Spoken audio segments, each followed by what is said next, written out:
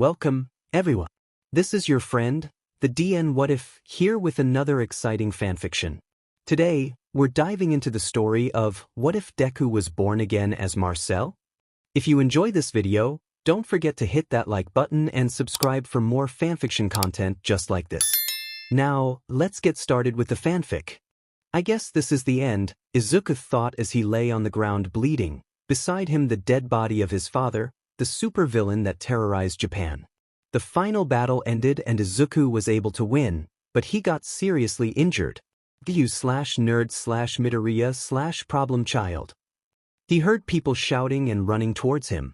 He smiled as he thought how his friends and family won't have to suffer against a monster like his father. He closed his eyes as he felt his body go cold. Whoa! The cry of a baby sounded as Sabin-Ching gave Biartich to a twin, a small little girl and a little boy.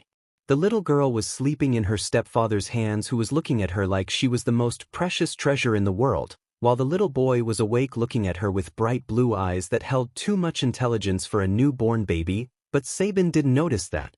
"My little Marcel," she said as she hugged her child closer. 13 years later. "Mari! Wake up!" A boy shouted as he entered his sister's room. This boy is Marcel Depainchung, previously known as Isizuku Midoriya.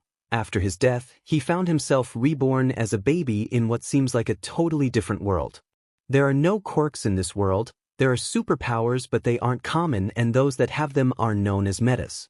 Marcel found out that he still has his quirk, but he can't communicate with the previous users anymore. Nobody knows that he has a quirk or that he remembers his past life. "I am awake," Marinette shouted as she jolted out from the bed. Well, nobody beside his twin sister, who he shares a mind link with. They found out about the mind link when they were 10, and Marinette caught one of his rambling thoughts. And just his luck, she was able to understand all of it. He felt that she truly was his sister, and he may or may not have been thinking of his past life. After a very awkward conversation, he explained his past life to her and made her promise that she wouldn't expose his secret.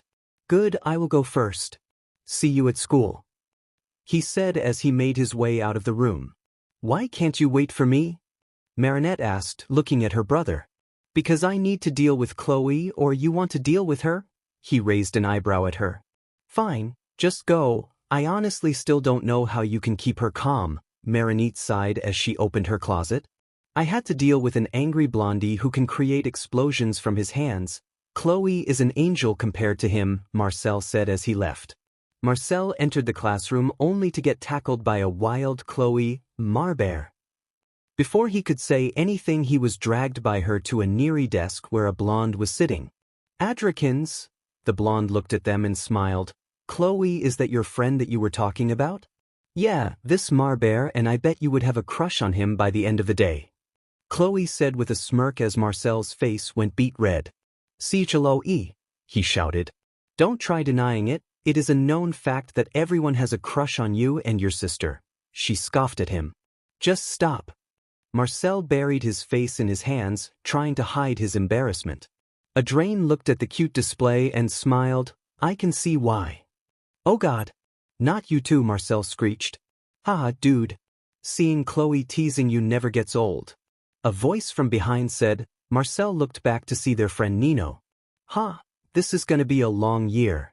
Marinette was about to cross the street to get to school, when she saw an old man struggling to cross the street. She saw the car that was going to run over him. Without thinking, she ran and pulled him out of the way. The speeding car ran past them, followed by a few police cruisers. Just before stepping onto the sidewalk, she tripped over the curb, dropping her box, but luckily the old man didn't fall. "Sorry," she reflexively said, as she picked up her mess and tried to hide her embarrassment. "That was quite the fall, little girl. Are you all right?" Marinette shook her head. "Don't worry, I'm no stranger to disasters like this," she insisted as the old man sat down next to her and helped her clean up. "I'm quite sorry about your cookies. I hope I haven't inconvenienced you in any way." "Oh no, it's all right. Besides, there are still a few left. Would you like one?" she asked shyly, opening the box and the few remaining dozen. The old man took one, taking a bite. The moment he did, his eyes lit up. "Delicious. Thank you, sir." She bowed her head respectfully in thanks. helping the old man to his feet, placing the rest of the cookies in her messenger bag. "Shouldn't you be in school, little girl?" the old man questioned curiously as Marinette skirted him to the nearest bench, one overlooking the riverside. Marinette sighed. "I was late and I couldn't just not help." The old man smiled at her. "What is your name, miss?" "Marinette," she answered. "You have a very pure heart that never changes, and it seems that you aren't the only one," the old man said as he noticed something that made him quite surprised about the girl. "Creation soul, and it seems to be connected to another one who is also a creation soul and quite compatible with the mouse as a secondary affinity." "Excuse me." Marinette flinched as they were approached by a nearby police officer wearing a blue uniform. "Shouldn't you be in school, little girl?" he asked in a harsh tone. Marinette stammered as her face paled in fear. It wasn't as though she did anything wrong in particular, she simply assumed the position of a guilty person whenever confronted. "Pardon me, officer, but it's my fault my granddaughter isn't in school right now." The officer turned his attention to him. "See, she was skirting me on my way to my morning Tai Chi class and saved my life when a speeding driver almost hit me. She was just insisting that he walk me home, such a good girl." Marinette couldn't believe what she was hearing. Yes, well, those speed demons are really causing a ruckus these days. The officer's face softened as he looked back towards Marinette. "It's good to take care of your elders, but education is important. I'll assure your grandpa home." "Yes, sir." Marinette nodded, standing up, glancing back at the old man. "Thanks for talking to me, sir, I really appreciate it." "Think nothing of it," the old man remarked, happily watching as Marinette ran towards the school building. "In fact, perhaps it is I who should be thanking you," he remarked under his breath. He was smiling to himself, then noticing the police officer's confusion at the way Marinette spoke to her supposed grandpa. "She's a good girl," the old man remarked. As soon as Marinette entered the classroom, she was dragged by her brother to sit next to him. "Why were you late?" he asked, looking at her worriedly as he knows his sister is clumsy. He didn't notice a small mouse-like creature spying at him from the window. "I was caught helping an old man crossing the street, sorry." She looked away sheepishly. I can't really blame you for that," he sighed as Chloe came dragging Adrien to their table. "Maribert, why were you late?" Chloe asked. "She just helped an old man cross the street, plus she woke up late." "Mari, this is Adrien." "Adrien, this Marinette, my sister. Hurt her and I break your bones." Marcel spoke with a very bright smile that sent shivers to Adrien's spine. Smack. "Oh, what is that for?" Marcel asked as he ripped his head. "Stop threatening him." I am warning him that if he hurts you, I hurt him."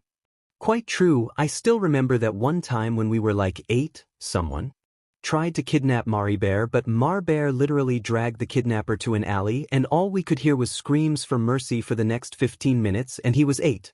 8! Chloe exclaimed as Adrien looked at Marcel in confusion, since he doesn't look that buff. "Dude, don't let his form trick you, he has a ton of muscles under his shirt." Nino chimed in as a new girl looked very interested in the topic. "Nino, shut up or I will send them the video of Mari kicking your butt for 20 minutes straight." Marcel looked at Nino with a glint in his blue eyes. "Can you tell me the story?" The new girl chimed in. "I am Alia, by the way." Marcel: "Sure. Basically, when we were 11 we were at the park. Chloe wasn't with us as her mother was visiting. Nino somehow started arguing with Mari as to who is stronger. I told them to spar and took out my phone to record them, obviously for blackmail material." He said the last part with a vicious grin. He remembers his lessons with Nedzu and how he always need to keep blackmail on everyone. "I knew Mari was gonna beat him and I kept riling him up to try again each time he lost. So in the end I got a 20-minute video of my twin sister kicking his butt. Honestly, he was miserable." "You didn't tell me you effing trained her. And you beat the CRP out of people 3 times your size with ease," Nino exclaimed, red-faced as the rest were laughing their butt off. All eyes turned to the door where a strict-looking woman was standing next to the teacher. Adrien froze as she looked at him with clear disappointment. "Adrien, let's go," the women spoke. Adrien didn't argue and said goodbye to the group before leaving. Natalie gave him a disapproving expression on her face, one he recognized as, Your father will hear about this. The group minus Alya looked at Chloe looking for an answer to why Adrien left. Chloe scoffed, his father is an a-hole. He refused to let Adrien come to a school saying that it is dangerous for him, which is ridiculous, utterly ridiculous. In reality his father is just a FNG control freak. Adrien had to sneak out to come here. Marcel hummed as he looked outside the window.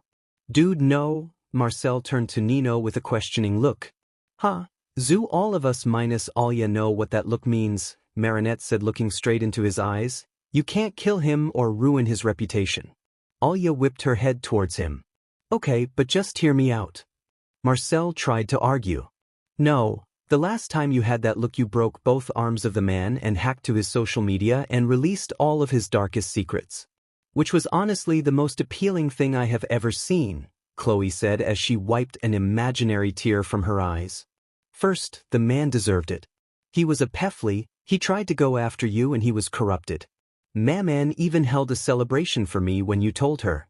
He threw her a smug look, and I won't destroy Adrien's father's life. I will just send some files that I have to him and say that if he didn't want his shady work out in the open he would let his son to school.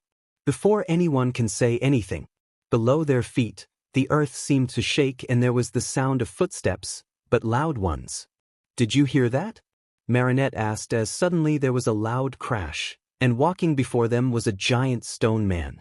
Oh, Marinette rasped, as she held onto her brother's arm as they watched the monster vigilantly. The stone monster jumped out into the street and started screaming. Kimim. Was that Ivan? Marcel asked as he stood in front of the group. How could you tell? Alya questioned as she pulled out her phone. The way that was his voice and the way he was clearly angry at Kim. Marinette hastily explained, Kim's not that bad a guy, but he'll take his GGS too far sometimes. Sounds like he took one of his jokes way too far this time. It's like he's been transformed into a real-life supervillain. Alya exclaimed happily as she took out her phone. Any idea where Kim is now? She asked. The stadium? Marinette reflexively responded. But why dash? Battery check. I am so outta here. She immediately said racing out of the school. Hey, where are you going? Did you not just see the 10-foot monster walk right past us? Marcel yelled in exasperation. Where there's a supervillain, there's always a superhero close behind. No way I'm missing this. She called back running to the entrance of the school.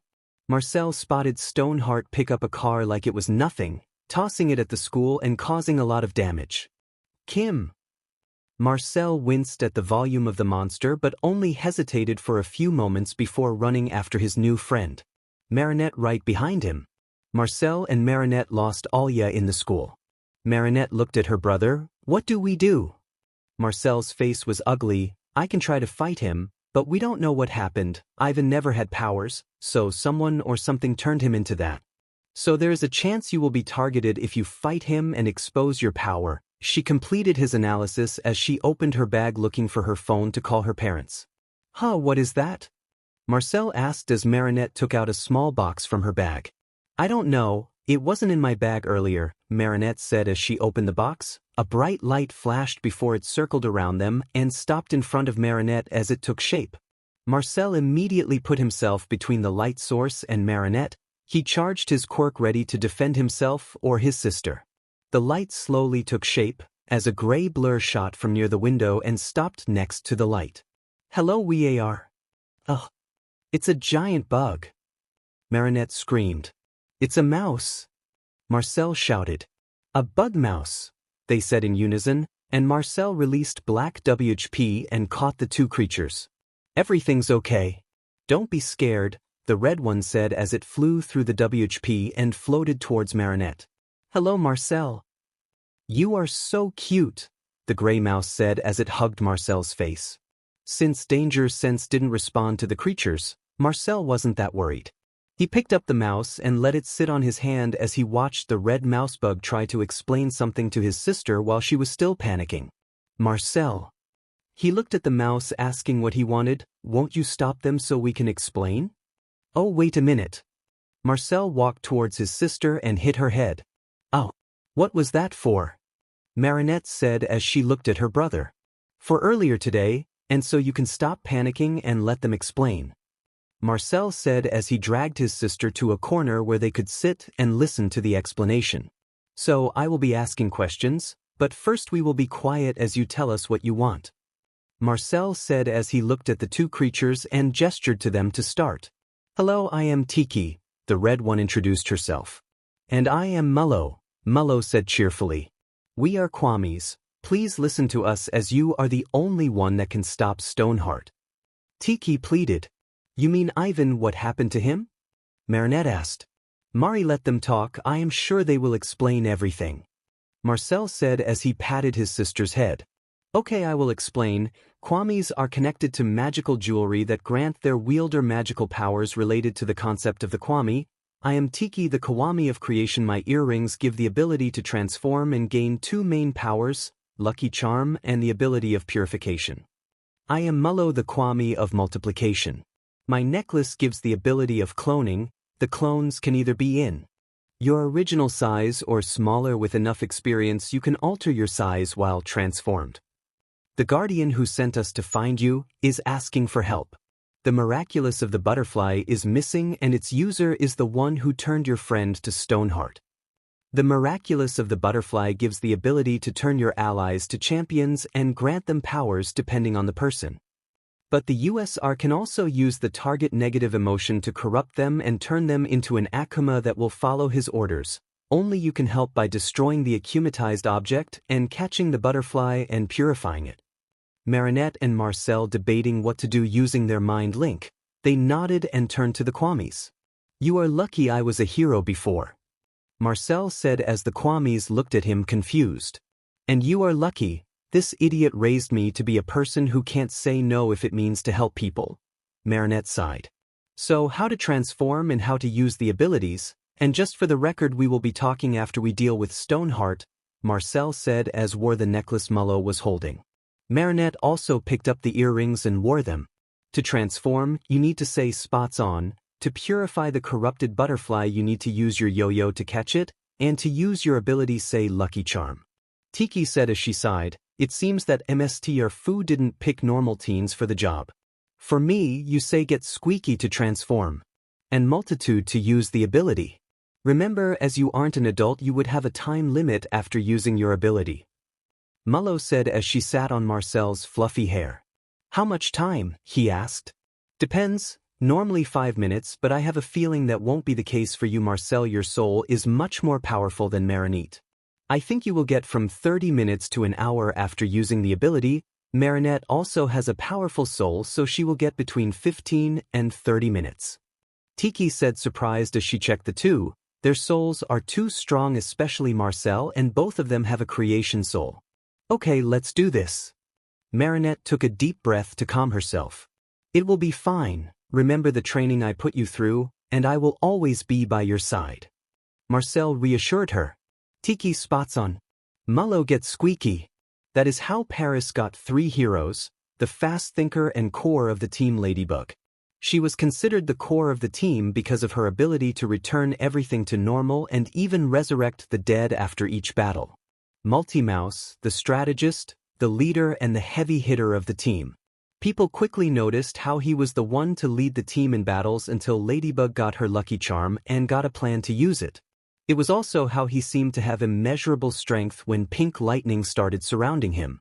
And most importantly, he was the one that stayed after battle and checked on the victims when he was asked. He said that his time limit is longer than the rest of the team so he can stay without worrying about the timer. Chat Noir was the joker, the bait, and the one to lead the Akumas away from the populated areas. Some people say he is more of a sidekick, but most consider him as a hero, especially since he can destroy anything with a touch. There were also some temporary heroes, but they quickly lost them. 3 years has passed and Paris adapted to its new situation, after the Akuma Miracle Queen where all the temporary heroes got exposed and Mr. Fu transferred the title of the Guardian not only to Marinette but also Marcel, so they share the responsibilities. They decided that if they need to use another Miraculous, either Marinette will use them or Marcel will use Mullo to make a clone and let it use the Miraculous. The new student Lila Rosie was the worst thing that happened to the twins. especially since she became obsessed with Marcel and always tried to get Marinette in trouble. Heck, she tried to get Marinette expelled if not for Marcel hacking into school system and nearby security systems to get full proof of his twin innocent. He also met with the principal and teacher alone and gave both of the a file each containing sheet ton of evidence that can either shut down the school or send the principal to prison.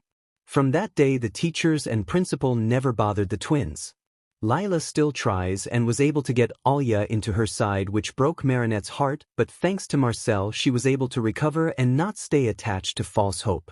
Marcel told her how in his past life some of his classmates tried to send him to jail when they discovered his father was a villain even though he sacrificed his life for them more than once. Marinette decided that if Alia wanted to trust a liar over her best friend, then they weren't really friends. The second year was a roller coaster for the twins, since people started to notice how many corrupted butterflies that tried to akumatize them only to fail. At one point a butterfly tried to get them every 2 days. After someone asked how many times Hawkmoth tried to traumatize them, and when the twin told them that at that point it was between 50 to 100 times, it became clear as day that Hawkmoth was targeting the twins and wanting to turn them into an Akuma no matter what. And after Marcel broke from the control of Hawkmoth in the middle of the city where everyone saw him and even videos were taken of the event, he was considered Paris' golden boy as he gave them hope that they can resist getting akumatized. And that made some people stalk his sister for information, and just like him a video of her breaking free from Hawkmoth control was taken. That's how the twin got the title of Paris Golden Pair, as news of their ability to reject the Akuma went viral and encouraged people to fight against the control. Some people succeeded, which only made the twin names more popular, and with how much they helped people, they were only secondary to the actual heroes. With the help of Max, Marcel made a new app called Bugout which held all the information about the Akumas, many different features to help, and most importantly worked as an Akuma alert that will notify everyone when an Akuma is active. It will tell it position, danger level, any information about it. And after the Akuma is dealt with it will give a report of the battle. The last year was worse as Hawkmoth started targeting the twins way more than he already did, and not just to akumatize them, he tried to kill them as their presence gave hope to Paris, and killing them will generate a huge amount of negative emotions. "Zoo, we can't keep going like this," Marinette said as she sat on her bed, Tiki trying to comfort her. Marcel was on the computer working on the Bugout app and trying to find new information about the suspects. Today another corrupted butterfly came after her when Lila started a rumor about how she sleeps around with random men. "Mari, I know, but we don't have enough evidence against any of the suspects. I am sure that one of them is Hawkmoth, but we don't have any proof, and breaking into their houses to look for it will just backfire on us," Marcel sighed as he closed the file. "Marcel, I think you need to ask for help from professionals," Mullo said while sitting on Marcel's fluffy blue hair. Mullo is right. Dealing with the Akumas and looking for Hawkmoth's identity at the same time will just exhaust you, and even if Marcel is able to hack and analyze him, he doesn't have enough experience to help him, Tiki said sighing, "and I think it is time to take back the cat Miraculous. Chat Noir does more bad than good, and you two are more than enough to keep the Akumas in check until you find the true cat." Marcel and Marinette sighed at the same time. In the last year Chat Noir became more and more irresponsible as he preferred to flirt with them both, than actually help stop the Akuma. And in the last month he directly stated that if none of them go out with him on a date he won't help with the Akuma. "Yep, then I think we will start Plan 3B, Marcel said as he picked up a notebook that was titled with a giant B and passed it to Marinette, who took it and started reading the third plan in the notebook. Of course the plan was written in codes that Marcel took a lot of time to make sure that no one will be able to decode them unless he gave them how. Marinette read the plan and a bright smile made its way to her face. "Are you sure the spell will work?" Marcel grinned. "I already tried it on a small scale. Once I activate the spell with the help of the monkey Miraculous, Hawkmoth won't be able to akumatize anyone for a whole month. And you know about the class trip to America next month. So we are dragging the Justice League?" Marinette asked. "No," Marcel denied. "We are dragging just the bats because if I see Green Lantern, there is almost nothing that will stop me from breaking his bones." At the end of the first year of Hawkmoth terror, Ladybug and Multimouse tried to get in contact with the Justice League, and they were able to talk to Green Lantern, who refused to help and threatened them if they tried to prank the Justice League again. The mayor also tried to get in contact, but with the magical cure fixing everything there was no proof, so they didn't get any help. I still found it funny how you turned from breaking your bones in your last life to breaking the bones of anyone who got in your way in this life, Marinette said as she chuckled along with Tiki and Mullo. After the twins became the guardians, they told the Kwamis about Marcel's past life as Izuku. The Kwamis were surprised, but they didn't care. Tiki also explained how both of the twins have a creative soul and how they were true ladybug holders unlike Chat Noir. She also explained how with enough training they both can use creation magic without the help of the Miraculous. I said at the time I didn't know how to control my power. Marcel pouted. Marinette chuckled at the cute display of her brother. Anyway, how will we convince the class to change the trip location to Gotham, the capital of crime? Marcel smirked. Why would we? We just need to give a little bait for the class liar, and she would do the work. We just need to organize the trip. She will convince the sheep, and for the rest of the class that doesn't trust the liar like Max and Chloe, I will convince them as Multimouse and tell them to pass a USB to the Bat family if they met them. Marinette started laughing. I can't wait to see what stupid lies she will spit this time. €100 that she will say she is dating Damian Wayne. Marcel put his bet. We aren't betting on anything, but I know she will say she saved Batman's life, Marinette said as she started laughing again. After they laughed for a bit, they started planning how to take the miraculous cat from Chat Noir. They decided to put him on a fake date with Ladybug, and Marcel will use the bee miraculously to paralyze him. 2 days later, Ladybug was waiting on top of the roof for Chat Noir to appear. Marcel was using both the rooster and bee miraculous. He used the rooster to stay invisible as he was ready to paralyze the stray cat at any moment. A shadow jumped near Ladybug and tried to hug her from behind, only for her to dodge. My lady, why did you dodge my hug? The stray cat whined. Chat Noir, why didn't you help with any Akuma in the last month? Ladybug asked with a glare. Because you and my little mouse didn't want to go out with me? He said with scowl. For that? That was the reason you let other people die. Because we didn't go out with you. Are you effing mental? Ladybug shouted. Of course. You and Little Mouse are mine, we were destined to be together. Chat Noir said with a crazed smile. Ladybug sighed as she told Marcel to paralyze him using the mind link. Chat Noir was hopeless. Chat Noir felt a sting at his back as he lost the ability to move. Marcel dropped his invisibility and stood side by side with his sister in front of Chat Noir. They started speaking at the same time, but for Chat Noir he felt that the voice didn't belong to them, it felt that the universe was talking through their mouths. Chat Noir, as the Guardians we judge you for your irresponsibility with using your Miraculous and for your crime against the innocent and against the Guardians of the Miraculous we strip you from the ability to use any kind of Miraculous forever. We also curse you so you will never be able to tell anyone in any way or form about the secrets of the Miraculous or their holders. As of now, Chat Noir is no more. A bright light shone as Chat Noir lost his transformation and Adrien Agresti lost consciousness in front of them. Can't say I am disappointed, as I knew he was bad the moment he sided with Lila in our first year. Marcel shrugged as he took the ring from Adrien. I can't believe I almost fell in love with him. Ladybug shivered. If it weren't for you smacking some sense into me, I would have fell in love with this effing idiot. I told you he wasn't worth it. He is too naive and thinks he is a prince from some kind of Disney movie. Multimouse laughed as he picked up the sleeping Adrien and jumped towards the Agresti mansion. 2 weeks later, the twin followed the plan. And Lila by mistake heard Marcel talking about how much he wanted to go to Gotham and meet the Wayne family. As expected, the next day Lila started talking about how she was friends with the Waynes, the richest family on Earth, and how her Damabo is the sweetest boyfriend. The class believed her. Max, who Marcel already talked with about the mission, suggested visiting it. Instantly Chloe agreed, and before Lila could argue, Marcel said that he could arrange it if they wanted to. The class instantly agreed and Lila didn't have the chance to stop them. They convinced Bustier to go and the twin had to hold their laughter at the face Lila was showing. Lila still tried to get Marinette in trouble, but almost everyone tried to keep her away from Marinette, especially since Hawkmoth made it clear that he targeted the twins.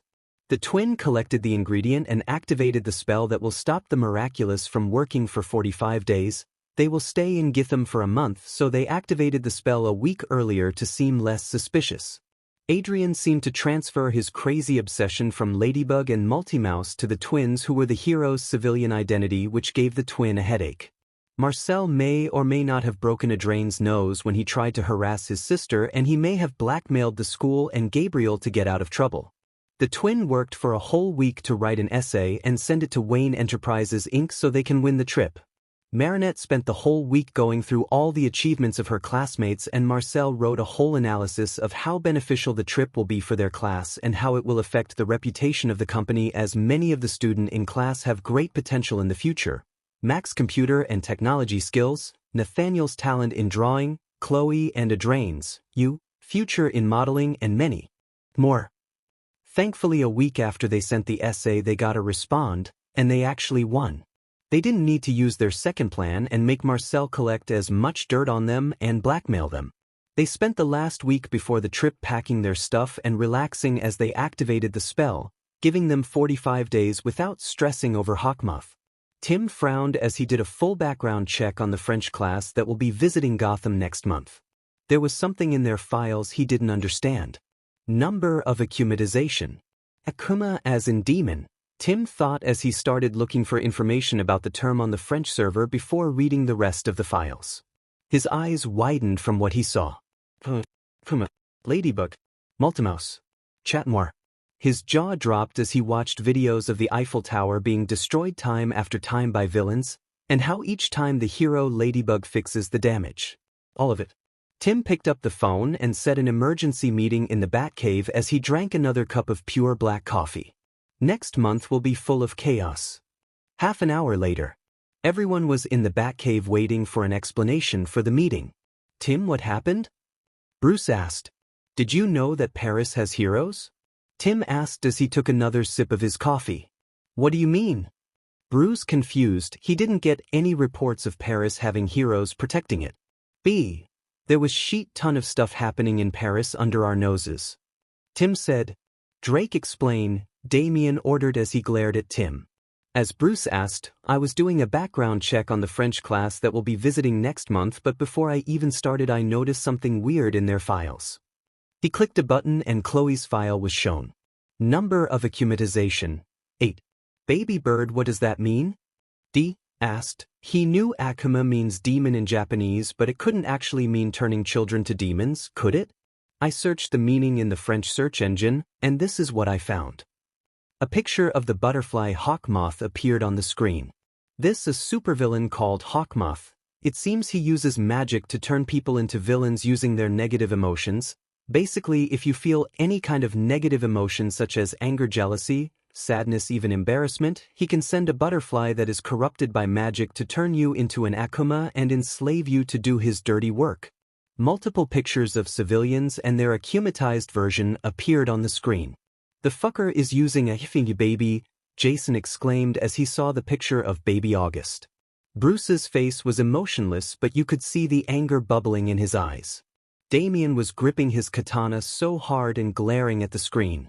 If I get my hands on that Ibn Ahira, I will make sure to give him the most painful death possible. Ibn Ahira, son of a beach in Arabic. This isn't the worst, Tim spoke with a grim expression. Everyone in Paris has died at least once and got resurrected, and I mean everyone. You could hear the pin drop as silence enveloped the room. How? Barbara asked.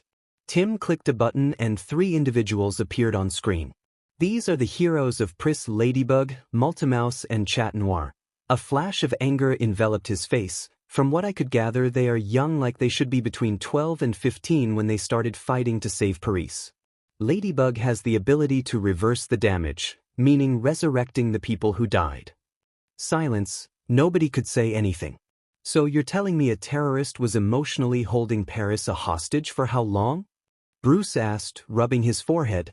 3 years. For 3 years we weren't informed at all.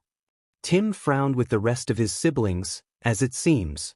Do a full background check on the French class, get all the information about them, then get me all the information you can get on Paris's situation, from the Akumas to the number of casualties and the collateral damage, Bruce said, and Tim nodded. They were silent until Barbara started laughing really hard as she was looking at her laptop that was connected to the Bat computer. Oh God! Not again! Haha! What is wrong with you Babs? We are having a serious discussion, Jason said as he walked behind her and saw what she saw on the computer. He slowly turned his head to Bruce looking completely stunned. What the F dash? Another 1 inch. The rest of Bruce's children dashed to see what happened and one by one turned their head to Bruce. What? He asked, confused. I thought I was the last one? Damian mumbled as he analyzed the photos. What? Bruce asked, bewildered. Tim quickly brought 2 files on the back computer and pictures of twins were shown on the screen. The boy was a complete copy of Bruce. Congratulations, it's twins. The look on Bruce's face was hilarious. Huh, there goes the chance of having a sibling that doesn't have any trauma, he sighed. Really B, we thought Demon Spawn was the last, now we have 2 more, Jason said with a smirk. Don't try to deny it, they looked and they don't know their biological dad and from the timeline you were in France at a very convenient time to have a one-night stand with their mother, their stepfather is sterile, Babs said with a smirk. And Mr. Bruce, I think doing a parental test will be better in this case. Alfred said, and Bruce turned to him and just sighed. I hope these 2 will be the last batch of unexpected children, Bruce thought, as he turned back to the photo twins who were both smiling very brightly. Marinette and Marcel stood in front of the airport and looked at each other. A sigh escaped both their mouths. Is Miss Bustier really so stupid to the point that she left the 2 students who have the whole reservation on their name alone in the most dangerous city in the world? Marcel asked his sister. I really want to say it is an accident, but we both know that it wasn't. Marinette sighed. Let's just get a taxi to take us to the hotel. For some reason everyone was staring at the 2, and the twin didn't understand why. At Robin 25. Oh my God, I was at the airport and I saw 2 who look exactly like Mr. Wayne. Hashtag New Waynes, hashtag Sunshine Twins, hashtag QTF, hashtag if they aren't I'll up them. At Sleepy Cat, Robin 25. He has more. How many kids does he have by now? Hashtag New Waynes, hashtag Serial Adopter. At Stalker who? Robin 25. Picture, oh my God. It's like you are looking at Sunshine Incarnation. Hashtag New Waynes, hashtag Sunshine Twins, hashtag QTF, hashtag Protect at all costs. At Robin 25, Robin 25. I just walked past them and I heard them talking. Their class left them behind. Like, do they not know how dangerous Gotham is? Hashtag New Waynes, hashtag Sunshine Twins, hashtag QTF, hashtag Protect at all costs. There is a taxi there, Marinette exclaimed as she dragged her twin to the taxi only to be stopped by a tall, muscular man. I wouldn't go with him if I were you, Pixie. The man smiled as Marcel pulled his sister behind him and got ready to defend himself. Whoa there, little guy, I ain't trying to hurt you, the man said. He smiled in amusement when he saw the silent communication between the twins as the girl hid behind the boy and started taking something out of her bag. That taxi is an obvious trap in Gotham. He pointed at the taxi driver who scowled at them and drove away. Jason saw how Marcel analyzed their whole situation before dropping his guard a bit, just a little bit. Good, so they don't trust just anyone, he thought as he saw the girl writing something really fast on her phone. Hello, I am Marin and this is my sister Mia, thanks for helping us, Marcel said with a smile that was half real and half fake. Jason, he shook the hand that was offered to him and he noticed how the girl was still writing. Oh, they are smart, the boy distracting me while not giving me any personal information, while the girl is most likely sending a description of my appearance to their friends. So why are you alone? You must know how dangerous Gotham is. He asked. Yeah, child's play compared to Paris. Jason barely held his laughter as he heard Marinette mumble. He and the rest of the family did a full background check on the twin, and found out how hawkmoths seem to target them by either sending a corrupted butterfly at them, they currently hold the record of how many times hawkmoth tried to akumatize them, or sending Akumas to try to kill them after they became a symbol for Paris that encouraged the civilians to fight against the possession. Marcel sighed. I warned her, but this is it. He mumbled as he returned his attention to Jason. We have a neglectful teacher, so here we are. What about I take you to your hotel? Jason asked. I am pretty sure it is clear as day how suspicious you are right now. Marinette raised an eyebrow at him. Oh, I didn't tell you my full name. I am Jaden Todd, the adopted son of Bruce Wayne. Jason smiled when he saw Marcel's eyes widening and Marinette looking through her phone really fast before snapping her head towards him. Oh, sorry for being suspicious of you, but it's never bad to be extra careful. Marcel apologized as he rubbed the back of his head. Yeah, I am Marinette and this idiot is Marcel. Sorry for lying about our names, but like my brother said, we had to be careful. The twins smiled brightly at him. No problem, you got the right idea of being careful. Jason waved his hand at them and led them to his car. So, Pixie Pop, is there anything I need to know about your class? He asked, trying to start a conversation. Pixie Pop? Marinette asked, confused by the nickname. Well, you are tiny, all smiley, and you give a magical feeling. Marinette glared at her brother who was trying to hold his laughter. What about him? Marinette said, pointing at her brother. For now I will call him Sunshine until I find a good nickname. A light flashed in Marinette's eyes as she grinned. You know what would be a good nickname for him? Marcel's eyes widened as he knew what she was going to say. What? Jason asked, quite interested. Mari-no. Mari, yes, call him Bonebreaker. Marcel groaned as Marinette laughed. Jason looked between the two and raised an eyebrow. I assume there is a story. Oh, let me tell you. Mari stoop. Oh, shut up, it isn't like the story is a secret. Everyone back home knows it. Marcel sighed. Fine, but remember I will get you back for this. Sure, Marinette patted him on the back. So let me tell you just how many people he broke their bones. There are many, like that one time when someone tried to kidnap me and Zoo punched him in the face and dragged him to an alley. At Stalker who? Update.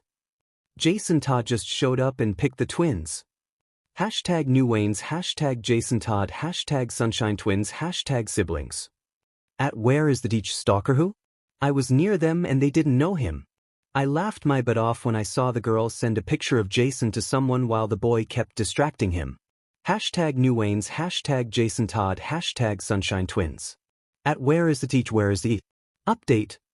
At first they gave Jason fake names LMAO, and the girl was sending a full description of him to their friends so if they were kidnapped they would know who to look for. Damian, they aren't as naive as they look. Hashtag New Waynes, hashtag Jason Todd, hashtag Sunshine Twins. At Stalker who? Where is the... So they aren't Bruce's kids? Since they don't know Todd's face? Hashtag New Waynes, hashtag Jason Todd, hashtag Sunshine Twins, hashtag are they the New Waynes? At Nightwing fanned Stalker who? Even if they weren't, they have blue eyes and dark hair, perfect target for the serial adopter. And the boy looks exactly as a teenager Bruce. Hashtag New Waynes, hashtag serial adopter, hashtag children by blood or adoption, hashtag Sunshine Twins. What do you mean we can't enter? Bustier asked the hotel front desk agent. The rooms are in the names of Marinette Depainching and Marcel Depainching, so unless one of them shows up, we can't give you the keys to the rooms, the man answered emotionlessly. Bustier turned to Alia. Where is Marinette? You said she was on the bus? I don't know, that attention where must have separated from us. She barked. Shut the F up, Césaire. We told you that Marbear and Maribear still didn't get on the bus but you ignored us. Chloe spat.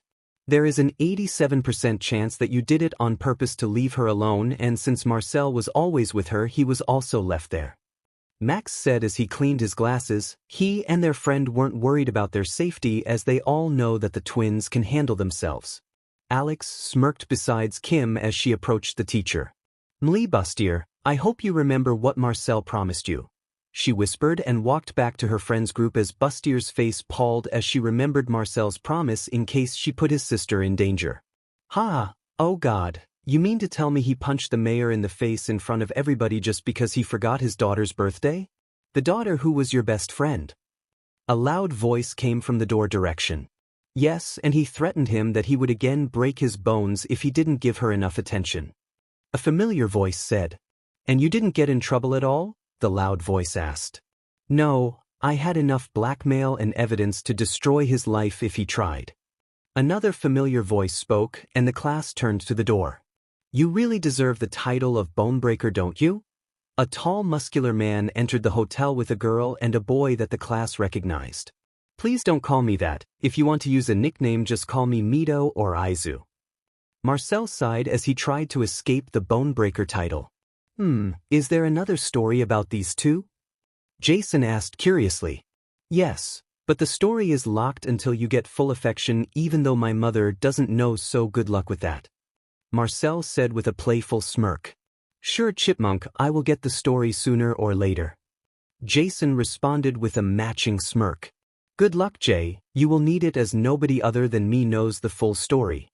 Marinette held a smug grin on her face. Maribert. Marbear. Chloe shouted as she lunged at Marcel, who caught her before both of the fall. Careful there, Chloe, Marcel said with a fond smile as he put her down. Marcel, Marinette, good to see that you are all right. Who is your friend? Max came as he gave Jason a really judging look. This Jason, we met him in the airport and he was kind enough to give us a ride here. Marinette answered as she nodded when she saw Max's eyes widening in realization, implying that he was that Jason. Well, I need to go. I will be there on your tour at the company, so see you there. Jason said as he gave the twin a hug before leaving. The twin looked at each other. Why was he too affectionate with us? Marinette asked in the mind cane. I don't know, but danger sense didn't flare up, so he doesn't have any bad intentions towards us, and he gave us sibling-like affection, so he isn't a pervert. Marcel answered with a thoughtful look. Is that why you didn't kick his butt the moment he approached me? Marinette asked with a raised eyebrow. Yes, and the fact that my instincts are telling me he is somehow related to us, like either he is a friend or part of family. I really don't understand where this even came from. Marcel sighed. I think we should trust your instinct. It may be a side effect of you using the snake Miraculous frequently, Marinette answered. Every miracle has a side effect, like the ladybug gives luck, the cat gives enchanted senses, the mouse gives the ability to multitask, and the snake gives instincts that are very close to fortune-telling. Marcel nodded and turned to Chloe and Max. So are you going to tell us who that was? Chloe asked with a playful glare. Later when we are in our rooms. And I think Max already knows. Marcel said as they approached the class where a very upset Bustier was waiting. Marinette. Marcel. Why did you separate from the class? Gotham isn't a city you can just wander off in, and why is the reservation in your name? Bustier scolded them as soon as they were close enough. The twin looked at her coldly and Marcel started talking. First, the reservation is in our name since you decided that dumping all the work of planning the trip at us is a good choice. If it weren't for the fact that I wanted to come to this city for personal reasons, I wouldn't have organized it, and I would have let you do the work you were supposed to do. He took a deep breath as Marinette started talking. Secondly, don't try to blame the fact that you left us alone in the capital of crime on us. You were supposed to do a head count before leaving the airport, and you were supposed to make sure everyone is safe. Chloe decided that it was the time for her to chime in. Finally, we tried to tell you that you left them, but you decided that Lila's unexisting illness is more important, and because of that you didn't notice until you needed them to gain access for the room. I swear this the last straw. When we get back I will get Daddy to fire you. Marcel patted the girl on the shoulder. Chloe, there is no need, she broke our deal. Cold blue eyes met Bustier. When we get back we will talk about it. For now let's get everyone to their rooms so we can rest. The twins got everyone's room key. All of them were in pairs. Marcel was with Max and Chloe was with Marinette. Their rooms were first class and right next to each other. Why do they get first class while we don't? Alya shouted as Lila shed her crocodile tears. Bustier was about to say something when Max cut her off. It is normal that we get first class as we paid for the room with our own money. Me, Marcel, Marinette and Chloe have our own small company that we made 2 years ago. So we have 100% rights to get first-class rooms. That shut them up as they were just staring in shock at the four. Of course they were when most of them just learned about the fact that they own a small company. Kim, Alex, Nino, Rose and Jalika knew about it as they were still close friends with the twins. They just didn't hang out when Lila was with them as they didn't want to cut relations with the rest of the class. In the second year, the four started a small company that specialized in clothes and technology. Marcel was managing it, Max was responsible for the technology part, Marinette was their designer and Chloe was the model and the one responsible for advertisement.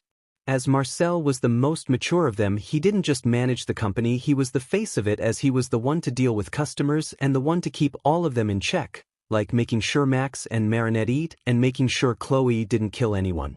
As the quality of their products were amazing, the waiting list was overflowing, so the people who actually got their products were selected exclusively, and the price of these products wasn't cheap.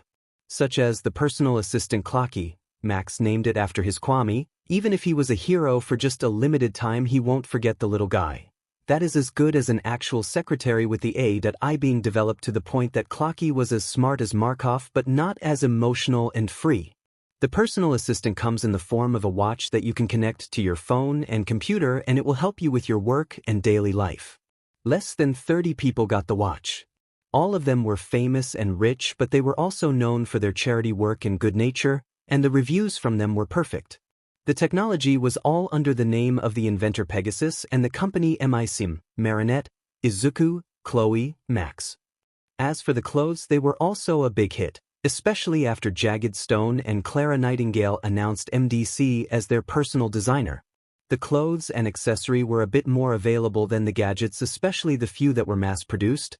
They hired some talented people to keep the products coming. Of course, they kept their identity a secret. And for the exclusive designs, they were auctioned in the website like some of the very exclusive gadget from Pegasus. Or people had to send a commission, which most of the time end up in the waiting list that can be so long that they would have to wait for months. Of course, the commissions for both MDC and Pegasus are known to be super expensive. No matter how Marinette tried to tell her brother that they weren't worth that much, he refused to make her work for a cheaper price, saying that her work was extraordinary. The four ignored the class as they picked up their luggage and headed to their room. After the four put their stuff in their rooms, they all met in Marcel's room.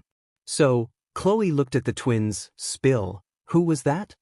That would be Jason Peter Todd, one of the adopted sons of Bruce Wayne. I am curious about how you met him.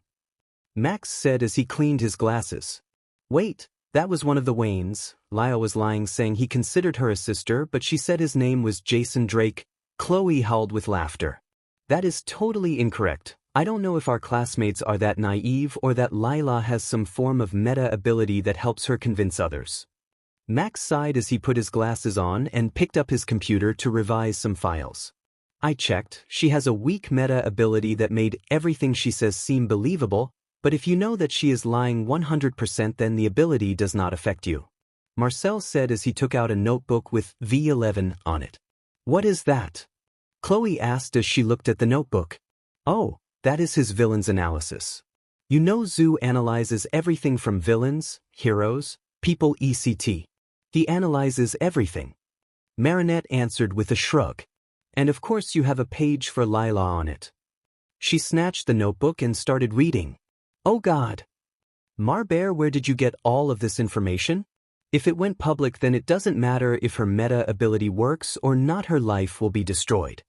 Chloe paled as she read all the crimes Lila has committed. Hacking, Marcel answered honestly. I am just waiting to get proof of her working with Hawkmoth before sending her to lifetime in jail. He said with a smirk. Then I think my newest project will be quite helpful. Max said as he turned the computer to let them see. For now I call them Antbot until I get a better name. They are super small and have the ability to record images and voice both in high quality, and they look exactly like normal ants. So perfect spies. Max said smugly. He left out how hard it is to create technology that is that small, and how much work it is to make sure the Antbot are able to adapt to the environment and not get destroyed super easily. Marcel's eyes sparkled. How much time till you get them ready? With your help in programming, and Mari's help in some of the design, it will be between 2 to 4 months to create our first ant. Marcel nodded in understanding. He knows that creating a gadget that's small, durable, and complicated is going to take a lot of time and effort.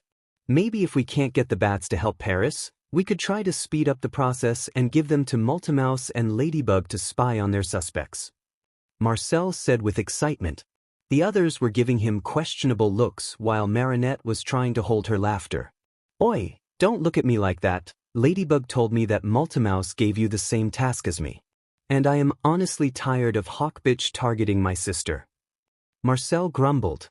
Mari Bear and not you? Chloe raised an eyebrow. Oh, please, I am more than prepared to defend myself. You know what, I think I will tell you a secret.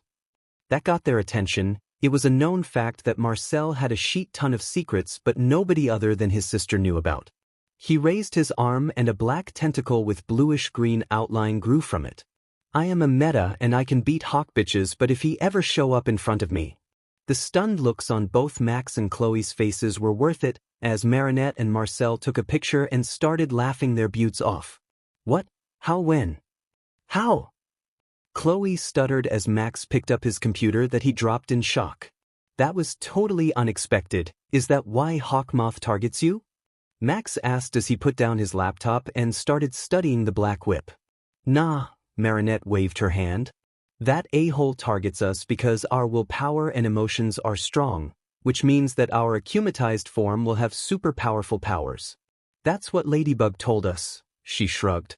Marcel quietly sneaked to the door and said before leaving the room, I will be at the roof to get some fresh air. Ask Mari if you have any questions.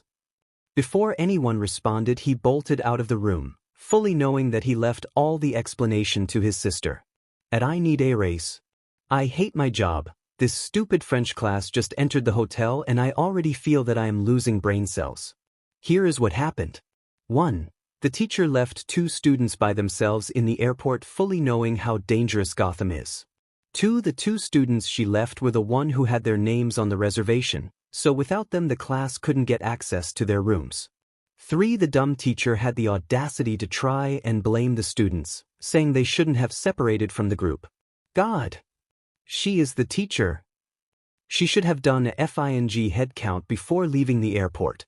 For the class minus a few seems to be as dumb as the teacher, if not dumber, as they also started blaming the 2. 5. Here's the good part. The 2 students that I now know are twins, entered through the door laughing with Jason Todd. New Waynes, they will totally fit with the family. The boy looked like a teen Bruce. 6. After Mr. Todd left, the teacher tried to blame the twins, but they quickly shut her up and promised her consequences when they went back to Paris. The cold eyes the boy looked at the teacher gave me chills. 7. Some student tried to complain on how the twins and their friends get first class while they don't, and the group just dropped the bomb that they have FING company. Bro, they atron even adults. Like what? Hashtag New Waynes, hashtag Sunshine Twins, hashtag Dumb French Class, hashtag Damn Teacher, hashtag Jason Todd, hashtag Badass Twins. At Stalker who? I need a race. At Where is the tea? I found more tea.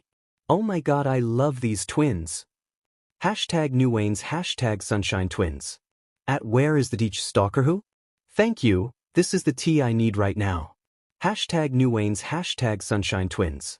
At I need a raise, I need a raise. Oh god. Someone please save me from this hell. A girl with PP-looking hair just came down with her friend talking about how she was dating the youngest Wayne, and how her Damabo is the sweetest and kindest boyfriend. If the Ice Prince goes to the hotel with a Katon, I will kidnap the twins and run before he murder everyone in the building. Hashtag WDF, hashtag liar, hashtag run for your life, hashtag Sunshine Twins, hashtag Ice Prince of Gotham. At Where is the tea? I need a raise. OMG. Ha. You can't be serious, Damian sweet and kind. From which miracle dimension did this speech come from? And Damnable? If he ever sees her, he will kill her in the most painful way. Hashtag WTF, hashtag LMAO, hashtag liar, hashtag run for your life, hashtag Sunshine Twins, hashtag Ice Prince of Gotham. Replacement. Jason shouted as he entered the Batcave. Right now only him and Tim were there. What do you want, Jason? Tim asked tiredly. He hadn't slept for 2 days as he was busy trying to get in contact with Paris's heroes. Here, he shoved 2 plastic bags into Tim's hands. Tim looked and saw that there was a piece of hair in each bag. You didn't. He looked at Jason with wide eyes. Ooh, I did. And even if they aren't B's kid, I will annoy him until he adopt them. They are effing angels. Jason said as he threw himself on a chair. Tim put the hair in a machine for the DNA analysis. Hey, they had to be ready if Bruce had another child just pop out from nowhere. And turned to Jason. Tell me about them, the results will be up in 15 minutes. Sure thing, replacement. First, even though I said they were angels, they aren't naive or weak. Jason told him how he met them, how the two instantly were on guard. The boy was a distraction while the girl sent information to their friends. He told them how the boy had a record of breaking the bones of anyone who tried to hurt his friend and family. You will love Chipmunk. Pop told me how he has blackmail on everyone, just like you and Babs. And from the way they move, I am 95% sure both of them know how to fight. Jason said with a grin. You just made me want to meet them. Tim said as they heard a beep, meaning that the DNA was analyzed and entered their database. Would you look at that? You don't need to convince B to adopt them. Tim smirked as the computer showed matching DNA between the twins and Bruce, just to give him a scare in the middle of his patrol. Tim said as he sent the file to Bruce's phone. So I am going to take a look and see how they are doing? Jason looked at him and raised an eyebrow as he saw Tim going to get his Red Robin suit. You mean spy on our new little siblings? Yeah, Tim just waved him off and took his suit. You know what? I want to see their reaction. Jason hurried to get his suit. Marcel sat on the edge of the roof looking at the dark sky. He couldn't see any stars as the sky was filled with clouds. He looked at the thick notebook that was in his hands, the notebook that was filled with stories about his last life. It was written in Japanese and was written in a way that if anyone read it, they would think that it was just an imaginary story. He wrote it when he was 6, when he noticed that he started to forget some things about his past life, like the face of some people or some minor events. Once he noticed, he immediately started writing his biography in the form of a fantasy story. He added drawings of his family and friends to always remember their faces. He wrote a full description of their appearance, personality, and quirks so he won't ever forget his loved ones. Now once a month, he will slip and find a place where he will sit alone and reread the entire book. And just in case he lost it, he made dozens of copies. Marcel read the full chapter, the one that was filled with his happy childhood memories before he was diagnosed quirkless. It wasn't way shorter than the other chapters. But it was Marcel's favorite and most painful. It always reminds him of his mother, not Sabine but his mother Inko. It reminded him of how he left her alone after his death, how sad she would be learning that her husband and her son killed each other. He knew she would be safe, especially since she started dating Yagi. They tried to hide it, but Marcel noticed, but since his mother was happy, he acted like he knew nothing. Silent tears fell from his eyes. He will live and be happy, since he knew that was what his mother would want him to do. A hand made its way to his shoulder. Hey Chipmunk, you okay there, buddy? Marcel reacted instantly as he jumped and punched whoever was behind him in the face, then released smokescreen and rushed towards the door. Thump. He ran into someone that was standing in front of the door, and both of them fell.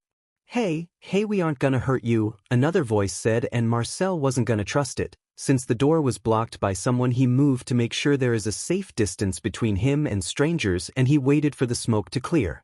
Damian. That was a nasty jab. The smoke cleared as Marcel saw who he just punched, and his face was slowly turning into a shade of red. I am so gonna tell the rest about this, the other person said as he laughed. Marcel blushed embarrassed. He just punched Red Hood in the face and ran into Red Robin. I am so sorry, I thought Simeonuiskan natek mendi reacted instantly.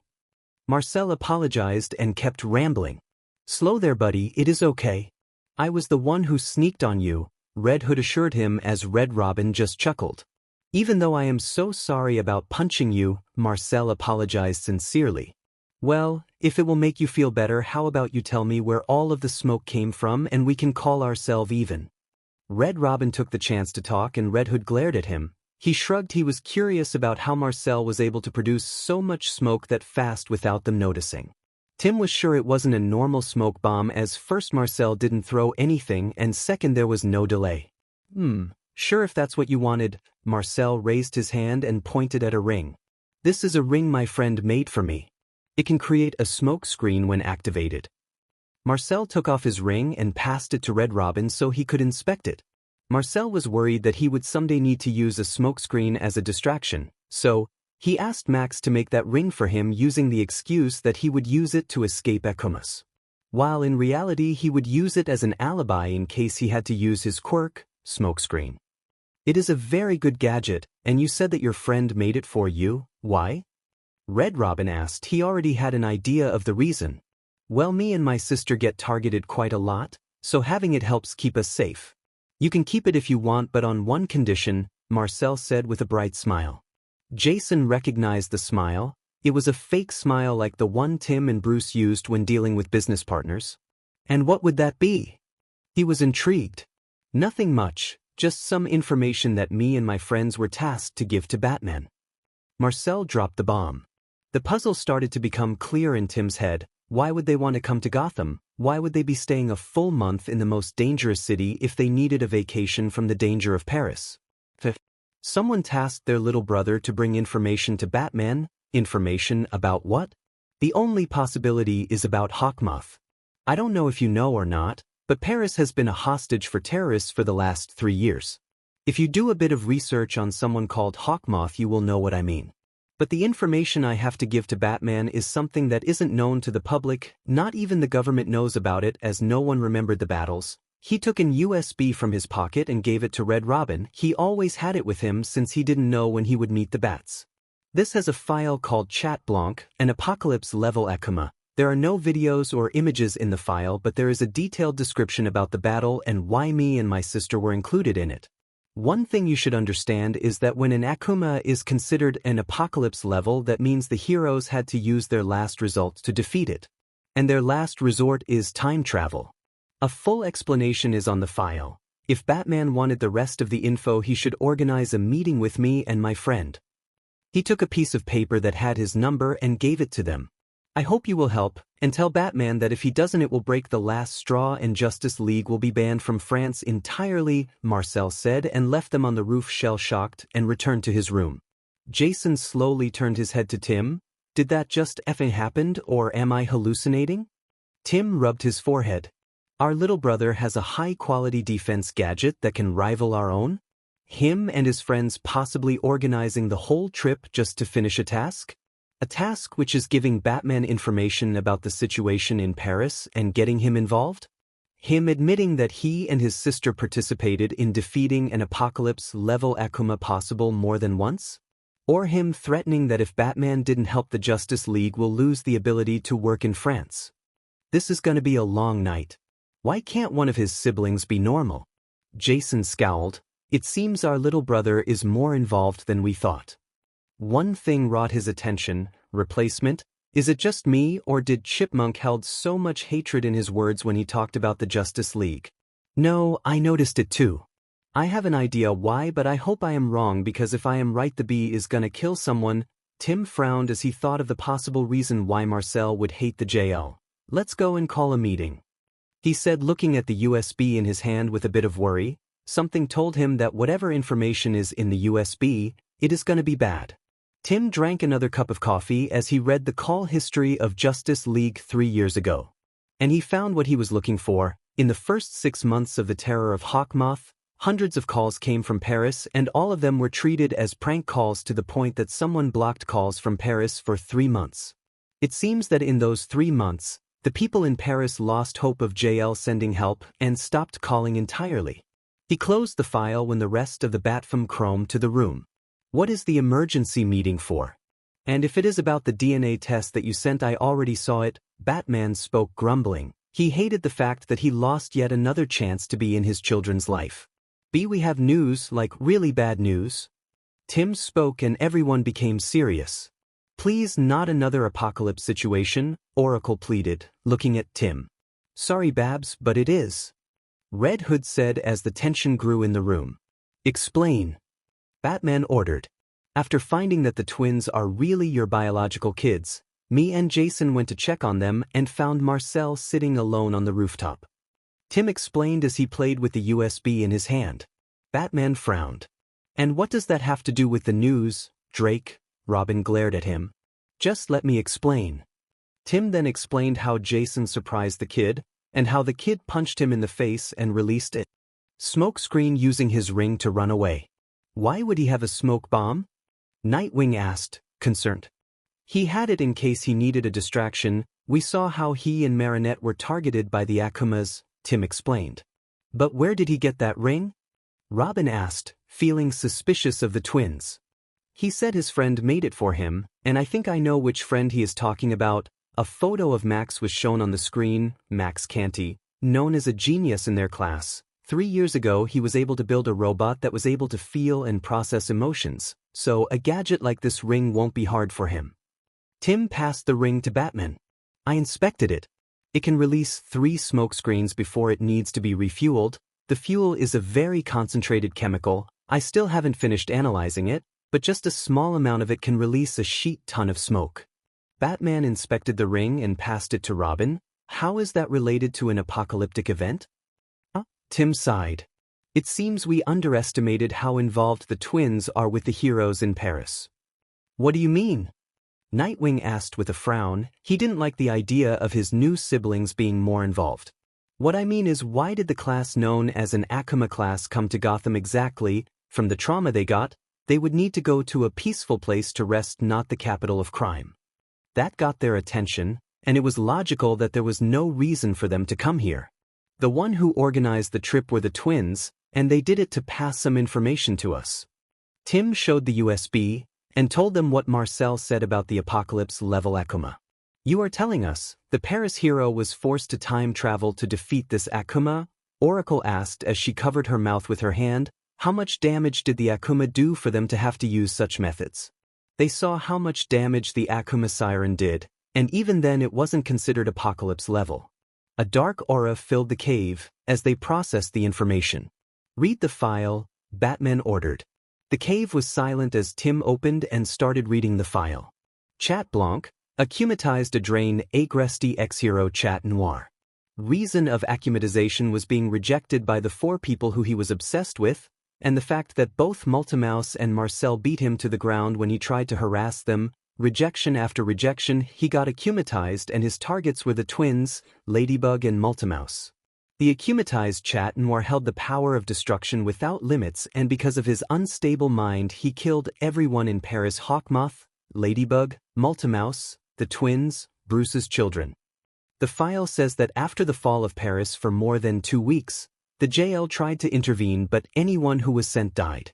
Bun Nix, the holder of the Miraculous of Time, had to intervene, and after countless try found that the only way to stop the Akuma was for Ladybug, Multimouse, Marcel and Marinette to work together to stop the Akuma.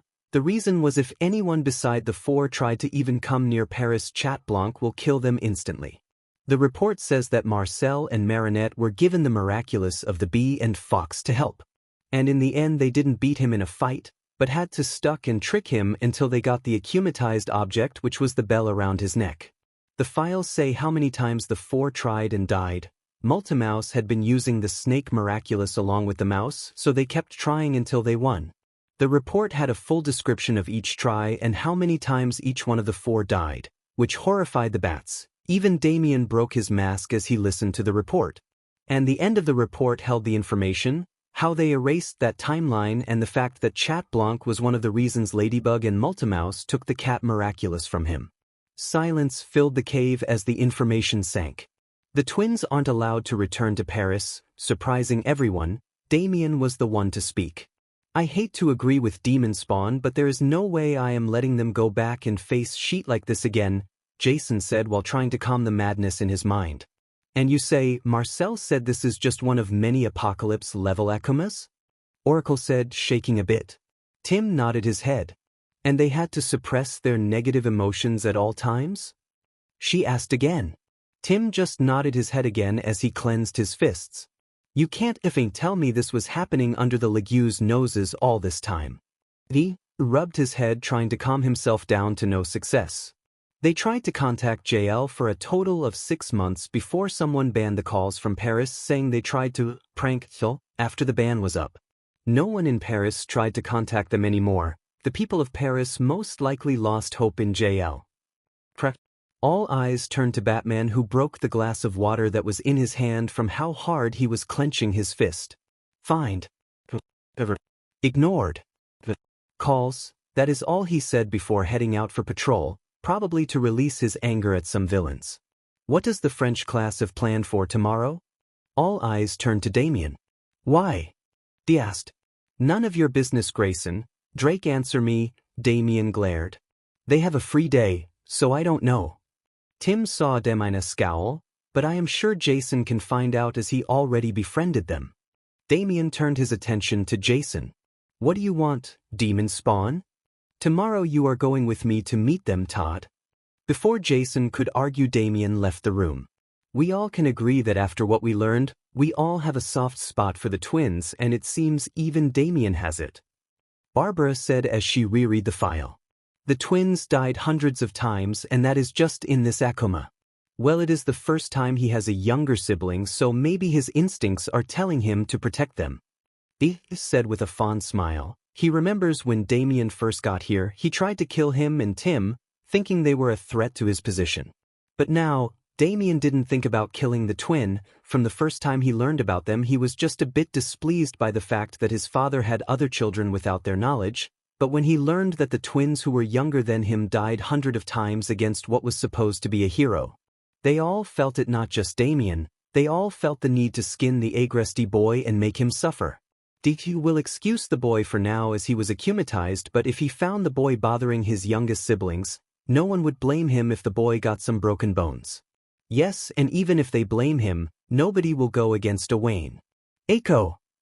Adrien sneezed. Someone must be talking about me. Maybe they are my prince and princess. They are so much better than the bug and the rat who betrayed me. Just wait, my beloveds, soon you will be mine. A crazed smile made its way to Adrien's face as he turned off the light and went to sleep. He did not notice a pair of blue eyes glaring at him from across the building. When Marcel entered his room, he expected to see Max sleeping in his bed, not all of the group waiting for him. Youth! Marcel awkwardly looked at the group who were staring at him.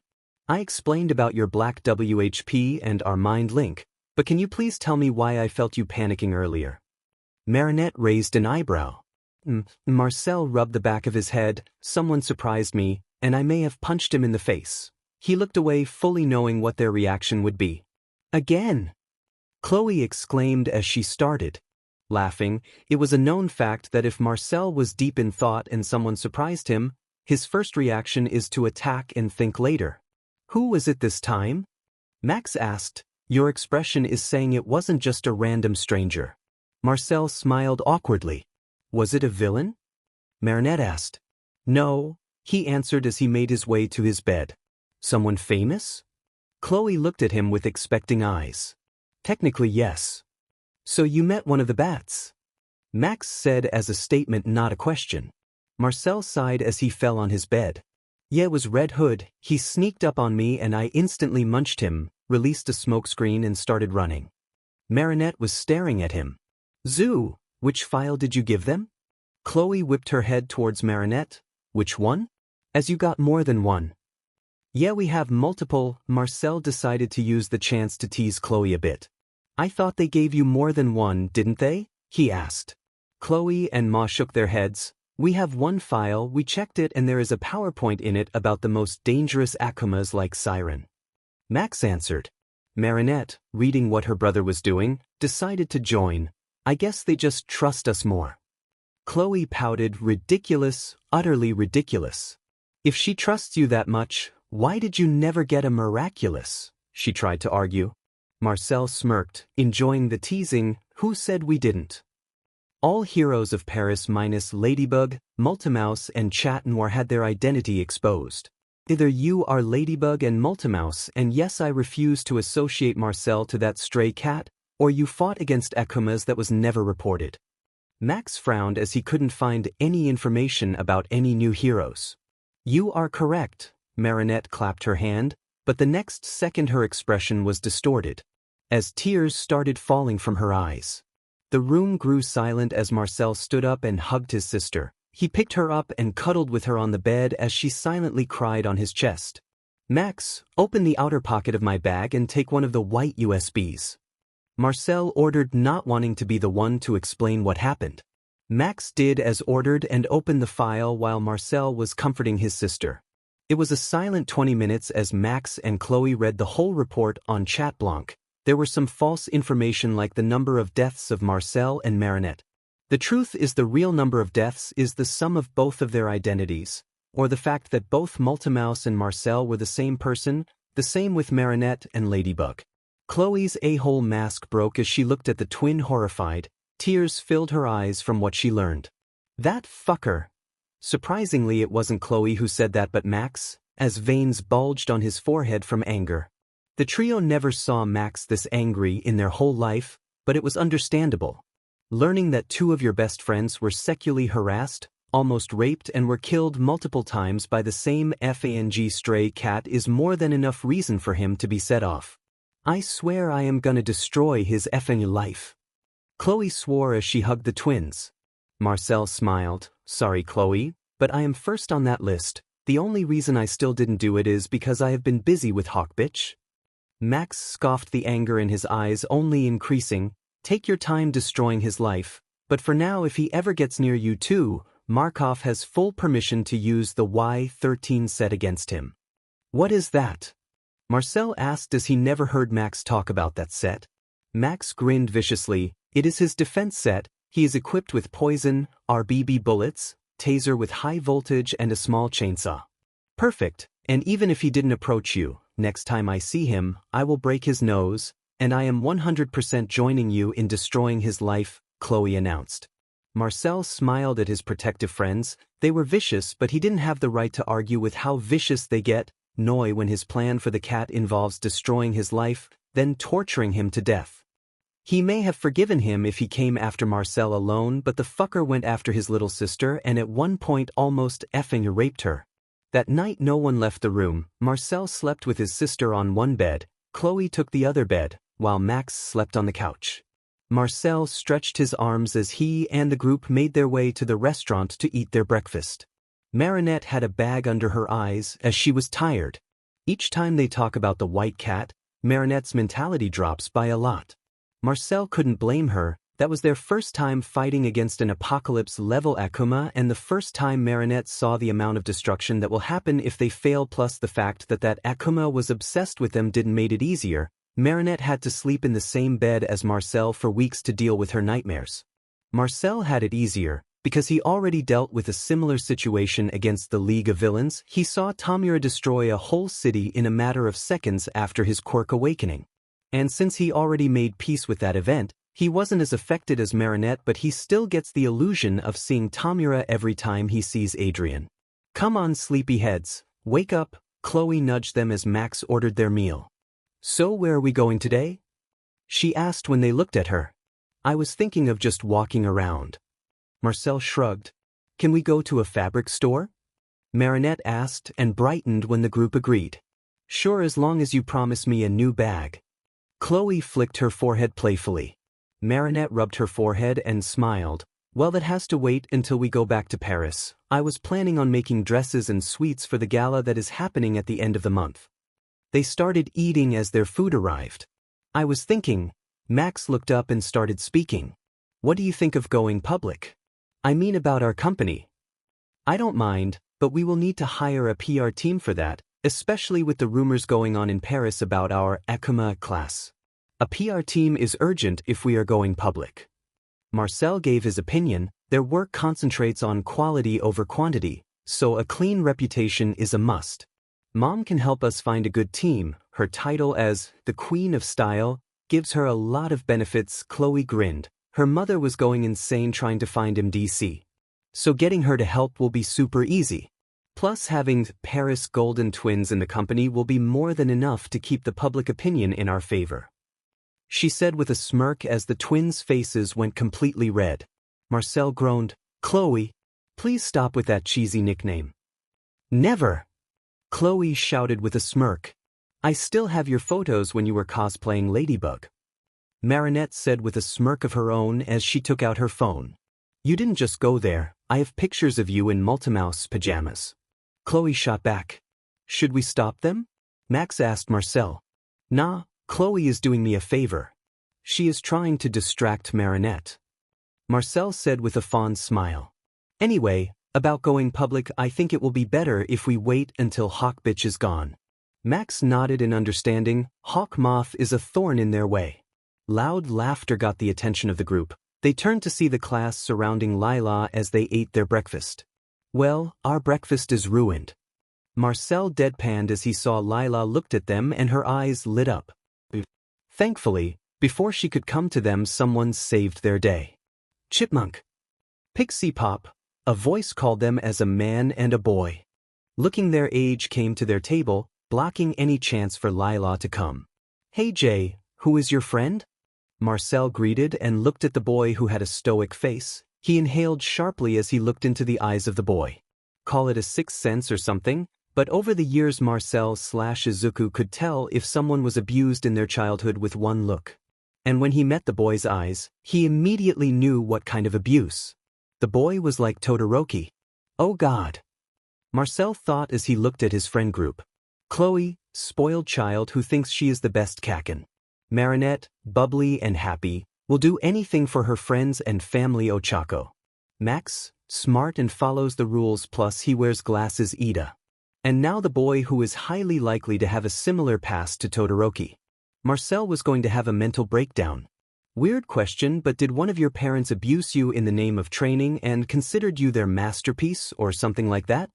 Marcel asked the boy whose eyes widened in shock, giving Marcel the answer he wanted. Demenit. Marcel groaned. Okay, this is too weird. First question, how the F did you know about Demon Spawn's past? Second question, why are you acting like that? Jason asked bewildered, how the F did Marcel know about Damian's past? And why does he look like he is having a mental breakdown? Jason turned to Marinette who was laughing. What? He asked hoping to get an answer from the girl. Damian by his side was still staring at Marcel who was holding his face in his hands mumbling something about someone called Todoroki. Marinette took a deep breath to stop herself from laughing. She looked at Damian. Hey, what is your name? Damian. He answered emotionlessly as he didn't move his eyes from Marcel. His mind was going overdrive at that moment. How did he know? Does the twin work for the League? No, they did a full background check on them. There is no way for them to be connected to the League. Then how did Marcel know about his past? Well, Damian, congratulations, now Zoo will force himself into your life and won't leave until he makes sure everything is alright. Oh, and he might also adopt you as his brother if your tragic backstory is bad enough, Marinette said as she started laughing again, their two friends also joining her. Jason froze. Damian froze. There is no way that Bruce's adoption's addiction is genetic? Yeah, there is no way. TT, what do you mean? Damian asked. This time the blonde girl was the one to answer. We have many nicknames for Marbear, but the one you need to know is Villain Magnet. Wherever he goes villains tend to target him for some reason. Maribear is also a villain magnet. The second one is Savior of the Abused Children. It is like Marbear has a sixth sense that tell him if someone is getting neglected or abused, and once he finds someone in trouble he will do whatever he can to help them. The glasses guy decided to chime in. He also tends to adopt some of them as siblings. For example, Chloe here was neglected by her mother. Marcel kind of blackmailed her mother into spending time with her and being a good mother, and he kind of adopted her as a sister. The blonde girl now known as Chloe blushed and looked away huffing. Oh, he is definitely Bruce's son now, Jason thought as he looked at Damian who just looked back at him. Marcel let out a long breath and looked at Damian. Are you away from that parent? He asked seriously. Yes. Then good, here's my number. If you need any kind of help just ask, and I say any kind, Marcel said as he stuffed a paper into Damian's hands. Jason could have sworn he saw Damian's small smile before it disappeared as he put the paper in his pocket. Anyway, Chipmunk, do you and your friends have any plans today? If not, we can take you on a tour around the city. Jason said as he sat next to Marcel. Damian took a seat beside Marinette. Chloe looked between Marinette and Marcel and kept staring at them. Is it just me? Or do these two look like siblings? Marbear moves next to them so I can see, she said as Damian and Jason stiffened. They did not want the twin to figure it out like that. Please don't start with that. I remember when one of my friends kept insisting I am Yagi's secret love child, and I don't want to hear another theory like that. Marcel sighed. Why everything today reminds him of Todoroki. Who is Yagi? Max asked. Someone who taught Marcel how to fight. He kept acting as Marcel's dad, so many assumed he was. Marinette laughed. Marcel told her about the story of how many times people assumed he was All Might's child, and because of the mind link he was able to share his memories of that time with her, and it was hilarious. The problem is how many people tried to adopt you too. Chloe pointed at the twin. Jagged literally announced to the whole world that you are his honorary niece and nephew. My mom was trying to get close to Marcel from the moment he blackmailed her at the age of 7, and you Marinette when our company go public, my mom will hunt you down to get you to work for her. Let's not talk about the others like how Nightingale took the older sister role easy. Chloe smirked victorious as she saw the stunned looks Damian and Jason and the embarrassed look of the twin. B. Got competition, Jason mumbled underneath his breath.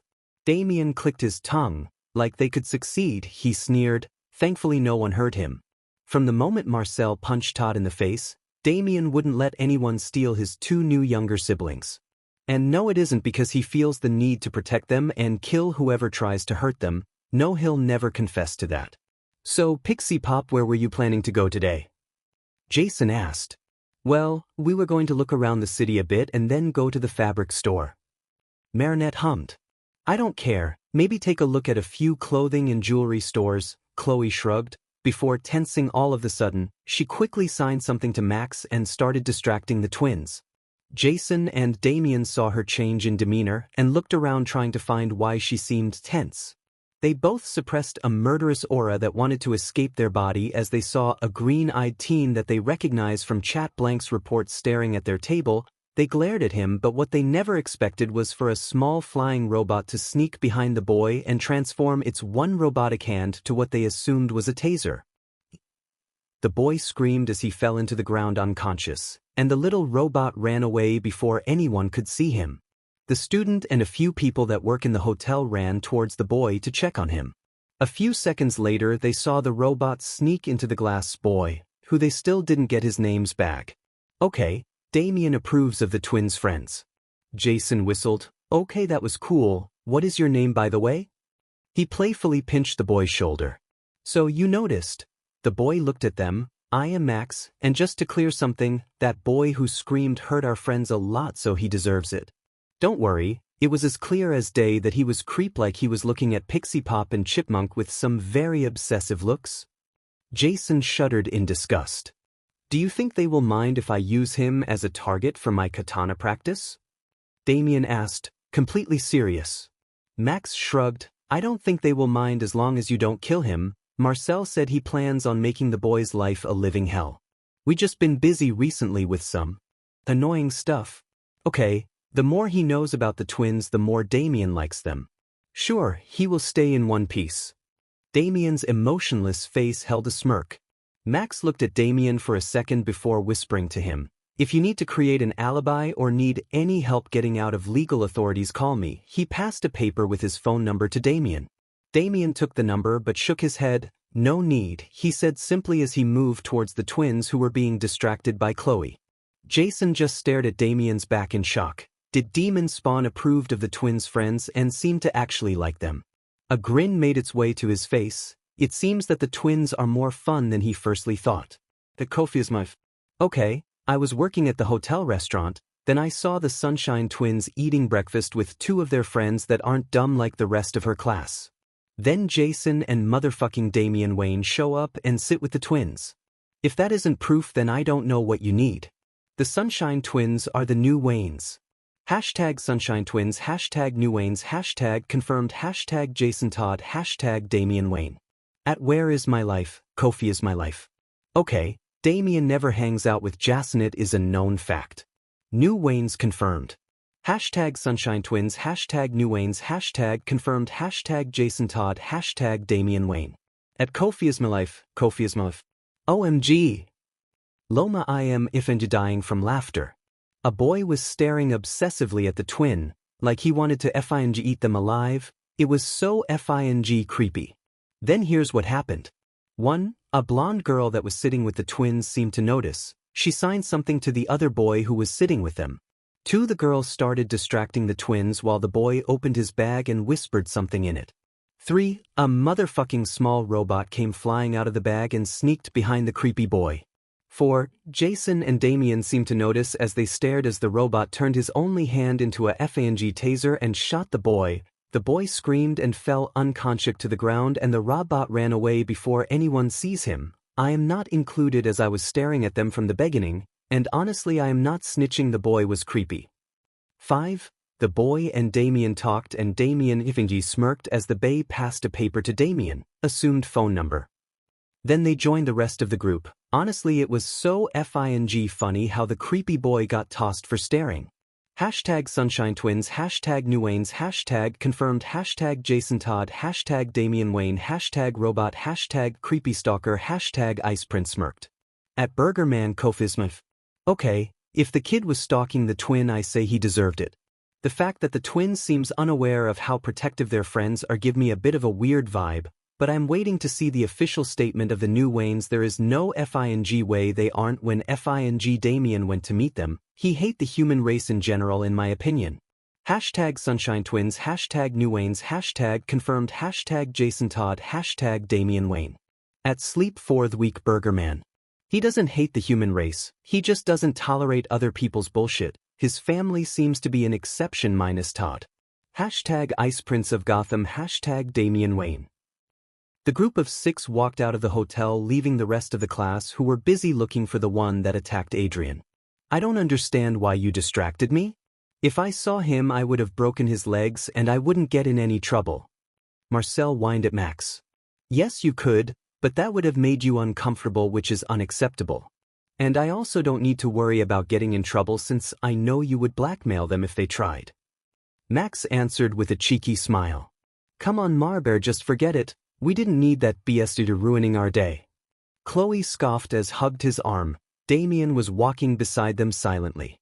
Marinette chuckled. She was thankful as she didn't want to even see Adrien's face.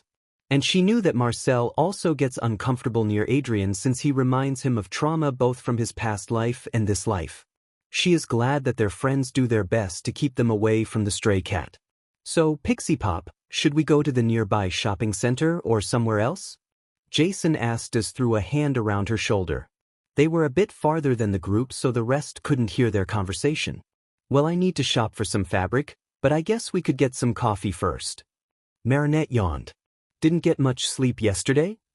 Jason asked concerned. They already talked about this in the meeting, but they were all worried about the twins' mental health. Jason precisely was very worried. He knew what it feels to die once, and he loathed it. Yeah, stupid nightmares, Marinette said with a slight frown. Heard that talking about them to someone usually helps. Jason gave her an encouraging smile. I would love to share, but if I minded, I would need to explain all of Paris's situation so you would understand, she responded, shrugging. Jason pointed at Chloe, who was busy talking with Max, and Marcel, who was talking to Damian. Well, it seems that you have more than enough time to fill me in on the details. Marinette sighed and thought that there's no harm in telling him. Okay, I will tell you. Around 3 years ago, a supervillain showed up in Paris. Seeing that Jason was seriously paying attention to her story, she continued. He can use a butterfly as a transmitter to give people who have negative emotions powers. The problem is that he possesses them at the same time and forces them to do their dirty work. People who are possessed are called Akumas, Marinette exclaimed angrily. So, he can use any kind of negative emotions or just some specific ones? Jason asked, letting his sister pour her out and gaining information about Paris's situation at the same time, killing 2 birds with 1 stone. He can use any kind of negative emotion to possess people: anger, embarrassment, jealousy, grief. At one point, the Bustier used the grief of a Prgnant woman who lost her child to create a strong Akuma, because the stronger the negative emotion, the stronger the power the person will hold. Marinette said between gritted teeth. She still remembers, baby collector, the Akuma wanted to revive her child, but since everything has a price, the power Hawkmoth gave her had conditions to work. To revive her baby, she had to consume thousands of hearts of other children. Hawkmoth lost control of the Akuma as her feelings for her child were too strong for him. The Akuma was strong and it took 8 hours for them to beat her. In those 8 hours, the Akuma wasn't even trying to fight them but was focused on gathering enough hearts to revive her child. The Akuma was strong. If not for the fact that it was only targeting children and was ignoring everything else, even the heroes who were trying to defeat her, she would have been a true disaster. Thankfully, her dismissing the heroes gave them the chance they needed to defeat her. The power she gained was going to allow her to revive her child, but as everything has a price, She had to sacrifice thousands of small children as a condition for her powers. Marinette took a deep breath to calm herself down. Jason had blood on his hands from how much he clenched it. So the BSTRD targets children, he said with a low voice. Normally, he only tries to possess them as children don't try to fight his possession, he doesn't try to kill them, but that Akuma was too strong for him to control, so what was left was a person who lost control of herself and drowned in her own grief. Marinette spoke, anger bubbling in her eyes. She didn't need to suppress her emotions here. But the BSTRD is the one responsible for all the deaths. We are lucky our hero can bring them back after they defeat the Akuma, but the trauma the children had to live through, dying and being hunted down, having to live in an environment where they have to suppress their emotion, fearing getting possessed and hurting their loved ones. She clenched her hands as pure hatred filled her mind. She swore once she found Hawkmoth's identity she would make him suffer. Jason took a deep breath. He doesn't want his madness worsening because of some BSTRD. So the nightmares are because of the Akumas? He asked her as they entered a cafe. They sat in the corner and let the rest order for them. Yeah, she said in a quiet voice. There was one that wasn't publicly known since no one remembered it. It was destructive and too powerful that the hero needed help. The person who was akumatized was obsessed with me and my brother. And like the Pardinity woman, Hawkmoth wasn't able to control him. He destroyed all of Paris just to get us. The heroes took us away so he couldn't get us, but since he couldn't find us, he killed everyone in his way in anger, our friends, family, even random children. She was sobbing as Jason brought her in a hug. The heroes were losing. They had to use their power to revive themselves time after time. It was called Second Chance, and it took them back 5 minutes into the past. In the end they found that they couldn't beat them in a fight. She paused, trying to compose herself. They gave us something that gave us temporary powers and asked us to distract him so they could sneak up on him.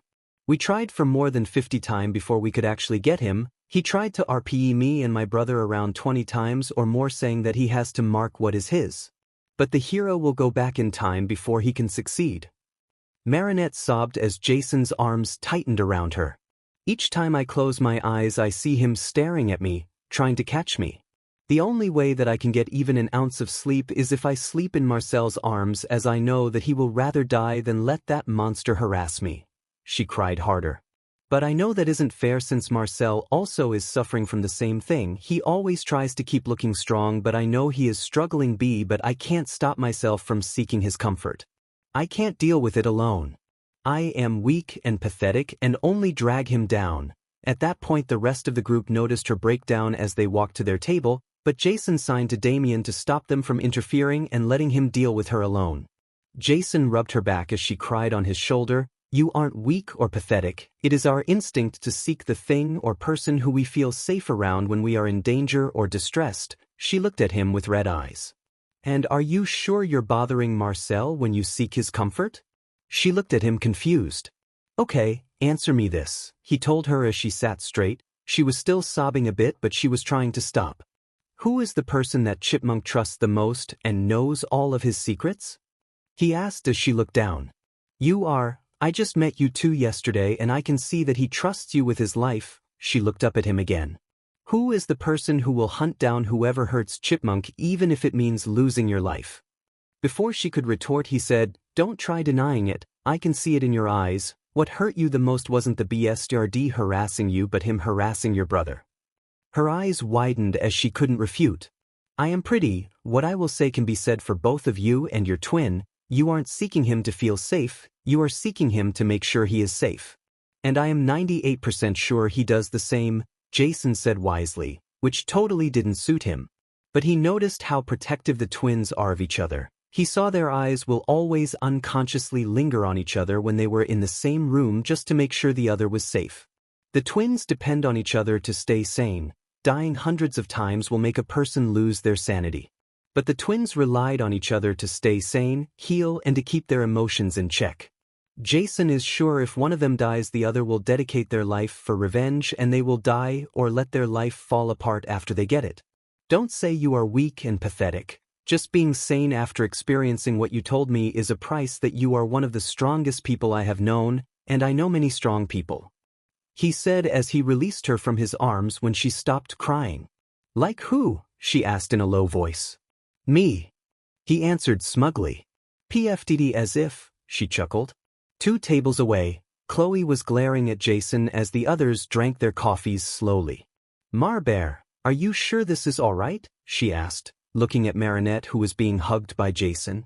Damian took a look at the two before turning to Chloe and spoke calmly. I assure you that no matter how annoying Todd is, he doesn't have any bad intentions, he just wanted to help. Marcel smiled when he saw his sister laughing a bit. Yeah, it is all right. Marinette already asked me if it is okay to tell him, and it will be good for her to hear the opinion of an outsider about her fear.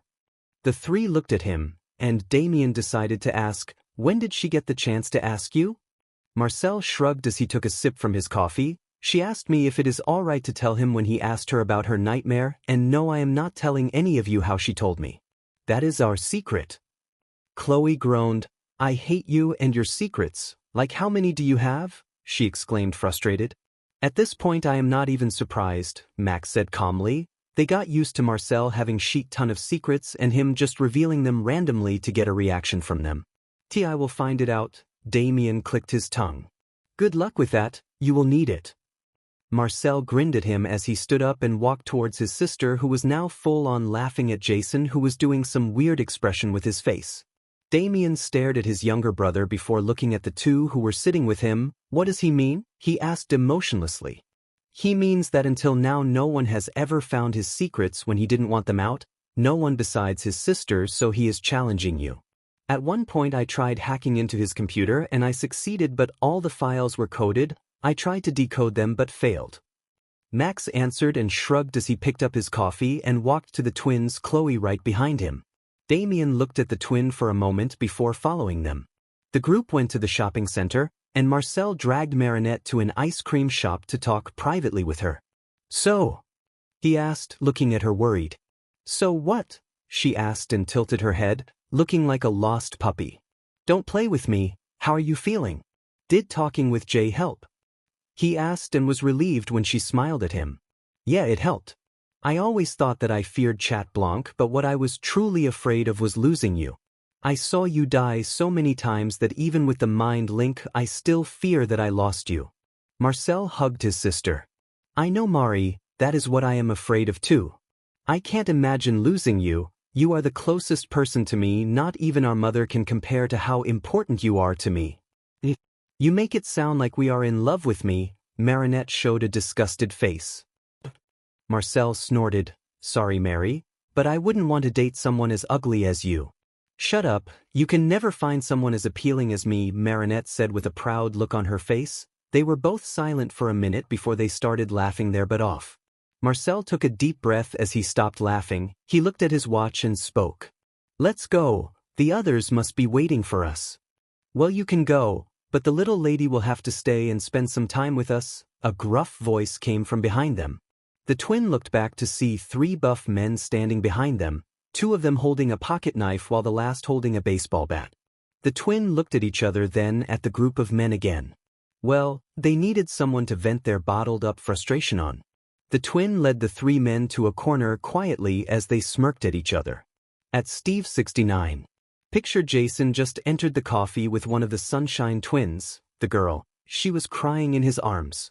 A bit later Damian and the other twin entered with 2 of their friends. The boy, Damian, and a blonde girl were glaring at anyone who would look in the direction of Jason, and the girl, I was barely able to sneak a picture. I don't know who made her cry, but I pray for their soul, as the group looked ready to kill. Hashtag New Waynes, hashtag Jason Todd, hashtag Damian Wayne, hashtag Sunshine Twin, hashtag Someone is gonna die. As soon as the twins were away from people's eyes, faster than the eyes could register, Marcel used black WHP to snatch the weapons of the 3 men. He threw the knees on the ground and passed the bat to Marinette. The 3 men blinked as Marcel started his knuckles and Marinette started swinging the bat in her hand. Me too, and you won? Marinette asked with a grin. Sure, I will take the bigger one, Marcel shrugged. The F is going on, the man on the left said as Marinette dashed and swung her bat, hitting him on the side. Marcel, not falling behind, bolted as he punched the bigger man that was standing on the right side, breaking his nose. Not giving him any chance to recover, Marcel caught the man's wrist, flipped him over and pinned him on the ground. One strong hit to the back of the head and the man lost consciousness. Back to Marinette. She dogged as the man that was standing in the middle tried to attack her, and without mercy she delivered the bat straight to his face, knocking him off. The man that was first attacked by Marinette finally recovered from her first attack and saw that he was the only one left. His sweat dropped as the twin looked at him. Mercy? Marcel looked at Marinette. She was the one to decide. She hummed as she walked closer to the man. Since I know what you were planning to do with me, no. She kicked him in the ball as hard as she could. Ow, Marcel covered his private parts. That was you unnecessary. That was the man's last word before falling face to the ground. That was refreshing. Marinette smiled as she threw the bat away. Let's go, I already called the cop. Marcel dragged his sister away. He wasn't in the mood to get stuck answering all of the police's questions. The twins made their way to where the rest of the group were waiting for them. Finally, Chloe huffed as she crossed her arms. Why were you late? She glared at the twins. Damian and Jason noticed some blood on Marcel's fist. Did you get in a fight? Damian asked, raising an eyebrow at the twin who smiled sheepishly. Oh God! Marbear, how many bones did you break this time? Chloe exclaimed, also noticing the blood on Marcel's fists. None. Marcel answered as he glared at her. Really? Jason asked, raising an eyebrow, totally not believing him. From what Marinette told him, Marcel will break bones any chance he gets. The probability of you lying is 99%, Max said. Well, this time I am telling the truth. I think Mari broke some bones, but I only broke the man's nose. Marcel pointed at his sister. I kind of used all of my strength when I hit him in the side, so he may have a broken rib. Marinette shrugged. How did you end up fighting in the first place? Damian asked. He first dismissed the villain magnet title that Chloe told them about, but now he isn't sure. A group of 3 men tried to harass Mari. Marcel weighed with a dangerous gleam in his eyes as he hugged his sister from behind. We led them into an empty corner and dealt with them, Marinette continued with a smug smirk. There was a moment of silence before Max spoke. That is it, you're not allowed to wander alone. Hey, that isn't fair, the twin protested. Marbear, I love you, but your luck is utterly ridiculous. It was less than 10 minutes and you got attacked by some random thugs. Chol huffed as she took Marinette from Marcel's hands. Me and Glasses over there will take Marbear to the fabric shop, while you will stay with these two. Not leaving a chance for them to argue, Chloe dragged Marinette and Max away. The 3 stood in silence as they watched the back of the trio disappear in the crowd. Sue, any fun place around here? Marcel asked Jason. There is an arcade we can visit. Jason answered as he threw an arm around Marcel's shoulder and started walking to the arcade. That place is just annoying, Damian scoffed. It can't be that bad, Marcel looked at Damian. Or are you afraid that I will beat you in every game? He attacked his pride, knowing fully that it always works. As if. Damian clicked his tongue. Then let's go and see. Jason smirked as they headed to the arcade. Tim, did you find out who was responsible for ignoring Paris? Bruce asked as he entered the cave. Yes, B. Tim responded tiredly. He needs to take a nap after this. Green Lantern was the one who dismissed Paris' calls as pranks. For the first few times he checked Paris' situation using the satellites but found 0 damage, definitely because of Ladybug's cure. After the calls didn't stop, he banned all calls from Paris for the next 6 months. I also checked Paris' public opinion about the Justice Leagues, and the only reason that they don't completely hate us is because the hero Multimouse put all the blame on Green Lantern for ignoring them. Tim sighed as he saw Bruce's face. Hal is in very deep trouble, especially since Bruce found that 2 of his children were suffering because of his neglect. I will deal with him later. Now we need to deal with Paris' situation. The reason why Paris stopped asking for help is probably because of the risk of one of the heroes being akumatized. Bruce said as he sat down. Precisely, after one of the temporary heroes got akumatized. The mayor decided that it is too much of a risk to bring heroes to Paris. And he is right. Imagine fighting an akumatized Superman. Tim shivered. That is why they came to us. First, we don't have powers. Secondly, they most likely need help in finding Hawkmotha's identity, not help in fighting him or his minions. Bruce sighed. He needs to deal with this situation. First, they have to deal with Hawkmoth. Second, they have to fix their reputation in Paris.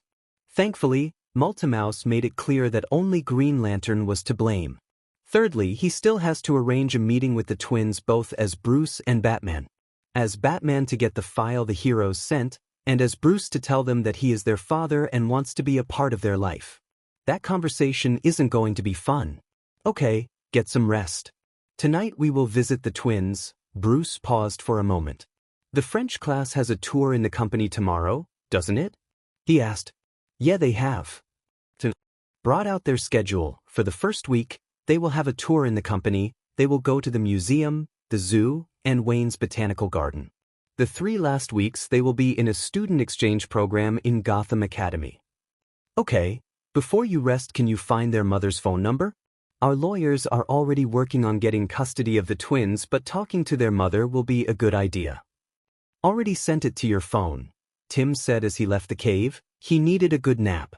Hope this goes well. Bruce sighed as he dialed the number. Hello, Miss Cheng. Jason exclaimed as he won yet another round of skee-ball. Damian groaned as Marcel chuckled. What is next? Jason said excitedly. Marcel looked around. Oh, what about that game? He pointed at a high striker also known as Strength Tester. Sure. Jason dragged the two to the game. 10 minutes later they left having gotten full points 3 times. That was anticlimactic, Marcel sighed. All 3 of them got full points on the first try. I still don't see why we should waste our time here, Damian scoffed. So Marcel, tell us about yourself. Jason said, wanting to learn more about his brother.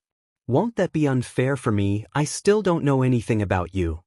Marcel fake pouted. We can do a question for question. Damian said. Sure, who will start? Marcel brightened up. I will. What is your birthday? Jason asked. He already knows it, but Marcel doesn't know. 6th of July, you? Marcel answered. August 16th, January 5th. Jason and Damian answered. Where did you learn how to fight? Damian asked. Marcel paused a bit. The ones who thought him were all might and Eraserhead. When I was a kid I met 2 professionals, one a boxer and the other a gymnast. I asked them and they trained me in their free time. He shrugged. What about you? Damian raised an eyebrow but didn't push for answers. It was obvious that wasn't the full truth. Well, we have regular self-defense classes since we get targeted often. Jason said calmly, I am also a professional in guns. I learned how to use the swords. Damian said emotionlessly. Marcel's eyes sparkled. That is so cool. Do you think you can show me later? He said as he jumped up and down like a kid waiting for his Christmas present, or an overgrown puppy. Damian had the illusion that he was seeing Superboy in place of Marcel. Yeah, sure, Jason agreed. So who is your favorite hero or vigilante? Ladybug, you? Marcel answered instantly. Red Hood. He said proudly. Of course you choose him, Todd. You are as dumb as him. Damian said, his eyes full of merit, and Jason had to hold himself from punching him. Marcel ignored the teasing between the brothers and turned to Domain. What about you? Who is your favorite? Robin. He is a formidable vigilante and deserves respect. Why did Marcel have the illusion of the time Kakin was praising himself? Well, I don't lash. Marcel was cut off by his phone vibrating. He took out his phone and saw that he got a message from Max. Lila, Alia and Adrien entered the shop we are in. I am barely holding Chloe from attacking them. There was a location with the message. What is wrong? Jason asked as he saw Marcel's face. Some rats followed Mari. I need to deal with them. Marcel said with a furious expression. Is it that BSTRD from this morning? Damian asked, frowning. Yep, and a few others. Marcel said as he ran towards the shop where Marinette was in. Why are you in a hurry? Your friend seems able to deal with them if they try to hurt Pixie Pop. Jason asked as he ran beside Marcel. Yeah, but Marinette tends to overthink things and me being there will help her. Marcel responded. I don't see the point. Marinette seems more than capable of taking care of herself. Damian huffed as he kept up with the two. Yeah, but I don't want her dealing with that group. Marcel said as they entered the shop. He immediately spotted Adrien trying to go past Chloe and Max to reach Mari. Lila was spitting some nuisance about Marinette hating her and threatening her, and Alya was trying to comfort her while glaring at Marinette. Marinette was just looking at them uninterested while trying to stay away from Adrien. Chloe was at the verge of attacking them, and even Max had some rage in his eyes that he was trying to keep under control. The trio got closer and Damian heard the worst joke in his life. Hick why you are Hick J just J Jellic that I am dating Damian Hick J just be because Damabu are rejected why you for me doesn't mean why you can be bully me. Oh god. He was going to kill a harlot. Jason looked at the girl with pee-pee looking hair then at Domain. He moved closer to him and whispered, I didn't know you had a girlfriend. Damian saw the laughter that was hidden in Jason's eyes. Just as Adrien was about to catch Marinette's hand, Marcel caught his wrist and squeezed hard. Ow ow! Adrien screamed as he backed away. The attention turned to the three boys as they got between Lila's group and Marinette. What did I say about getting close to my sister Agreste? Marcel spoke coldly. Come on, Prince, you know we are meant to be together. Adrien said with a crazy smile that sent shivers down Marcel's spine. I think if not. Jason spoke as he glared at the boy. And who the F are you? Alya screamed. Jason Todd, their big brother, Jason said with a smug look, and Marinette had to hold her laughter. Since when did we have a big brother? She asked using the mind link. I think since now, I am not letting him live this down. Marcel answered. Marinette can feel the playfulness in his response. That isn't true, the twins doesn't have any siblings. Lila spoke, acting pitiful. And how would you know harlot? Damian glared at her. Who the F do you think you are to call her that? Alya shouted. Damian Wayne, the one she was lying about just a second ago, Domain spoke calmly, and watched as the three's eyes widened. Oh, I wish I had some popcorn. Marinette whined to Marcel. Oh me too, he answered as he watched Alya turn to Lila with a hurt expression. That doesn't prove that you are their brother. Adrien said as he tried moving past Jason, who just sighed and caught his wrist. Before anyone could react he flipped Adrien off and pinned him down. If I ever see you near the twins again, they will never find your body, Chat Noir, Jason whispered in his ears, as blood drained from Adrien's face. Jason hit the pressure point that rendered Agreste unconscious and moved towards Marinette. Hey Pixie Pop, if you get all your things let's get out of here. The group left the shop, and Marcel took the chance, so we have a big brother that we never knew about. He said loudly enough for the group to hear. Chloe grinned. Marber, you didn't tell us your father was Bruce Wayne, she said with a fake glare, and Jason almost choked. Domain was stiff. Well Chloe, we just learned it today. I never expected to be the daughter of a billionaire, Marinette said with dripping sarcasm. You don't know how true that sentence is. Jason thought. I was just saying if you don't want to be then, all right, Jason said with a dejected face. Oh no, you are stuck with us now. Marinette said as she poked his side. The moment you claimed us, you got stuck with us. Marcel said with a bright smile. The probability of you getting rid of them is 3.4%, Max said with his own smirk. Domain did something Jason never expected him to do. He ruffled Marinette's hair and said, Sure thing Angel, let me call my father so he can prepare the adoption papers. The group froze as they stared at him. Did Demon Spawn just tell a joke? Jason had his jaw hit the floor. The rest looked at him with clear confusion. With your face I don't know if you are being serious or joking. Chloe was the one to speak. Domain glared at her. Of course I was joking, we don't need the adoption papers. The group laughed, not noticing the meaning behind his words. Why would they need adoption papers when Bruce is their biological dad, and he can get custody of them easily? The group was separated as Marcel and Marinette came back to the hotel, Damian and Jason went back to their home and Chloe and Max decided to do some more shopping. Max was looking for some parts for his new project and Chloe went looking for new clothes and jewelry. Jason was sitting on the couch drinking, Damian was beating up a dummy in the gym. Jason slowly took his phone and opened the family group chat. In the Bat Clan group chat. Hood, okay, me and Damian finished hanging out with the twins. Nightwing. Oh tell me about them, Did Damian cut attack anyone today? Blackbat? Oracle, sorry Cass, you were on a mission outside of Gotham so you didn't know. B. Has more children, a twin to be exact. Blackbat, neutral face coming. Blackbat is offline. Catwoman, oh I didn't know there were new kittens. Red Robin, because we just learned about them, what happened? Did you get any new information? Nightwing. Carrot. B. Carrot. Hood, first me and Damian approve of the twins' friends. They seem to know of Chat Blanc, and the moment the kid tried to approach them, the boy Max sent his robot and literally electrically shocked the boy into unconsciousness while the girl Chloe distracted the twins so they didn't see the blonde boy. Catwoman? Chat? As in cats. Oracle, yes Selena, here read this file and you will understand file. Catwoman, okay. Nightwing, I approve. Hood, we went out and I convinced Pixie Pop to talk to me about her nightmares.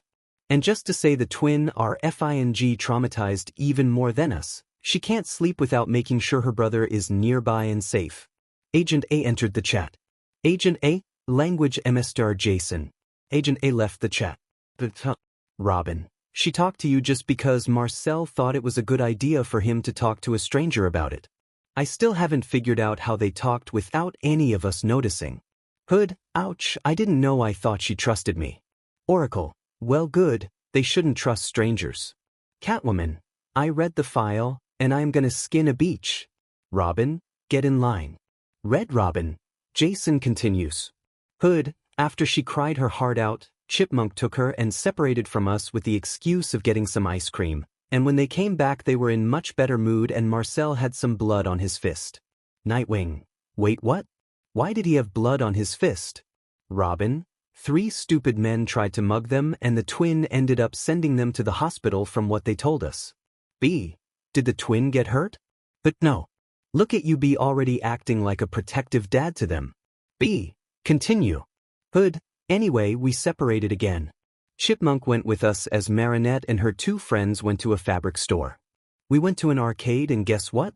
Demon Spawn played with us like genuinely played. Red Robin, oh really now? Didn't he refuse to play such childish games last time we dragged him there? Hood, oh he played and I got it on video. Robin, Todd. Hood, anyway, after we played Chipmunk got a message from the agresty kid trying to harass Pixie Pop, so he rushed to their location and stopped him. Long story short, Demon Spawn had to stop himself from killing a beach because she kept saying she was dating Damian Wayne when she didn't even recognize him. I threatened the agresty kid that if he tried to approach the twin that I am gonna kill him, and I let him know that I know about him being Cat Noir. B. Jason no killing even if it was tempting. Robin, I got permission from the twins' friends to use him for katana practice as long as I don't kill him. And Marcel is planning to destroy his life with his own hands. Oracle, I like him. Blackbat is online. Thumbs up. Blackbat is offline. B. As long as you don't kill him. Nightwing. B. Is starting to sound like he is trying to stop himself, not us. Agent. Language Z-. Agent A left the chat. Catwoman. When do I meet the kittens? Red Robin. We will meet them tonight as the bats, since they said that they have more information to give to us. Catwoman. Nice, I am coming with you. Red Robin. So B. Did you talk to their mother? B. Yes, she was quite concerned and threatened me that if I hurt them in any way she would hunt me down but agreed on me reconnecting with the twins. Hood, so that's who the twins learned from. Jason didn't tell them how most of the twins and their friends kept joking about being Bruce's children, which made him and Demon Spawn at the edge from how close they were to the truth. Marcel and Marinette sat on the roof letting the cold wind of the night pass by them, after they went back to the hotel. Marinette spent the evening designing their clothes and Marcel was dealing with some work concerning the company. After Chloe and Max got back, they talked about how they should go about the meeting with the bats. In the end they decided that Marinette and Marcel will meet with the bats. Each will have an earpiece that connects them with Max, who will stay in the hotel with Chloe. So how much info are you giving them? Max asked from the earpiece. Marcel looked at Marinette and shrugged. Information about every single Akuma, powers of Hawk Moth and Mayura, and the powers of some retired heroes. There is no information about Ladybug and Multimouse. Expert the basics. What about the former Guardian?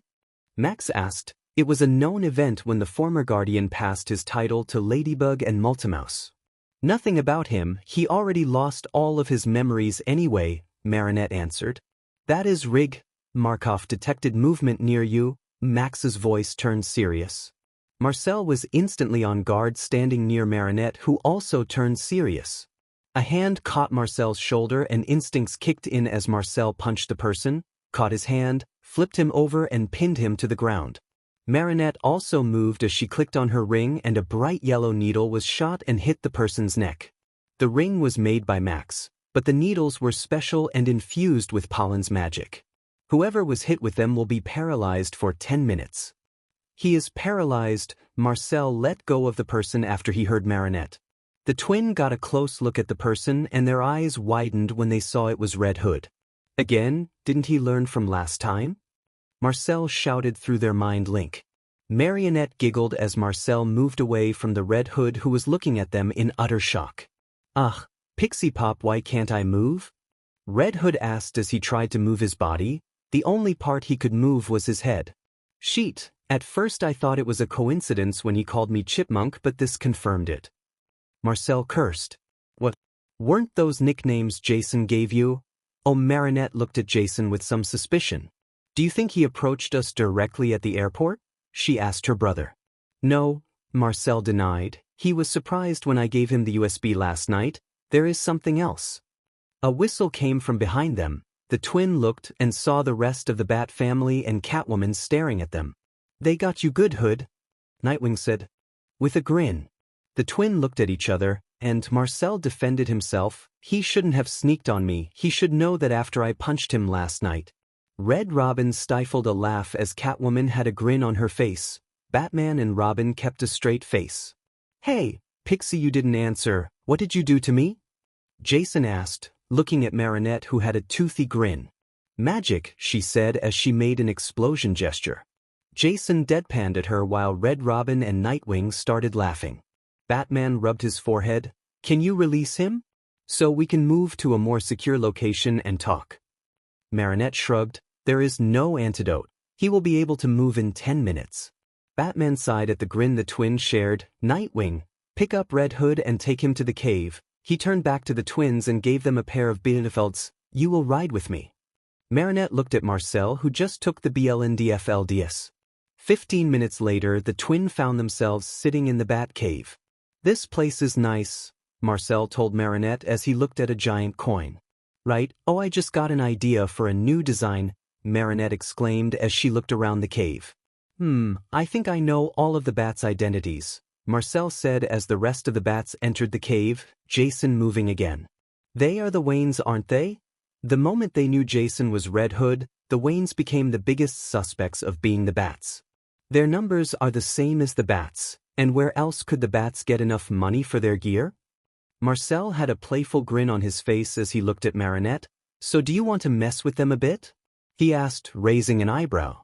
Sure, if we didn't take this opportunity and Chloe finds out, she will kill us for not messing with them. Marinette held her own grin. Guys, should I try to hack into the Bat computer? Max asked through their earpiece. Marcel tapped twice on it, signaling no. Okay, but if you need anything, just give a signal, Max said as he closed his microphone. The twins and the bats sat at a table and Batman started talking. You said you have some information for me, he stated, and Marcel took out a black USB and passed it to him.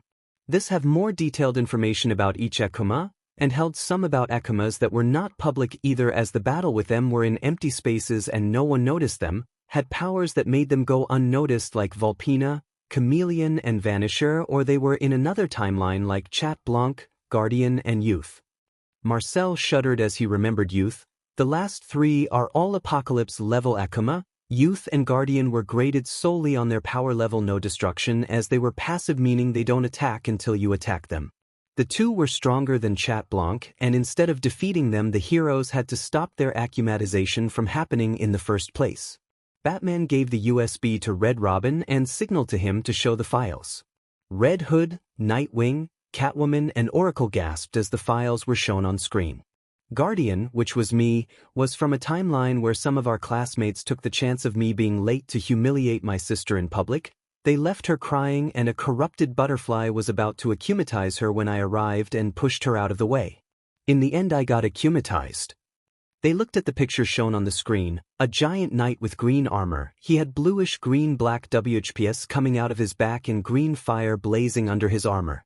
I had multiple powers in that form, super strength, black WHPs that I can control freely, the ability to sense danger that coming towards me, flying and many others.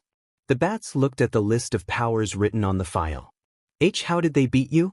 There is no weakness in the file, Red Robin asked. Marinette was the one to answer. They couldn't. Guardian was able to break out of Hawkmoth's control. His goal was simply to protect his sister and bring justice to those who hurt her. Somehow his moral code stayed firm even in that form as he didn't kill anyone. For justice he used one of his power judgment flames. Anyone who gets hit with it will enter an illusion where they will live the same situation that they put their victims in. For example, if you tortured an innocent person, your illusion will be that person torturing you. She paused for a bit then chuckled. The funny thing is that instead of him hunting down the heroes for their Miraculous, Guardian was hunting down Hawkmoth trying to get justice for him targeting me. So he akumatized you and you started hunting him down? Jason asked, trying to hold his laughter. Yep, Marcel said, popping the pea, and the idiot is still trying to akumatize me since he doesn't know about that timeline. Jason started laughing. Nightwing chuckled. So why didn't the hero let you hunt him down? He asked. Oh, they did, Marcel said with a feral grin. But Hawkmoth, seeing that Guardian was hunting him down and isn't under his control, tried to take back the corrupted butterfly, Marinette explained. Keyword, tried, Marcel said doing an air gesture. To take back the power he gave, Hawkmoth has to either be in complete control or overpower the Akuma's will. Well, he couldn't, so the BSRD went into hiding and didn't show his face again. So you, Red Robin pointed at Marcel, scared the man who tried to enslave you away. Marcel shrugged. I overpowered brainwashing before. Hawkmoth is nothing. You what? Batman asked. Someone tried to brainwash his son.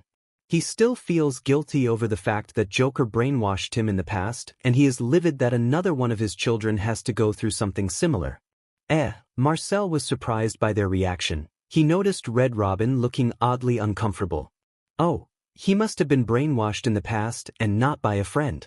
One of my old friends had a meta ability where he can control anyone who responds to his question, so it was more mind control than brainwashing.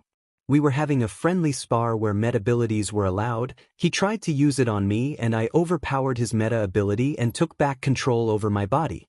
From that time I asked him to try to control me often to see how fast I can break from his control. Just in case someone with a similar ability who isn't a friend tries to attack me. Marcel explained and saw the bats ease a bit. And what was his name? Batman asked, intending on doing a full background check on this boy. Marcel smirked noticing Batman's intention. We lost contact a few years ago, but his name is Hitoshi Shinso. You won't be able to find him even if you try anyway. He shrugged as Marinette elbowed him. What? You know it is true, he complained. Yeah, but you are drifting away from the main subject. Marinette glared at him, then turned to Batman. Don't try to search for him. He was from another dimension and came to Paris by mistake. He stayed with us for some time until he was able to go back home, she lied smoothly. We will talk about that later. Batman sighed. Just how many things are his children involved in?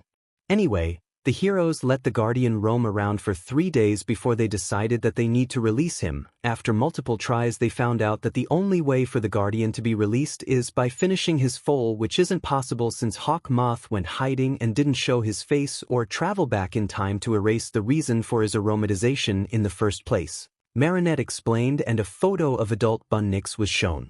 Marcel started talking. That is Bun Nix, our keeper of time. Her job is to make sure our timeline doesn't end up destroyed, so when necessary she could interfere to change the timeline a bit. So she is your last defense line? Oracle asked. Marinette responded, yes, she is from the future. The heroes still didn't give our version of her Miraculous yet. And why is that? Batman asked and the twin deadpanned at him. She is still a teenager right now, and I am sure you see the problem in giving a teen the ability to alter timelines. Marcel deadpanned. Right. Batman said awkwardly. He knew that he just wanted to see how much the twins are truly involved, and this just confirmed his thoughts. The twin must know the identity of all the heroes, and for that making them as involved as Ladybug and Multimouse. So the Rabbit Girl stopped Chipmunk from getting turned to a badass flame knight. Jason spoke and Robin glared at him. Pretty much, she just made sure I wasn't late and I could be there in time to stop them from hurting my sister. Marcel explained. Which now brings us to youth, Marinette said as she started getting uncomfortable. One thing they didn't say is that to completely fix or erase a timeline they need the Lucky Charm.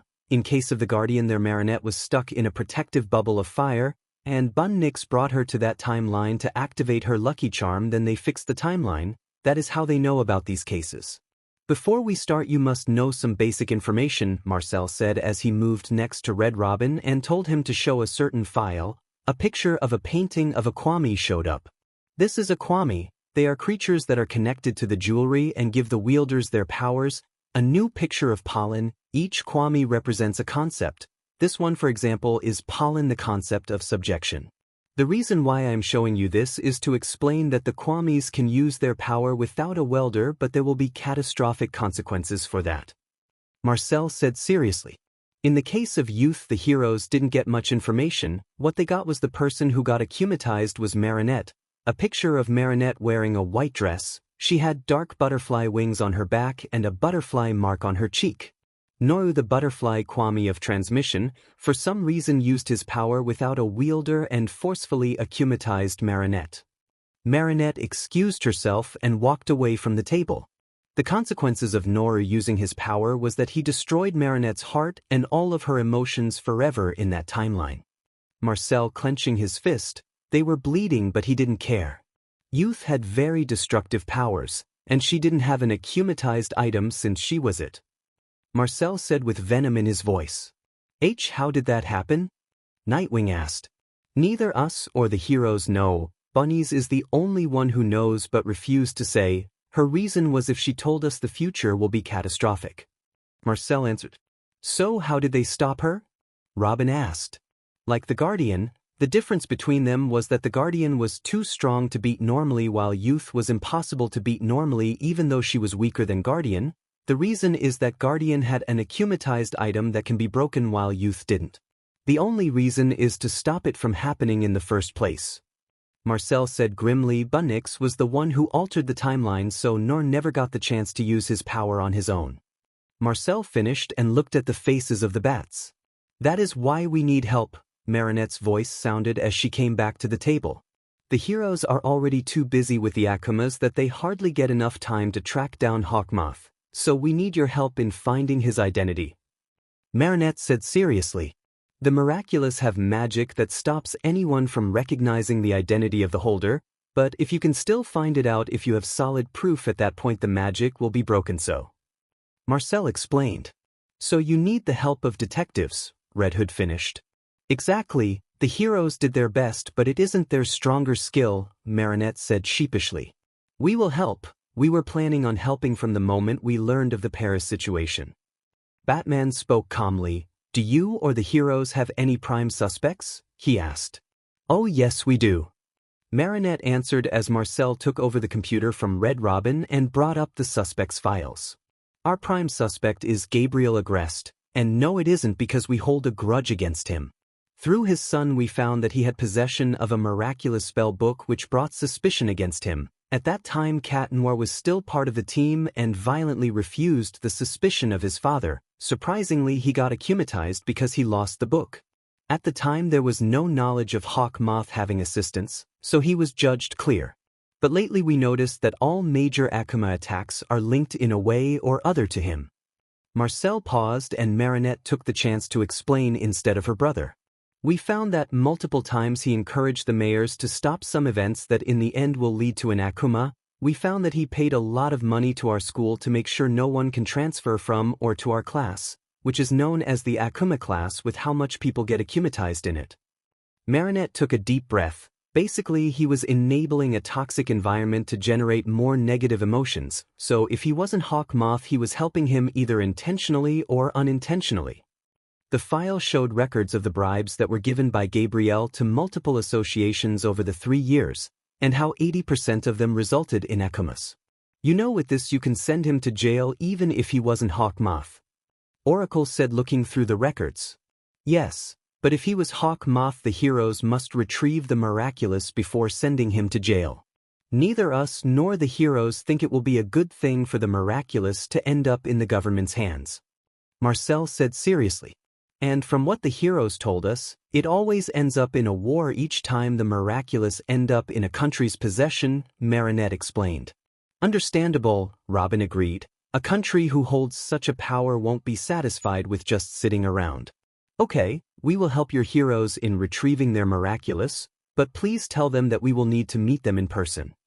Batman said and turned to Jason. Red Hood will take you back. Okay, we will deliver the message. Marcel said cheerfully. Jason threw an arm around his shoulder and took them outside. When they reached the hotel, Marcel took his phone, wrote something and showed it to Jason. Disable your earpiece, I want to tell you something. Marcel and Marinette also deactivated their earpieces and showed them to him. Jason shrugged and did just that. So what are you gonna tell me, Chipmunk? He asked playfully. You are an idiot, aren't you? Marinette asked with a raised eyebrow. Why? Jason was confused by the looks he was getting from the twins. What do you call us? Marcel asked. Pixie Pop and Chip and Dash. Jason stopped his words as something clicked in his head. I am exposed, aren't I? Yep, Marinette said, popping the P. And because of that we have the identity of the bats. Marcel said with a smirk. B is gonna effing kill me. Jason cursed. Or you could help us do a harmless prank. Marcel offered. I am listening. Marcel told him what they would do, and a giant grin made its way to his face. It will just throw them off and make them at the edge around us. Marcel said, smiling. I am in. Jason found it hilarious, and it will be more when the twin finds out that they are his younger siblings. Well, that was easy, good night, Jay. Marinette and Marcel waved as Jason swung away using a grappling hook. Tomorrow will be fun. Marcel exclaimed. I am 100% sure at least 2 of the Waynes will be present in tomorrow's tour, Marinette said as they made their way down from the roof. I want Damian to be there. I want to see the look on his face when I see that he is the worst Robin. Marcel had his eyes shining. Well, we still need to figure out why they have so much attention on us. There is something else that isn't connected to the Miraculous. I can feel it. Marinette worried whether that attention is good or bad for them. Hopefully nothing bad. If it is, we have the upper hand anyway. Marcel kissed Marinette's cheek as they reached her room. Empty your mind and go to sleep. Good night. He didn't give her time to answer as he went to his and Max's room. Finally back. Max said, looking up from his computer. Chloe already went to her room when you finished your meeting with the bats. Good, I will take a bath and head to bed. Marcel yawned as he entered the shower. Marcel. As soon as he closed the bathroom door, Mullo came out flying from his pocket where he normally hide. Marinette made sure they are wide and comfortable enough for the Kwamis. Is there something wrong, Mullo? Marcel asked, concerned. Mullo was split between excited and worried at the moment. We felt something. Mullo said, looking at him. Well, what is it? Marcel asked while taking off his clothes. In their first year of being heroes, Marcel and Marinette got comfortable with being naked around their Kwamis as they didn't want to take off their Miraculous to take a bath just for a surprise Akuma to show up. They had to be always ready. I felt the existence of another Miraculous in the city, Mullo informed, and Marcel paused. Which one? He asked carefully. The Bat Miraculous, which held the concept of fear, Mullo said as he looked at Marcel, pleading. Can we retrieve it? I miss Coffin so much. Marcel let out a sigh of relief. Coffin must be the Bat Kwami. Mullo nodded. Were you friends? Yes. He was my best friend. He tended to argue with Daisy a lot, but they were also friends. Mullo flew around Marcel excitedly. Okay, we will try to retrieve him when we can, Marcel agreed with a smile. Mullo flew to his face and hugged him. Thank you, Marcel. Marcel chuckled as he laid in the bath. No problem. Mari, he called using their mind link. I assume Mullo told you? He heard her reply. Yeah, maybe tomorrow we can start looking for the exact area, he suggested. Sounds good, tomorrow we can talk more about it, for now go to sleep. Good night, she said, and Marcel could tell that she was tired. Yep, good night, Mari. The mind link was turned off. Marcel relaxed in his warm bath and patted Mullo, who was playing with his wet hair. Marcel yawned as he walked down the stairs with his group. Chloe was talking to Marinette about her new dress while Max was looking through some files on his phone. He looked at the clock on his hand and saw that it was 8:09. Their tour started at 10 a.m. and they were supposed to be on the bus at 9 a.m. But of course the dumb teacher will buy whatever Lila told her and head to the company at 8 a.m. Marcel groaned. Their teacher really reminds him of the teacher in Aldra in his last life. The group entered the restaurant and ordered breakfast. Marcel held his phone and moved some files to a special program. He set the time to 4 p.m. in Paris and activated the program. He grinned. He warned her multiple times, but she didn't listen. Bustier will suffer. Chloe looked at Marcel and her face held a vicious smile, so finally gave up on Bustier about Damian time. I can't say I am comfortable with destroying her reputation, but honestly you gave her a warning, multiple times, Marinette sighed. Well, they 100% wouldn't be able to start the tour without us. The whole trip is on your names, Max pointed at the twin. We can take our sweet time and let them wait there embarrassed. I will message Jason to see if he can send us a ride. Marcel took out his phone. Chipmunk, hey JJ, what's up? Chipmunk, can you by any chance send a ride for 4 to the hotel? Our dumb teacher left me and my friends and headed to the company for the tour without us. JJ, sure, BRB. Marcel put down his phone and continued eating his breakfast. Not even 5 minutes later and his phone vibrated as a message came from Jason. JJ, Alfred will pick you and your friends up, but he insisted on you and Pixie having dinner in the manor. Chipmunk, sure, but who is Alfred? JJ, he is our butler but more like a grandfather. Chipmunk, okay then. Marcel looked at his friends. Good news, I got us a ride. Other news, me and Mari are invited for dinner with the Waynes. Chloe looked at him in the eyes. I am still FNG convinced that you are Bruce Wayne's kids, like it is utterly ridiculous how much you look alike. Yes, you look like your mother, but no offense, you don't look nothing like your father. Marinette and Marcel glared at her, but she just shrugged. Why don't you ask your parents? If they get mad, just play it as a dare Chloe made you do. Max suggested. Marcel and Marinette looked at each other. What should we do? He asked. Let's just do it. This way Chloe will stop insisting that we are Wayne's kid. Marinette shrugged. You know what, we will do it. Marinette said as she took out her phone. I have to see this, Jlo shouted as she moved next to Marinette. Marcel took out his phone and opened the family group chat. Max moved next to him to see. In the Dupaincheng's group chat. Miss Clumsy, hey Maman, Papa. This is weird to ask, but are we not related to Papa by blood? Bear Dad. Kungfum. Mr. Bonebreaker. Silence is never a good sign. Kungfum, I am so sorry, I never intended for you to find out this way. The twins stayed silent. Chloe and Max wisely stopped reading the conversation, moved away and gave the two some space. Chloe meant it as a joke, not a fact. Marcel wasn't affected by the news much. Blood relation doesn't mean much to him compared with the fact that his papa treated as his own children, and experience of his last life also helped him. Having a supervillain that tried to kill him multiple times as a biological father made him realize that blood relation is nothing compared to someone who truly see him as a family. Marinette was stunned. She didn't know how to digest the news. Her papa wasn't her bio dad. She wanted to be angry at her parents for hiding such news from them, but she would be a hypocrite. She and her brother hid the fact that they were superheroes for a reason, so their parents also must have a reason to keep it a secret. She felt a hand on her shoulder and she looked up to see Marcel smiling at her. Yes, blood or not, Tom was still her papa. Miss Clumsy, were you planning on telling us? Mr. Bonebreaker. Bear Dad. Yes, we were planning on telling you on your 18th birthday. Mr. Bonebreaker, this doesn't change anything, does it? Bear Dad. Of course not. You will always be my children. Miss Clumsy. Okay, this is a lot to process. Kungfum. I know, dear, but you finding out just made it a bit easier for us to break the news to you. We were planning on telling you tonight on call, but I suppose we could tell you now. Mr. Bonebreaker, but Papa said you were planning on telling us on our 18th birthday. Bear Dad?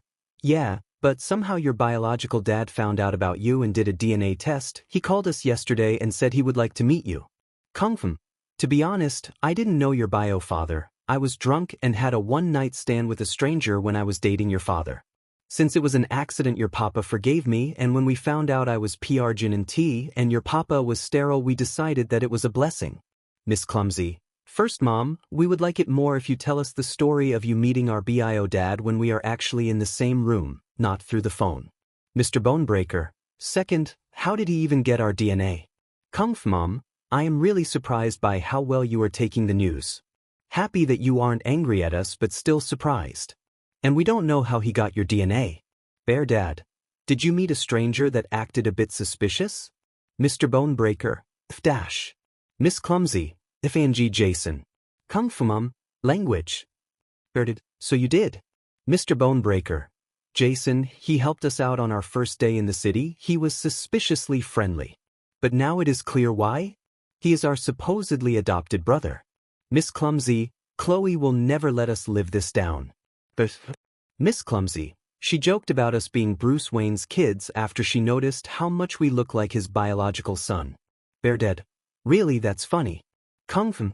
Okay, so you already know the name of your father. He asked to meet you, but you should meet him if only you are comfortable with it. Miss Clumsy.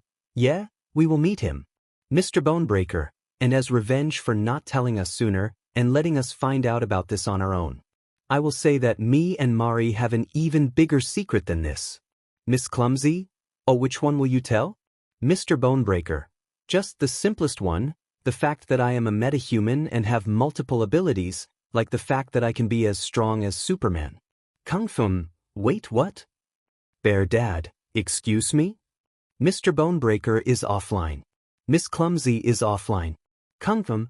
Come back here and explain. Bear Dad. Well, I wasn't expecting that. Kung Fu. Wait. Did they say they have more than one secret? Bear Dad. Honey, maybe we should wait until they are back home. Kung Fu. I can't believe they hid something like that from me. Weren't they supposed to feel this way in this situation? Bear Dad. Honey, our kids just dropped the fact that one of them is a meta and is as strong as Superman.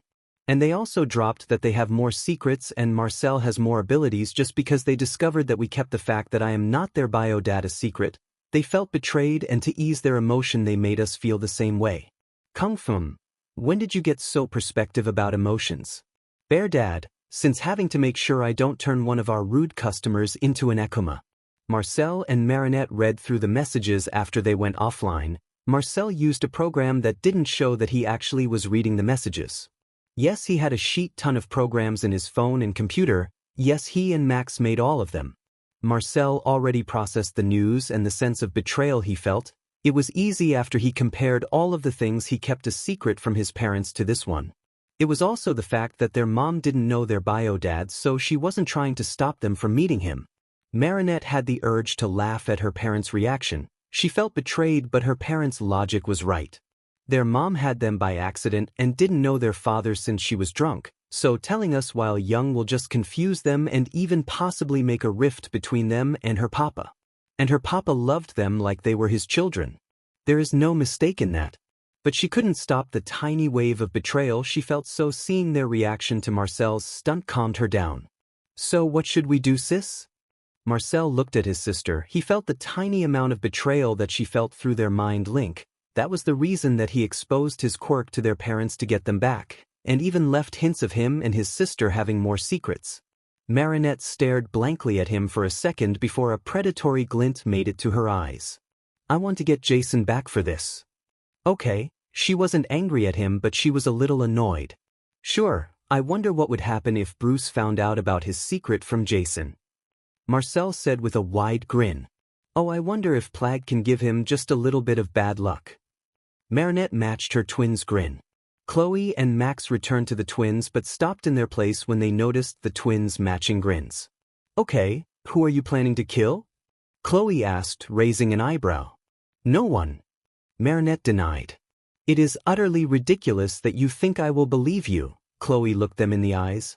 It is 88.96% chance that you will either prank, attack, ruin their reputation, or maim someone. Max turned to Marcel. I guess it will be the first one considering what you just found out. You can say that. Marcel shrugged and his phone pinged. I guess our ride is here.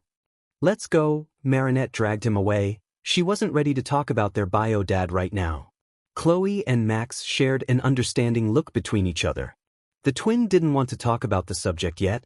They followed the twin out of the hotel. Marcel and Marinette made their way to the care and found an old man waiting for them in front of the car. Hello Miss and Mr. Dupain Cheng, I am Alfred and it is nice to meet you. Alfred greeted them with a smile. Marinette and Marcel looked at each other before Marinette returned the greeting. Hello, Marinette is fine, nice to meet you too, she smiled brightly at him. Marcel also smiled, Marcel is fine, it is nice to meet you. When Jason said he will send us a ride, I didn't expect him to send his grandpa.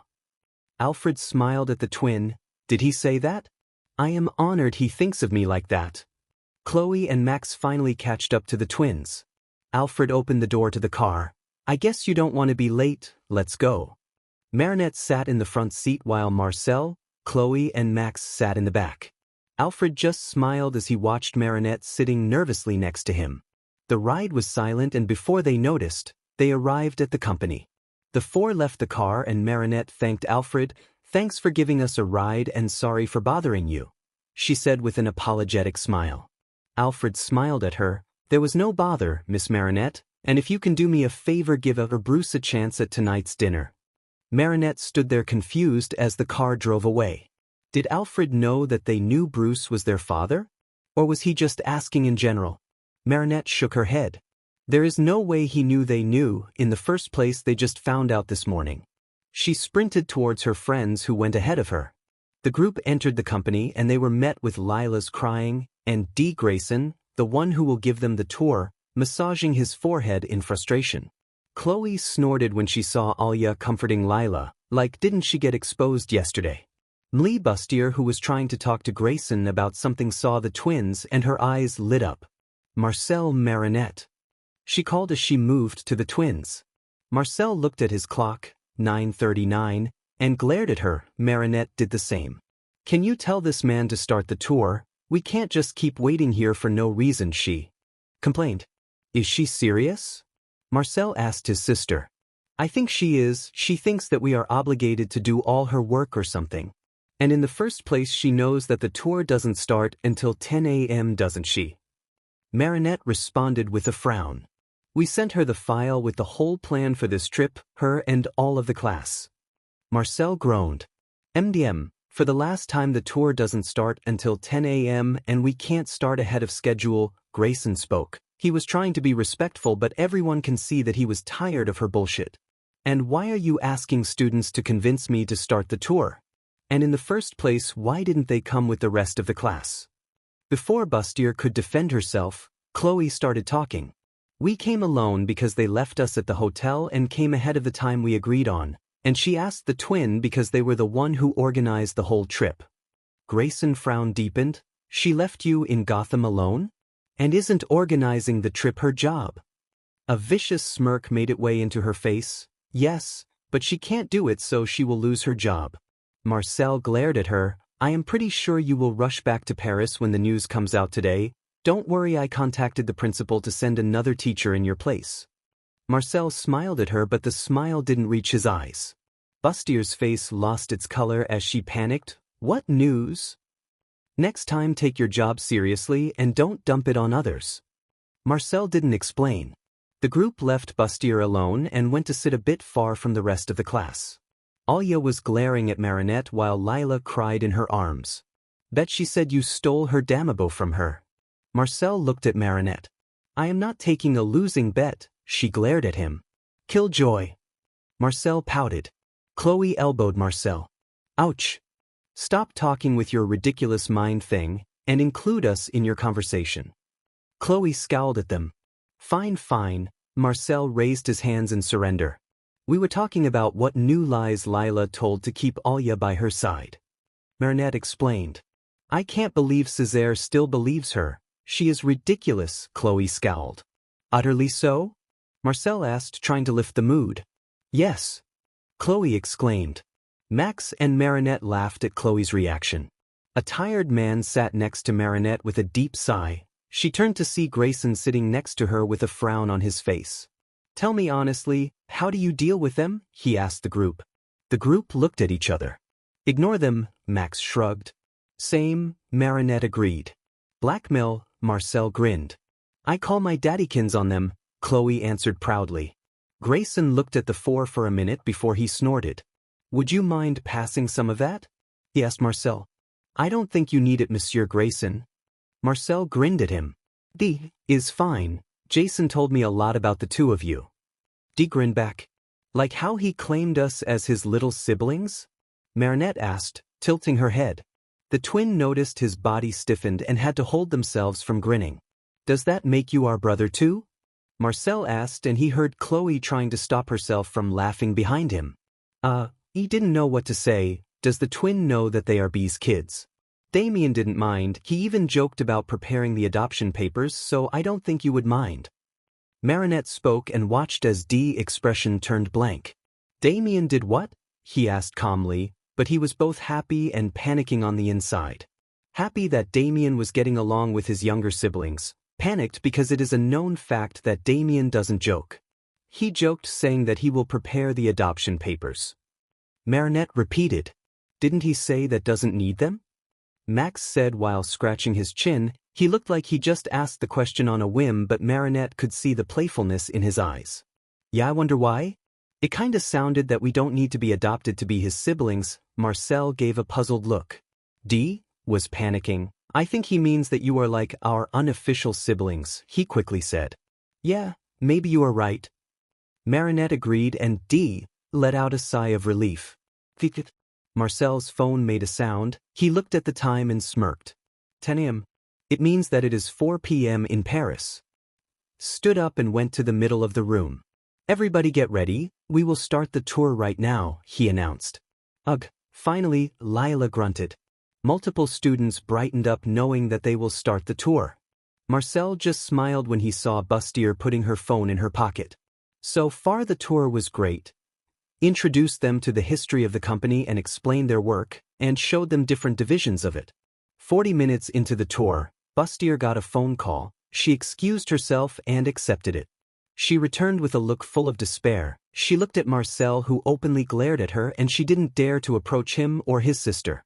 He was very close to snapping from Lila's ridiculous stories, like how she saved Batman's life or how she rejected Nightwing because she was dating Damian. The look on DS' face was hilarious, or the funniest of them all, Robin and Damian fighting over her. At 12, D led the class to the cafeteria where they will have their lunch. Okay, everyone please show your ID to the staff here when you get your food. Informed, Mr. Wayne has all of your names on a list and all the food is in the house. Enjoy your lunch and we will continue our tour in an hour. The class split up and headed to different stalls. Each one had different types of food. Japanese, Chinese, French, you could find any type of food you want. Marcel really doubted if this is a cafeteria or a food festival of some kind. He joined the four in their lunch. Marcel took some katsudon that he really missed. Max didn't know what to take, so he took the same as Marcel. Chloe and D took some fancy steak, and Marinette took a Chinese dish called Kung Pao chicken. The five sat at a table on their own and enjoyed their lunch. So, tells us about Gotham. Marcel started the conversation. What do you want to know? Asked as he looked up from his steak. Like, tell us about the heroes. Marinette answered him. You mean vigilantes? Smiled when he saw the group nod. He knows that they already know a lot about them, seeing how they came looking for them. Maybe the twins just want to start a conversation with him. Well, there is Batman, the one who started it. Later he took the first Robin as his partner. You mean sidekick? Chloe cut him off. DSI twitched. No, Robin was his partner. They fought mainly using gadgets and non-lethal weapons. Later Robin became Nightwing. There are many others like Batgirl, Red Robin, Red Hood, the newest Robin, Black Bat, and some say that Catwoman is with them. Marinette looked at D for a moment. Honestly, I saw a photo of Nightwing and his suit is truly a disaster, she exclaimed. Truly, it isn't that bad. tried to argue. I am not good in fashion, but from a practical view his suit needs a lot of remodeling. Even if the material is strong it still doesn't give much needed protection. And making it skin tight made it easier to spot all the weapons on him, without the fact that it doesn't obscure his body build, which makes it easier to look for his identity.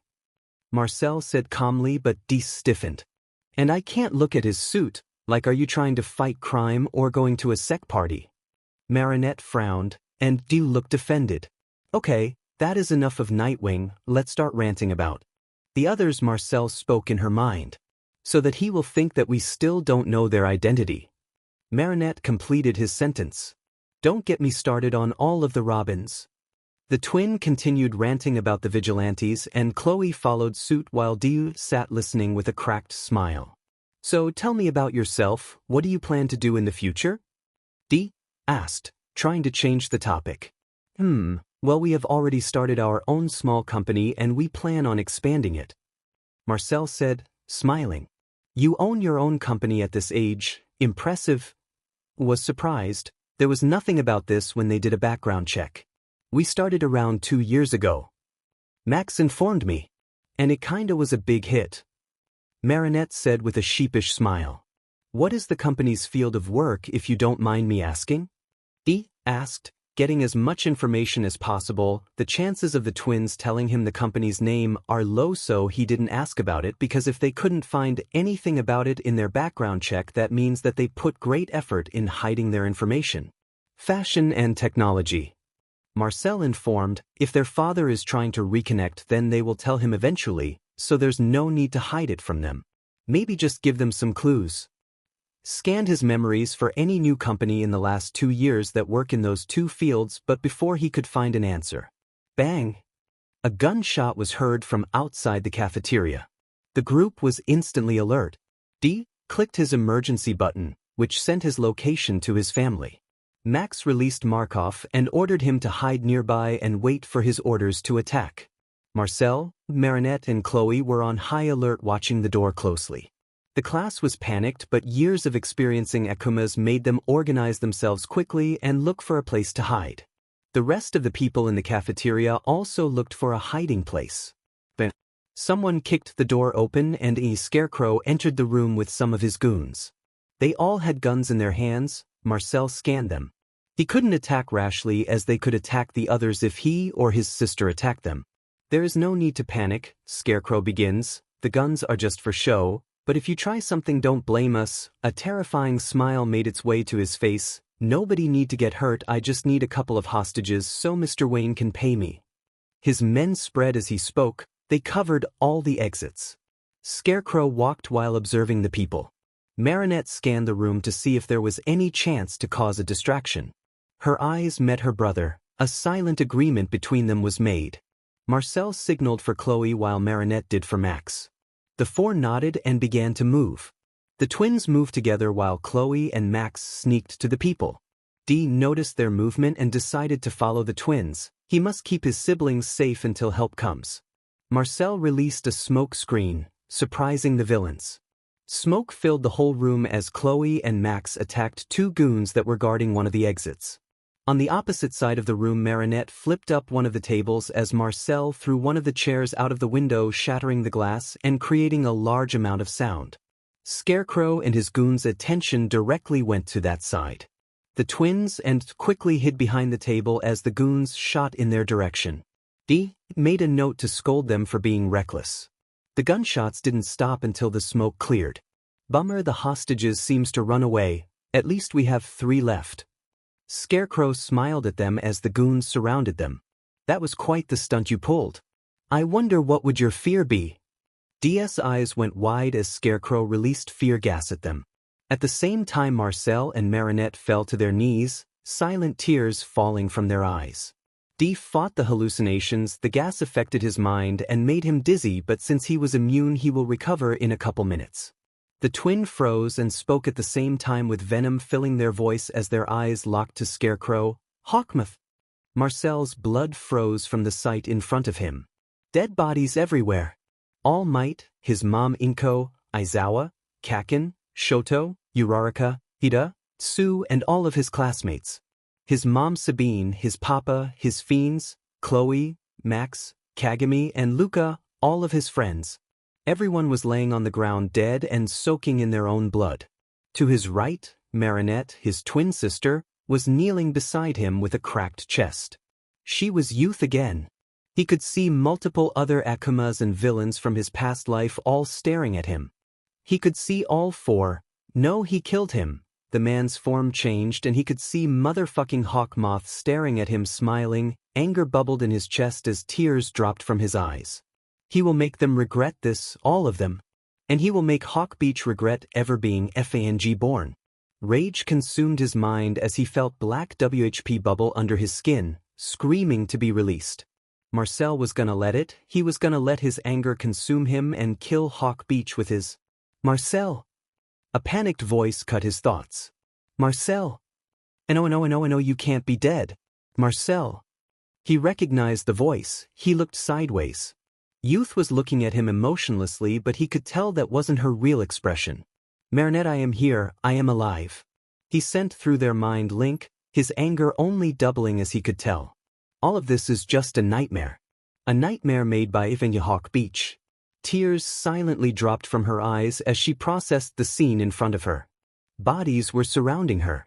Her friends, her family, all of them were dead on the ground soaking in their own blood. Half of the body of her mother was missing, only dust was sitting next to the half-core.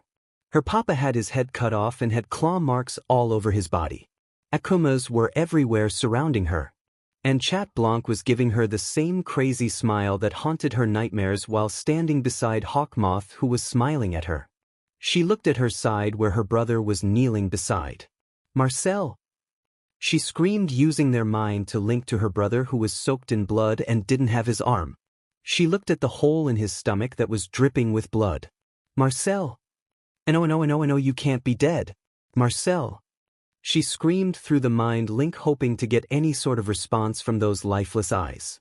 Panic and sadness in her chest were slowly turning into rage and longing for the blood of whoever made her brother like that. Marinette, I am here, I am alive.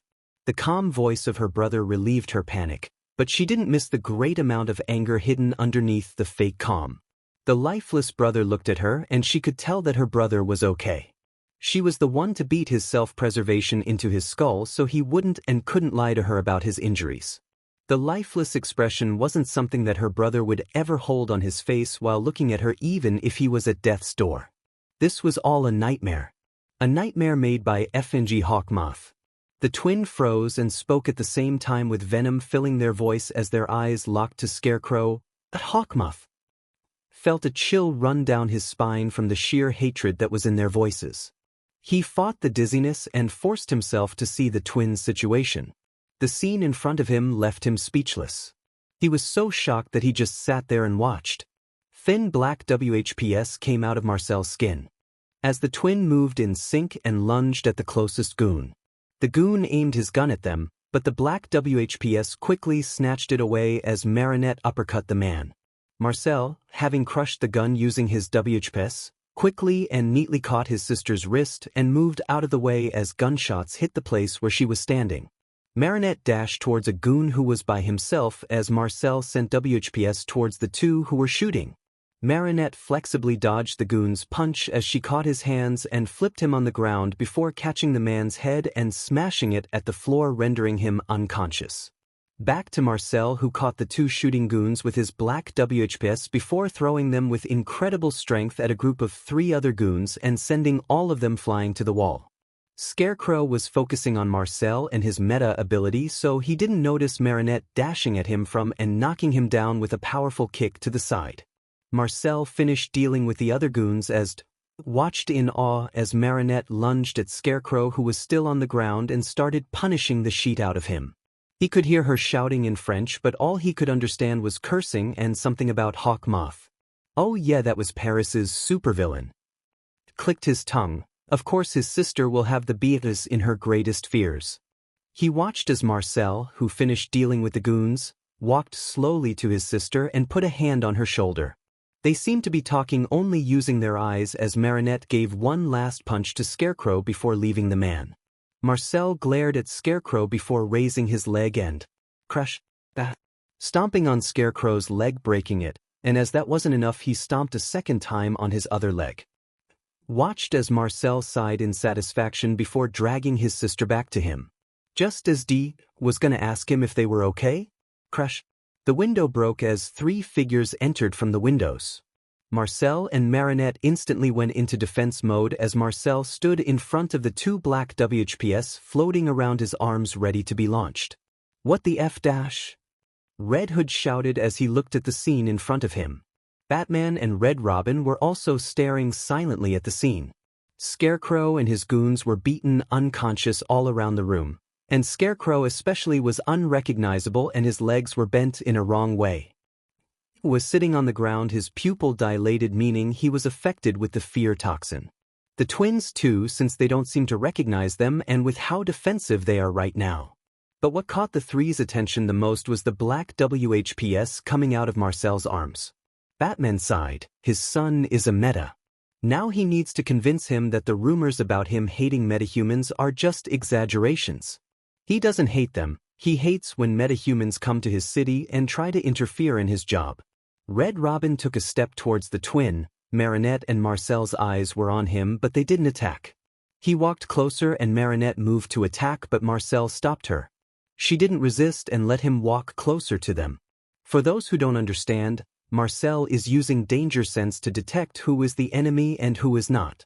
Red Hood and Batman watched in fascination as this was the first time that someone didn't attack them while under fear toxin.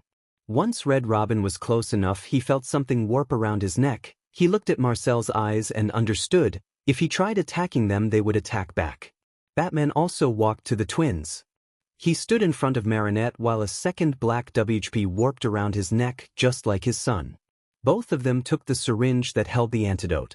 Red Robin moved while Marcel was watching him and pointed the syringe at Marcel's neck slowly before injecting him with the antidote. Batman did the same.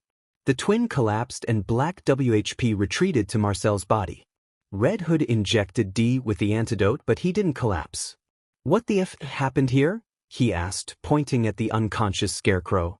I would tell you, but I think it will be better if you watch the camera footage yourself, said as he stood up, rubbing his head. The dosage of the fear toxin is way more than normal. Oracle, copy the camera footage and clear all of them. I don't want anyone knowing about Marcel being meta, Batman ordered. Got it, B? Oracle responded as she started copying the footage. We will take the twins to the paramedics so they can check on them. Batman looked at the twins that were limp in his and Red Robin's arms and sighed. Red Hood, make sure all of the criminals are arrested. Red Hood grumbled but did as said. Batman was talking to Gordon when the twins woke up. Marinette groaned as she opened her eyes. What happened? She rubbed her head as memories flooded her. Marcel. She panicked and looked around her only to sigh in relief when she saw Marcel Gurney. She saw no sign of injuries on him. You are awake. Eep. Marinette jumped from the deep voice that spoke behind her. Oh, Monsieur Batman, she blushed embarrassed. Batman chuckled, which gained him a few strange looks from Gordon. This is my friend Gordon, he needs to take your statement of what happened. Batman introduced Gordon, who walked to her side. I just need to answer a few questions, that's it? Gordon assured her. Marinette nodded her head shyly. In her head she already double-checked what she would say. She just hoped he didn't see her brother use his ability, or at least didn't tell Gordon about them. The victim said that Scarecrow and his goons attacked while you were having lunch. Is that true? Marinette nodded. I was sitting with my brother and friends. Mr. Grayson was also sitting with us when Scarecrow showed up. Gordon scratched his chin. I see, they said that a smoke bomb was released. Do you know anything about it? Marinette fidgeted with her fingers nervously. Don't worry, you aren't in trouble even if it was yours. Gordon gave her a reassuring smile. Batman had to give it to his daughter, she knew how to act. He obviously noticed that all the nervousness and shyness were fake, especially since he met her and her brother last night. That was my brother. We usually get attacked in Paris, so we have a ring that releases a smokescreen in case of emergencies. Marinette controlled her body language to show that she was uncomfortable with the subject. And even though she was sloppy, Gordon was convinced and didn't bother her about it. So what happened after you released the smoke? Everyone ran away but me, my brother and Mr. Grayson got stuck. We hid behind a table as they started shooting through the smoke. Marinette explained. Mr. Grayson said that you three were hit with fear gas. When the bats arrived, Scarecrow and his goons were all unconscious. Scarecrow even had both his legs broken. Do you remember anything about that?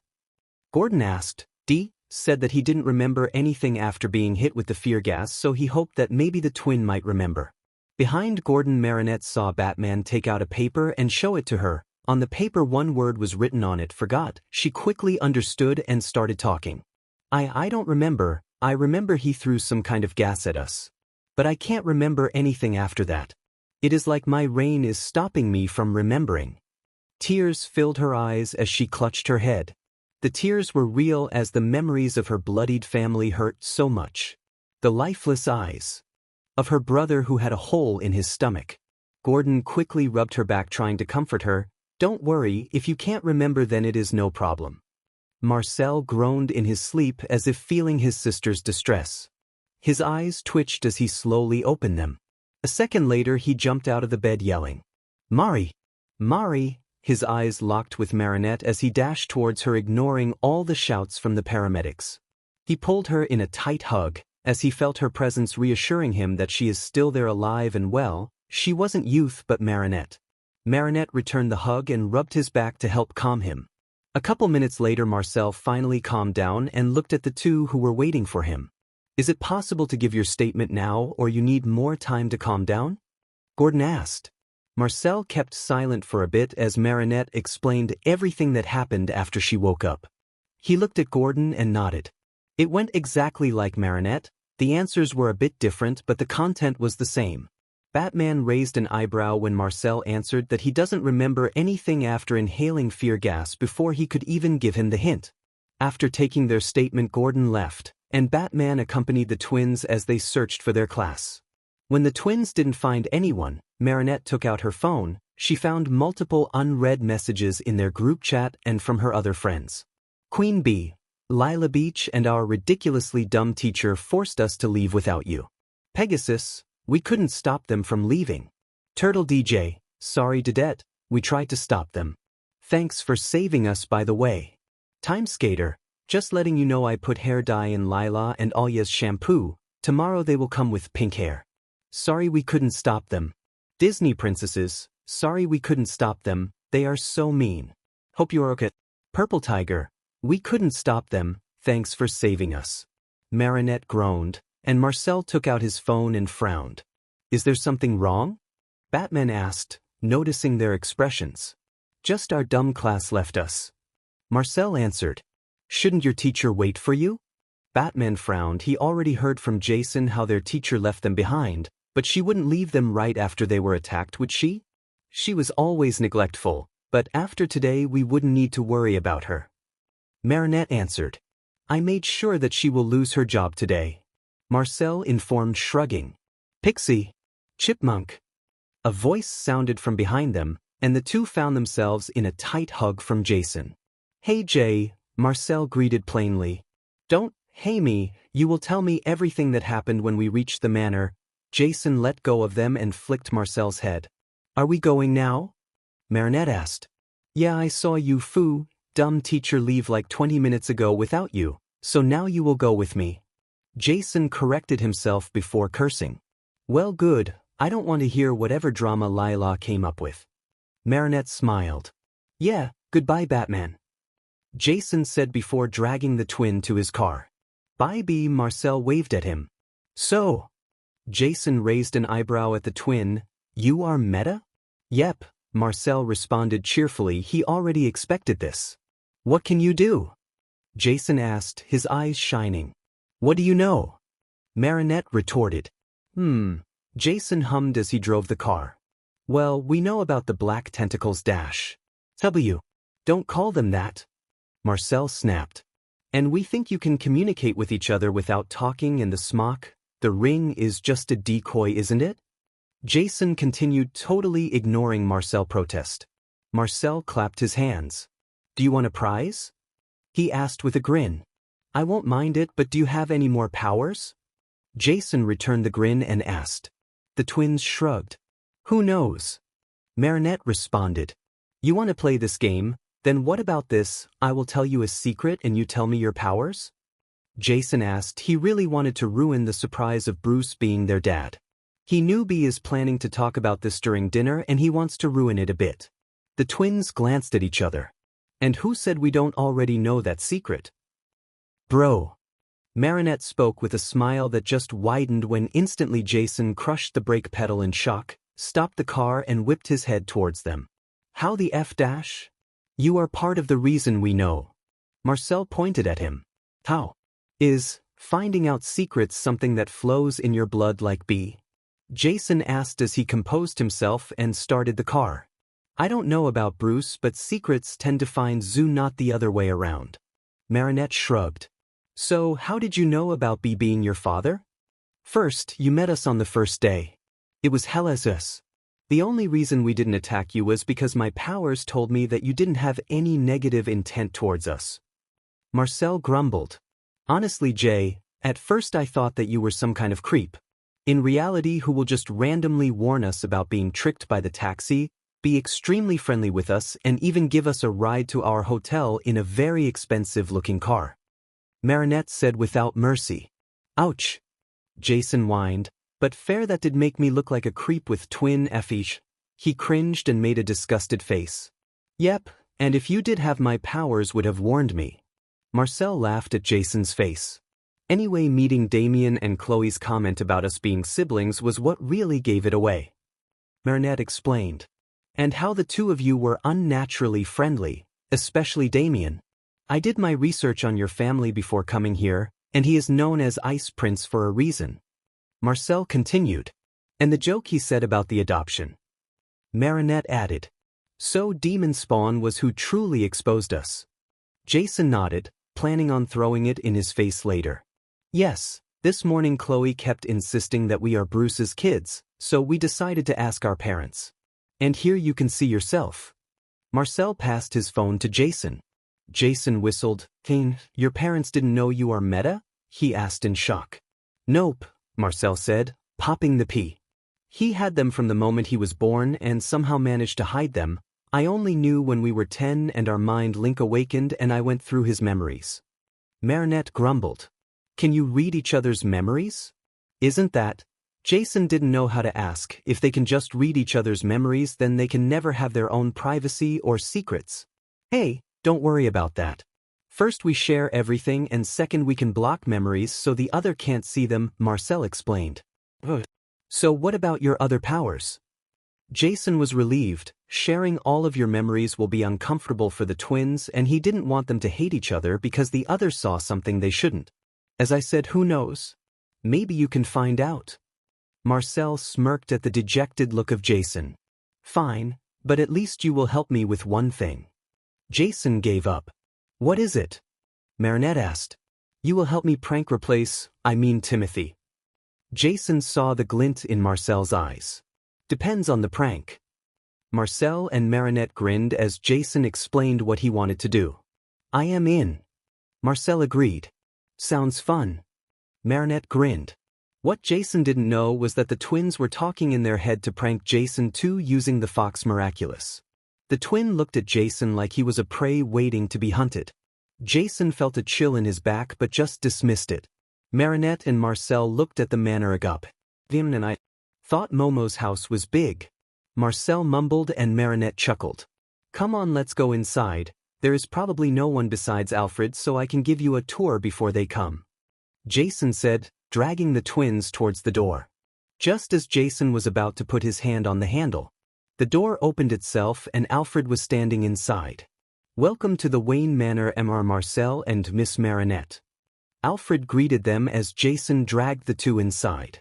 The inside of the manor was as appealing as its outside, from the marble floors to the crystal chandelier. I am definitely getting lost here, Marinette said as she looked around. Well, just don't go wandering by yourself and you will be fine, Jason laughed at her. Growling. Everyone turned to Marcel, whose stomach grumbled. Marcel held his stomach and blushed. You must be hungry after getting disturbed during your lunch. I will go prepare some food. Alfred excused himself to the kitchen.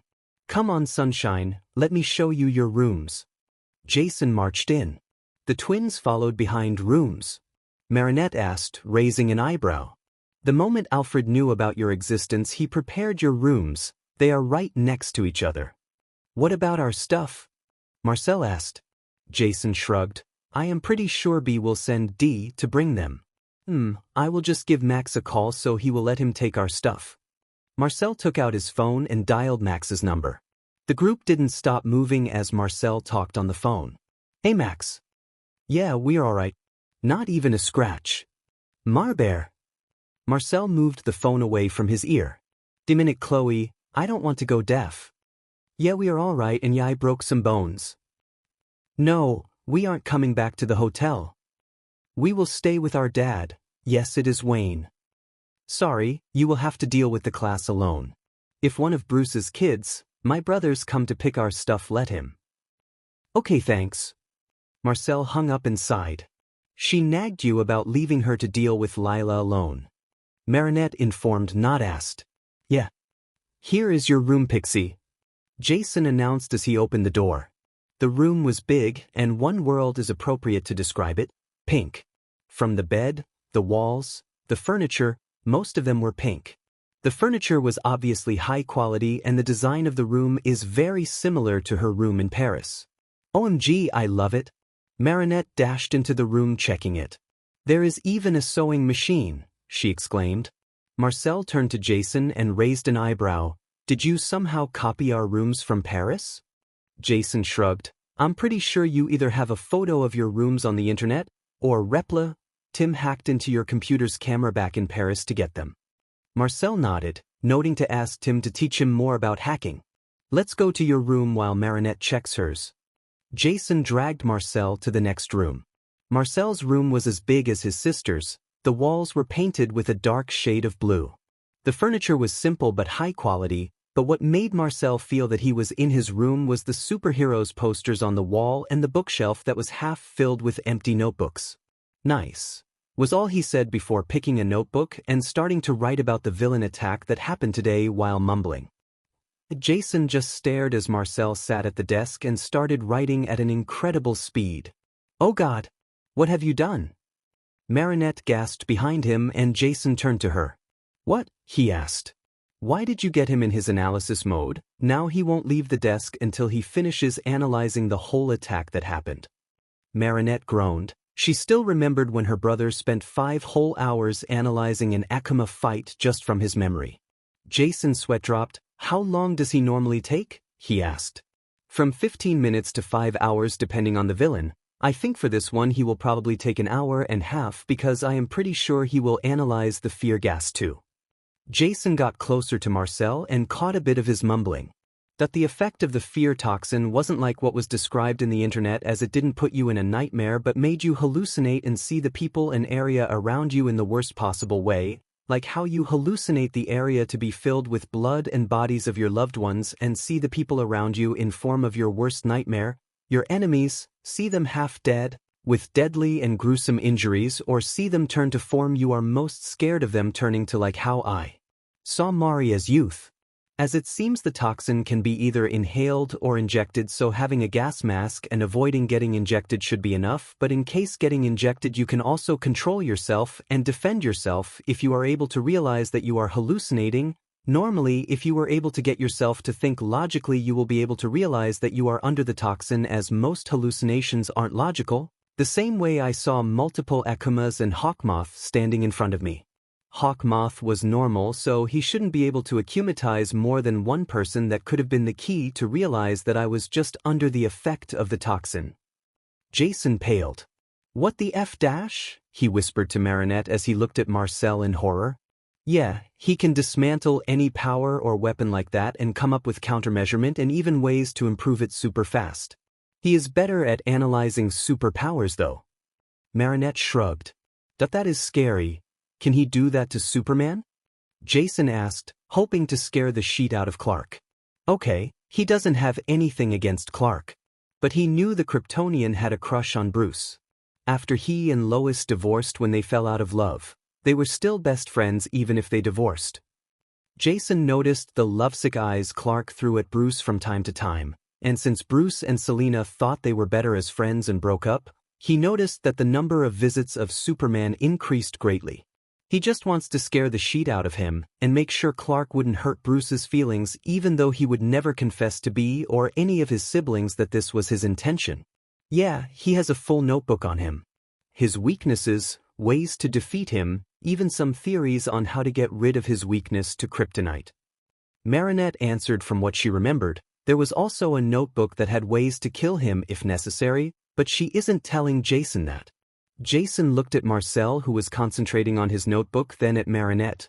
Do you think he would lend it to me? She raised an eyebrow. Why? Okay, long story, but Superman has a crush on B and I want to give him the shovel talk.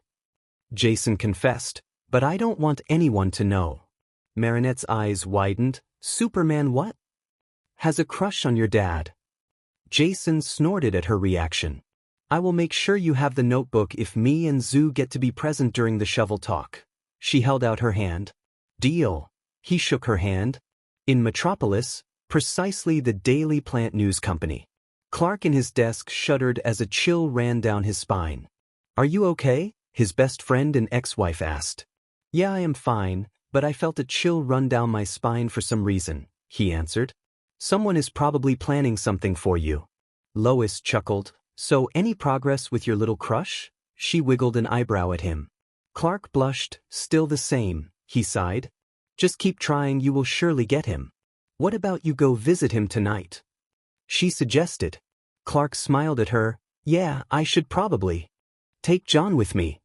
Yeah, he would like to hang out with Damian. Lois nodded and went back to her desk. Clark watched her go and returned to his work. 3 hours later, entered the manor with twin bags only to find them and Jason playing a fighting game on the PlayStation. How? Just how? Jason shouted as he lost to Marinette. Marcel was laughing his butt off. You must be cheating, you can't beat me 9 times in a row and not be cheating, he accused her. Marinette just laughed at him. I am just that good. Marcel patted him on the shoulder, learned that the hard way, but Marinette never lost in a fighting game. I can beat her in strategy games, but fighting there is no way. Jason looked dejected.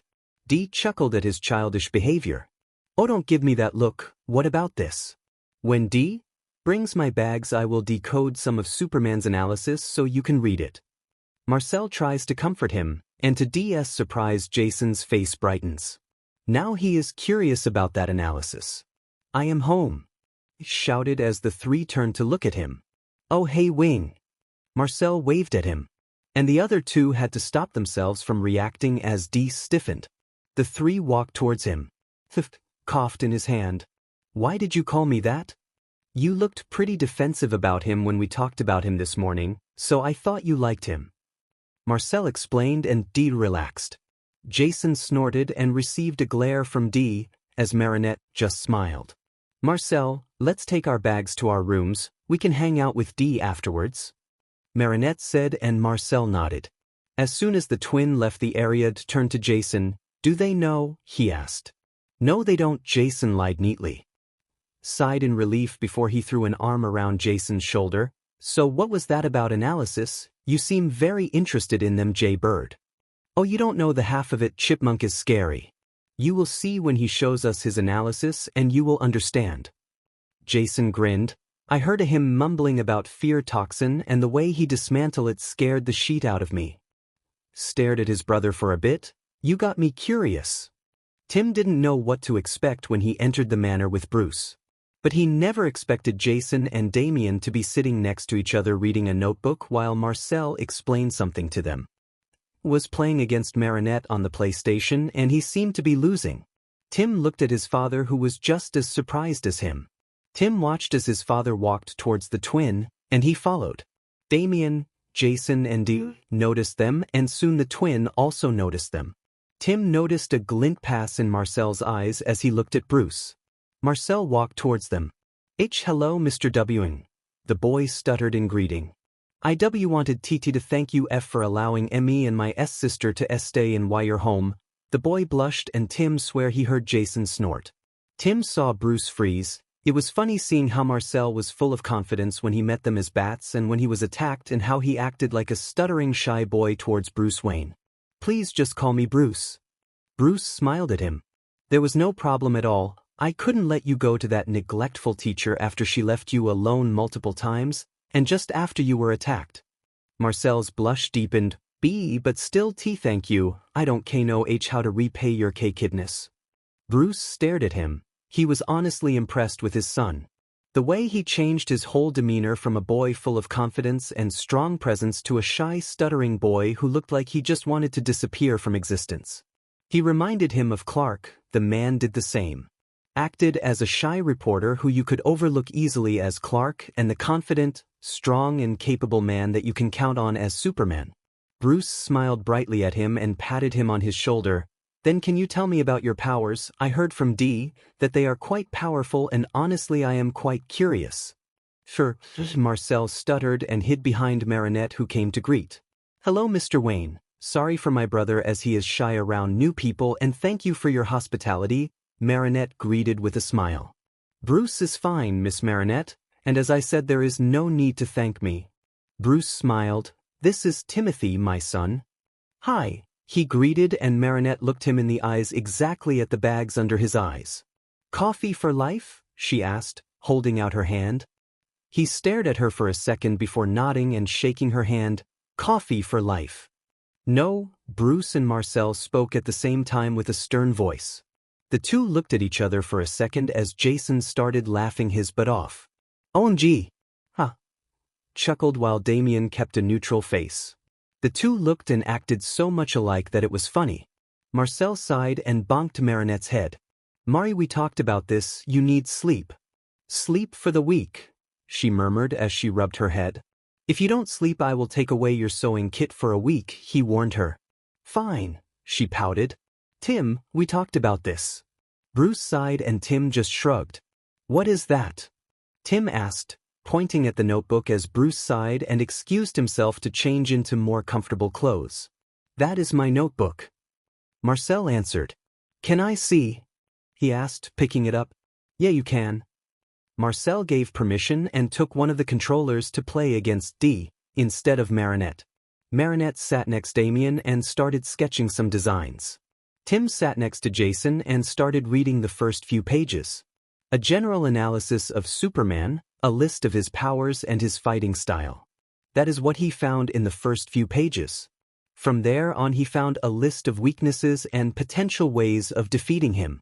Then there was full analysis on each of Superman's battles, the ones that had videos on the internet, including his mistakes that could have led him to death and ways to fix them. Tim understood why Jason and Damian were so interested in the notes. "Hey Marcel, do you mind if I take a photo of your notes?" he asked. Marcel didn't look away from the screen. "Why do you need them?" he asked. "Just want to show them to be later." Tim didn't lie. He intended to show them to Bruce. Sure Timmy, but you will own me one." Marcel shrugged. That wasn't his main analysis anyway. Since it wasn't coded, it didn't include ways to exploit weakness and other kinds of information that can be quite harmful to Superman. "Sure." Tim smiled at him. "Is there a place for another player?" he asked. "You will play against Mari after I beat Wings Butt." Marcel smirked. "Zoo! Language!" Marinette shouted at him. "Sorry." He apologized. Tim chuckled and took a seat next to Marinette. "So what is Paris like?" Marinette looks from her sketchbook. "Good, if you ignore Hawk Beach and his attacks." "Language!" Marcel shouted. "Yeah, Jason told me about him and I looked it up. He can turn people to Akumas." Tim asked. Marinette sighed. "Yeah, if you feel a negative emotion he can take control of you." That made it so everyone in Paris had to bottle up their emotions, which isn't healthy. Sounds hard. No matter how much you try to control your emotion, there will always be slip-ups. "Hey, I am gonna make some coffee, want some?" he whispered. "I don't think so, it's Tim." Tim jumped as Alfred spoke behind him. "Also, other Marcel, Miss Marinette, if possible, Mr. Bruce wants to speak to you in the study room privately." "Okay." Marcel put the controller and stood up. Marinette did the same and the twins followed Alfred too. The study room. "This will be awkward." Marcel said with a matter-of-fact through their mind link. I guess, we can just tell him we know if the conversation gets uncomfortable, Marinette shrugged. Shouldn't we be nervous right now? He asked. Probably because we already met him as Batman, Marinette shared her opinion. Probably, I kind of want to just drop the fact that we know as soon as we enter the study and see his reaction. Marcel had a playful smile on his face. No, we will let him talk, and if things get awkward we will tell him that we know. Marinette refused. Killjoy. Marcel pouted. We are already planning on pranking Tim and scaring the shit out of Jason using the Fox Miraculous. Pretty sure that is more than enough for you. She deadpanned at him. Yeah, you are right. Marcel grinned. The twins followed Alfred until he opened the door to the study. Mr. Bruce is waiting inside. Alfred said as they entered the room. Alfred closed the door behind them. Bruce was sitting at his desk reading some papers. He looked at them and smiled. Come take a seat. The twin took a seat and looked at him.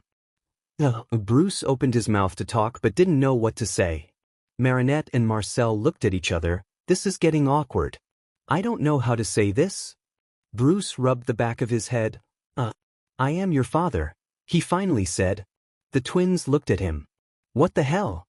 Marinette shouted in their mind link. That is the worst way to tell us. If we didn't know beforehand I would have thought he was playing a prank on us. She shouted to Marcel. Well, I think he has a problem dealing with this kind of emotional situation. He reminds me of Isizuku. Marcel spoke in fondness. You mean the man that acted like a dad to your class and refused to admit it? Marinette asked. Yeah, now that I think about it, they are so much alike. Marcel spoke. They both are heroes. Aizawa fought quirkless, relied on support gear and patrolled at night time just like Batman. Bruce looked at the twins who were silent for a while and started to worry. I know that this is sudden and all, but I thought it would be better to tell you as soon as possible, and I wanted you to know that I want to be a part of your life. Bruce cursed in his mind. He hates these kinds of emotional situations. Marcel looked at him in the eyes. We knew, he said simply. Bruce just looked at him as Marinette elbowed him. We learned about this morning from our mom. Our friends convinced us that we look too much like Damian to not be related and convinced us to ask our mother. Marinette explained. I see, Bruce sighed. Well, he was glad that he wouldn't need to go through the trouble of explaining and providing proof. As I said, I want to be a part of your life, of course if you want to. Marinette looked at Marcel who nodded at her. To say the truth, I still need time to process. We only learned about the news this morning. And Scarecrow's attack didn't help. She frowned, but we would like that. Bruce nodded in understanding. Quick question, did you send Jason to take our DNA? Marcel asked. No, he denied. He did it without informing me, and they messaged me the results in the middle of a meeting. He grumbled. He was in the middle of patrol when Tim sent him the results. The twins chuckled. Do we just tell him that we know he is Batman? Marinette asked. You know what, let's just tell him. Put the blame on Jason, Marcel smirked. Is there anything you need right now? Bruce asked. Yes, there is one thing. Marinette responded.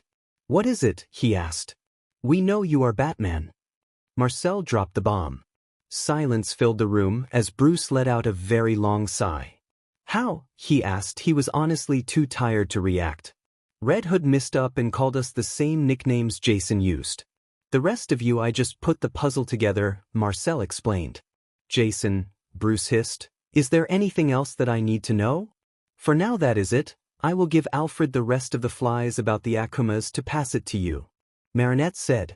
They weren't ready to tell them about being Multi-Mouse and Ladybug yet. And can you please not tell the others that we know? Marcel asked. Why? Bruce raised an eyebrow. We just want to mess with them a bit, nothing harmful. Marcel smiled at him. You know what? Sure. Bruce agreed. Marinette looked at Marcel's eyes and both held a playful glint in them. Ding. Bruce looked at his phone and saw a message from Clark. I am coming to visit with John. Bruce groaned, fully knowing that this night will be full of chaos.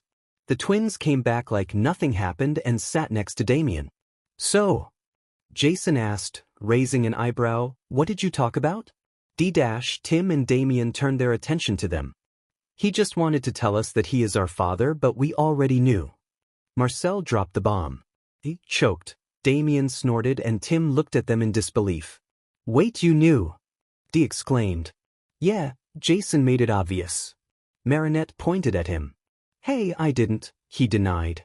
Coincidentally being at the airport when you don't have any work there, being very friendly with us even if it is the first time we met and giving us a ride to the hotel. Coming to meet us the next day and bringing your brother who looks too much like us with you. Being protective of us and saying that you are our brother. Marcel counted. Nope, you were. The only other explanation to your behavior is you being some kind of perverted creep. Marinette shrugged. Jason grumbled as Tim snickered at him. When did you find out? Asked as he moved next to Marcel. This morning, our friend somehow convinced us to ask our parents if we were related to our father. Turned out we weren't. Marcel answered calmly. Just this morning? You are taking this too well for my liking. Tim spoke. Not that he wasn't happy of getting new siblings, but he was worried as the twins didn't show any discomfort or even anger at the fact that they just discovered they weren't related to their father. When you live in a city with an emotional terrorist, you tend to learn how to process negative emotions faster. Marcel shrugged. I am still a bit angry with them, but I am mostly over it. Plus we kept much bigger secrets from them. Marinette explained. Oh yeah, Marcel still didn't tell me about his other powers. Jason scowled. I told you, that is for me to know and for you to find out. Marcel taunted. I am quite curious.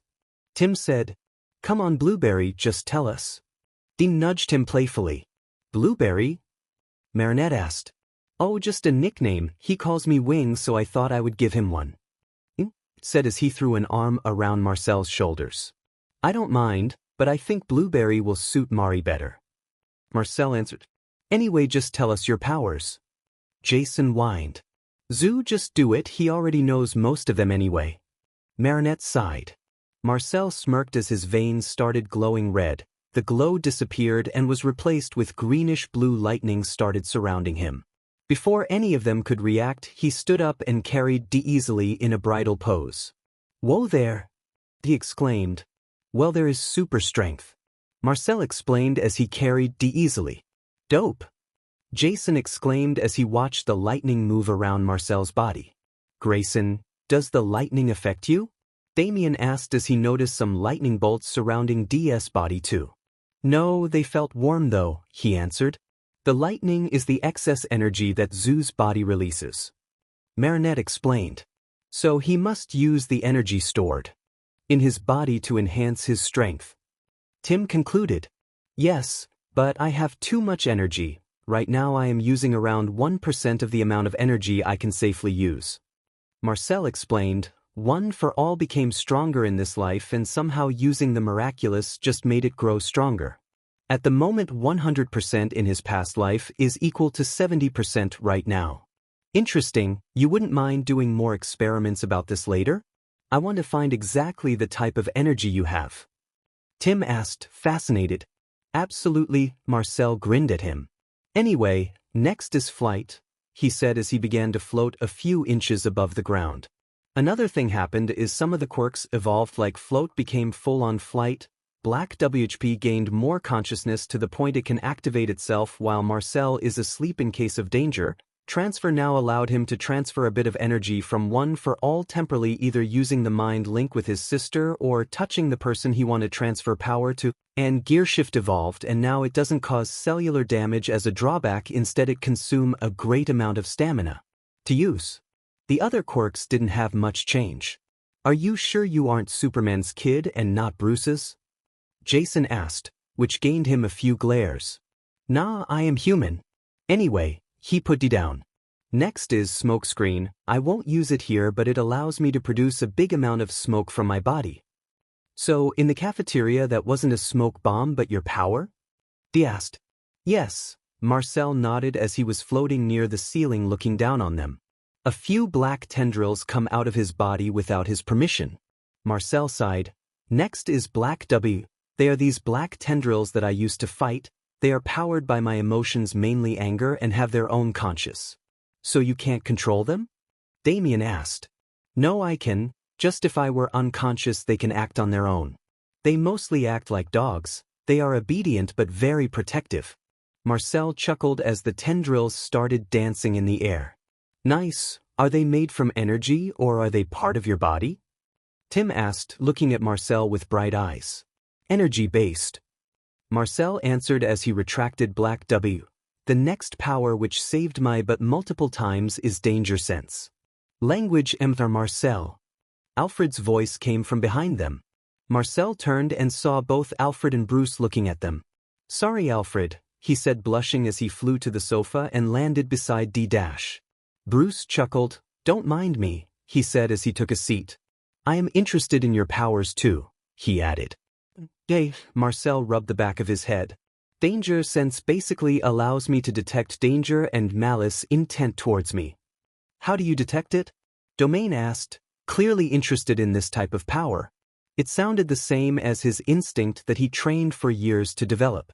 I don't know how exactly my power works, but if there is danger or an attack I will feel a painful nudge from its direction. Marcel explained, like this morning since I was hallucinating all the time I depended on it to navigate who is a villain and who is not. But how did you and Blueberry move so in sync like you could read each other's minds? You were even able to recognize each other while under the effect of the fear gas. D asked. Easy, because we did read each other's minds. Marinette answered and blushed when all the attention turned to her. I mean, me and Zoo share a mind link. We can read each other's memories, minds, and even share our senses with each other. Of course, if one of us refused, the other can't read their minds, but we got used to sharing everything to the point so we always are okay with it. Marcel added, so there isn't even one secret that you don't share? Tim asked. No, nope, the twins answered at the same time. Is there a distance limit? Bruce asked. As far as we know, no there isn't. Marcel shook his head. Nice, is that all, Chipmunk? Jason asked. There are two more. One allows me to store kinetic energy in my body and release it. The other is, in my opinion, the most powerful. Marcel had a grim expression as he remembered its old drawback that killed him. He is thankful that the quirk evolved and now consumed a lot of his stamina instead of damaging his cells and slowly killing him. The ability to change the speed at which objects accelerate through space.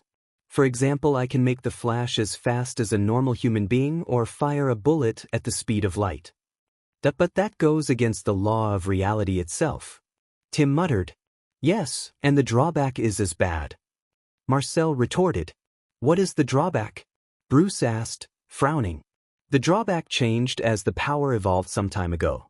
The old drawback is that it damages the body on a cellular level, which is very deadly. The room grew cold as the information sank in. You don't have any cellular damage, do you? Bruce asked, his tone emotionless, but Marcel can see the worry in his eyes.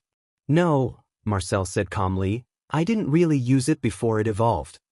We will talk about this later, but for now, what is the new drawback? Bruce sighed as he asked. The new one is way better. Using the power will just consume a great amount of stamina. So as long as I don't abuse it, then I won't have to worry about the drawback. Marcel smiled. But I don't use it unless it is a life and death situation. Marinette drilled this rule in his head when she learned that it killed him in his past life. Marcel is sure that the change to the gearshift quirk was because his body adapted to the quirk and not that the quirk evolved. You can't change the drawback of something, but if the cells are more adapted to the quirk, then they won't get damaged. The room grew silent. You aren't allowed to use that power. Bruce cut the silence with a stern voice. Marcel pouted. I know, Mari literally drilled that rule in my head. Good that you know. Bruce sighed. I will take you tomorrow to do a full medical checkup, just to make sure nothing is wrong, he informed him. But I am fine. Marcel pouted. You will go, Bruce spoke sternly, leaving no room for discussion. Fine. Marcel agreed. OMG. Marinette gasped. You actually got him to go to the doctor, she exclaimed, and Marcel just glared at her. Is it really that hard? Jason raised an eyebrow. You don't understand, she shouted. He would rather die than go to a hospital, Maman, and Papa had never succeeded in taking him to one after, and I mean never. Dee whistled. Then, Little Bolt is more similar to B than we thought. Little Bolt. Marcel stopped glaring and tilted his head towards D-. Well, you are my little brother and you have lightning dancing around your body, so little bolt. Boo ruffled Marcel's hair as the latter just smiled. So Bruce hates hospitals as much as Marcel? Marinette asked. He would rather die than go to one. Jason grumbled, remembering all the times Bruce had come home bruised and full of broken arms and refused to go to the hospital. One of them is already enough, she shouted in frustration. Bruce cleared his throat. I am still here, you know. Anyway, Clark and John will visit and have dinner with us tonight. Damian groaned as Jason scowled. Clark? As in Clark Kent? Marcel asked. Yes. Bruce confirmed but raised an eyebrow when Marinette took out her wallet and passed a $100 bill to Marcel. Marcel laughed. I can't believe you got it right. Marinette mumbled. What was that? Tim asked.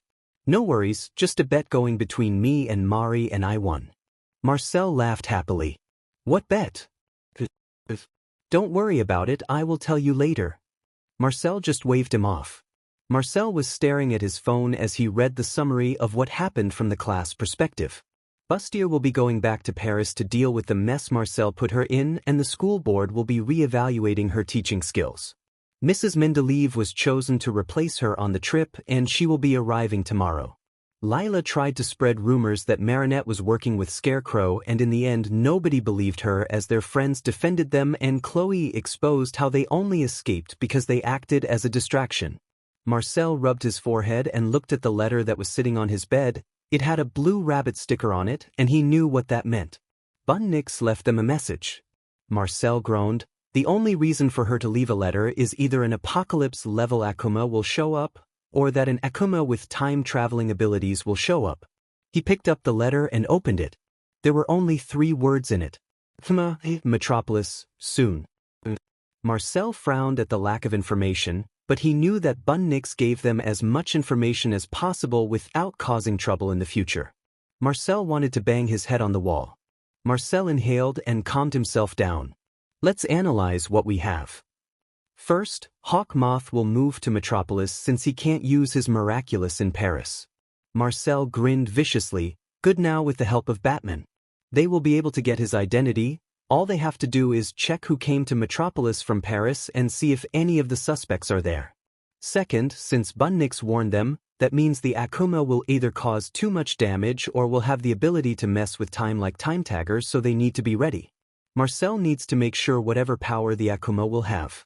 Marinette must never get hit, as she is the only one that can reverse all of the damage.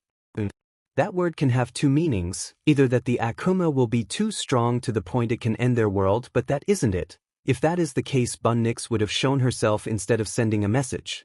Then the meaning is obvious. This is their last battle against Hawkmoth. He sighed. Soon, he tells himself. Soon they will catch him once and for all. Marcel sent a message telling him to keep a look for anyone that will go to Metropolis from Paris. Bruce didn't know how things escalated this fast. First, they found out that Paris was under attack for 3 years without the knowledge of the JL. Second, he finds out that not only that he has 2 children that he didn't know existed, but he also finds out that they are involved and targeted by the villain in more ways than he expected. And now, he finds out his new youngest son has a power that gives him cellular damage. Bruce rubbed his forehead. He hoped Clark won't be bringing any bad news and just be visiting. Mr. Bruce, Alfred called. Our Clark and John are here. He sighed and walked downstairs where Clark and his son were waiting. Clark hugged him. It is another thing Bruce found weird. After Clark and Lois divorced, he became more touchy with him, not that he minds. I hope I didn't interrupt anything by coming suddenly, Clark said as he broke the hug. You kind of did, but it isn't bad. Just got some new family members. Bruce answered as he saw the look Clark was giving him. Don't tell me, you adopted another batch of children. Clark joked. Something like that. We can talk about it over dinner. Bruce answered and turned his attention to John. Hello, John. How are you doing? I am great, Uncle B, Jonathan answered enthusiastically. Can I ask where Damian is? He was with the rest of the boys when I left him, Bruce answered. I will go find him. John bolted out of the room. Clark waited until his son was out of the view before turning to Bruce with a raised eyebrow. New family members be? He can hear 2 new young teens in the manor. Just found out this week that I have 2 more children. Twins a year younger than Damian. Bruce sighed. Really? I need to meet them. Clark said excitedly. He doesn't really have a problem with Bruce having more children, especially since he knows how much Bruce treasures them. They will be down for dinner in a bit, and I am pretty sure they know of your identity. Bruce smirked at Clark's widening eyes. Did you tell them? He asked. No, they found out on their own. They even had a bet on whether you are Superman or not. Bruce gave a smug look, proud of his children. But now I really want to meet them, they sound like a mini version of you. Clark grinned at him. John was following Damian's voice when a steady and strong heartbeat caught his attention. It was similar to Bruce's heartbeat but more energized. Without noticing, he followed the sound until it led him to a closed room. The door opened and a dark-haired teen came out. He looked at him with wide eyes, clearly surprised that he was here. Hello, you must be John. The teen greeted him with a bright smile, and John found himself lost in those clear blue eyes. Hello. The teen waved his hand in front of his face, trying to get his attention. John snapped out of his thoughts and blushed in embarrassment. Hello, I am Jonathan Kent, you can call me John. He introduced himself as the teen gave him a wide smile that rivals the sun.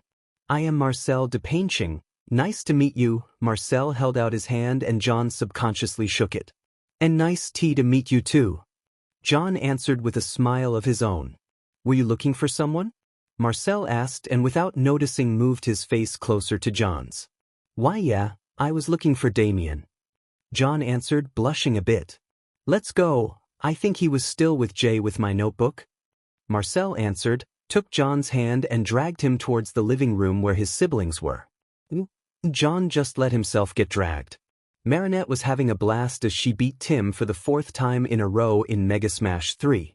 Domain was sketching in his book, while Jason was reading Marcel's notebook. He was very interested in it.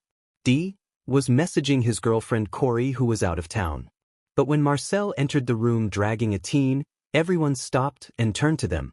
Zoo, who is that? She asked. Oh, this is John. He was looking for Damian and somehow ended up in front of my room. Marcel explained innocently. The boys raised an eyebrow. John already knows his way in the manor from how much he visited them, and he can just follow their sound using his super hearing to find them. Hi. John said awkwardly. He knew the boys were looking at him, questioning why he was at Marcel's room. Hi, I am Marinette, this idiot twin sister. She said as she pointed at Marcel. Hey, she ignored Marcel's shout of protest. I am John, Damian's best friend. John introduced himself. Damian grumbled as Marinette brightened. Only friend. Jason chimed in. Damian glared at him. Jonathan looked between the group and moved next to Marcel. So what is your relation with the Waynes? Did Uncle B adopt you too? He whispered to him. Oh, Bruce is our long-lost dad. Marcel said casually. Jonathan gasped and turned to Damian. You aren't the only blood son anymore. He exclaimed and dodged a knife that Damian threw at him out of nowhere. Hey! John shouted from behind Marcel, who laughed. Little D. Don't attack him. Quickly stopped Damian, just as he took out another small knife. Cough for Damian, I will appreciate it, if you stop attacking our guests, Alfred showed. Out of nowhere. And dinner will be ready in 5 minutes, so please make your way to the dining room. With that he left the room. You live another day, Kent. Damian glared at him. And let go of my brother before I cut off your hands, he threatened, and John raised both of his hands in the air. Geez, chill out, man. John chuckled. John froze as he looked at Marcel. What is that thing? He screamed. Everyone got on guard. What is what? Jason shouted as he saw John pointing at Marcel. That creature in Marcel's pocket. John said as he stared at Marcel in wonder. Sheet. Realization hit both Marinette and Marcel as they cursed. John turned to Marinette and saw a similar creature in her purse. You have one too, he exclaimed. One of what? Damian snapped. Guess the cat is out of the bag. Marinette sighed. Tiki, Mullo, come out. I am so gonna get you back for this Superboy. Marcel looked John in the eyes. What are you talking about? Tim asked. And who is Tiki and Mullo? Dee added. We are. A squeaky voice came from Marcel as a gray creature bolted and flew to Dee's face. Ah! Screamed as he jumped back. Hi, I am Mullo. A gray flying mouse was waving at him. And I am Tiki. A red blur flew from Marinette's purse and a bug mouse thing sat on her shoulder. What are those? Jason whispered as Tim got closer to Marinette, trying to observe Tiki. Mullo, come here, Marcel said as Mullo flew and hugged Marcel's face before sitting in his fluffy hair. Damian was watching it with interest. Wait, how did you know I was Superboy? John exclaimed and Marcel just ignored him. What are they? Tim asked Marinette with sparkling eyes. Well read, Robin, they are Kwamis. Marinette said with a grin, might as well expose everyone. Wait, you knew? Tim shouted. Yes, we know that you are the bats. By the way, blame Jason for it. Marcel shrugged. Todd, you told them. Damian snapped his head to him. Calm your melons, demon spawn. I didn't tell them shit. I let it slip and used the same nicknames I used as Jason and they instantly caught on. Jason defended himself. Just wait till B finds out. Tim laughed. Oh, he already knew and he wasn't happy. Marinette smirked. Pixie, you betrayed me. Jason turned to her with a betrayed expression. The twin just shrugged. So what are these? John pointed at the Kwamis. The twin looked at each other. Mullo gets squeaky. Tiki spots on. In a bright flash of light, the twins transformed into Ladybug and Multimouse. John had his mouth wide open while the boys just looked at them in shock. Jason was just staring at them in disbelief. So you aren't helping Paris's heroes, you are them. Tim spoke, excited. Does father know? Damian asked. No, I didn't. Bruce's voice came from the door, and you seem to have a lot of explanation to do. He spoke looking at the twins. Yes, we know, Marcel grumbled as he and Marinette transformed back to normal. Everyone was sitting at the table as Alfred brought their dinner. Clark was looking at them with interest. So where do we start? Marinette asked. You still didn't explain those creatures. John shut his mouth as Damian glared at him. That does sound a good place to start. Bruce nodded at the twins. Okay, they are called Kwami and they are bound to these jewelry called Miraculous. She pointed at her earrings and Marcel's pendant. Each Kwami holds a concept, for example Tiki the concept of creation and Mullo the concept of multiplication. I assume their powers are related to their concepts? Tim asked. Yes, each Miraculous is unique, Marcel nodded. Creation, multiplication, destruction, intuition, even fear. All of these have their own Kwami. Who gave you such a responsibility? And did they even train you? Bruce asked, frowning. The one who gave us the Miraculous was the old guardian, and no, he didn't train us until later on, and even then it was just for a small PRD of time. Marinette answered. Bruce gritted his teeth. Someone gave his children such a responsibility and didn't even train them properly. You said, old guardian. What does that mean? Demis. Hawkmoth found him and attacked him. So he passed the title of the guardian to us in the middle of a fight which made him lose his memories of anything related to the Miraculous permanently, Marcel explained. So let me get this straight. He frowned. He basically dropped all of his responsibilities on you and erased his memories. Yeah, basically, Marinette shrugged. Honestly, he wasn't even a real guardian as from what we knew the temple was destroyed when he was still an apprentice and he was the only one left. Ah. Bruce sighed. We will talk about this more later. For now let's finish our dinner. You had a rough day and you need the rest. The family continued their dinner in silence. Just as everyone finished, Marcel remembered Bunnix's letter. I just remembered something important. Marcel spoke and everyone's attention was on him. Bunnix visited and left me a message. He passed the paper to Bruce who read it and frowned. The Bat family knew who Bunnix was from the files the twins gave them. So you might want to fill Superman in on all of this. Marcel smiled sheepishly. But what is in the letter? Marinette asked. Hawkmoth is coming to Metropolis. Marcel told her.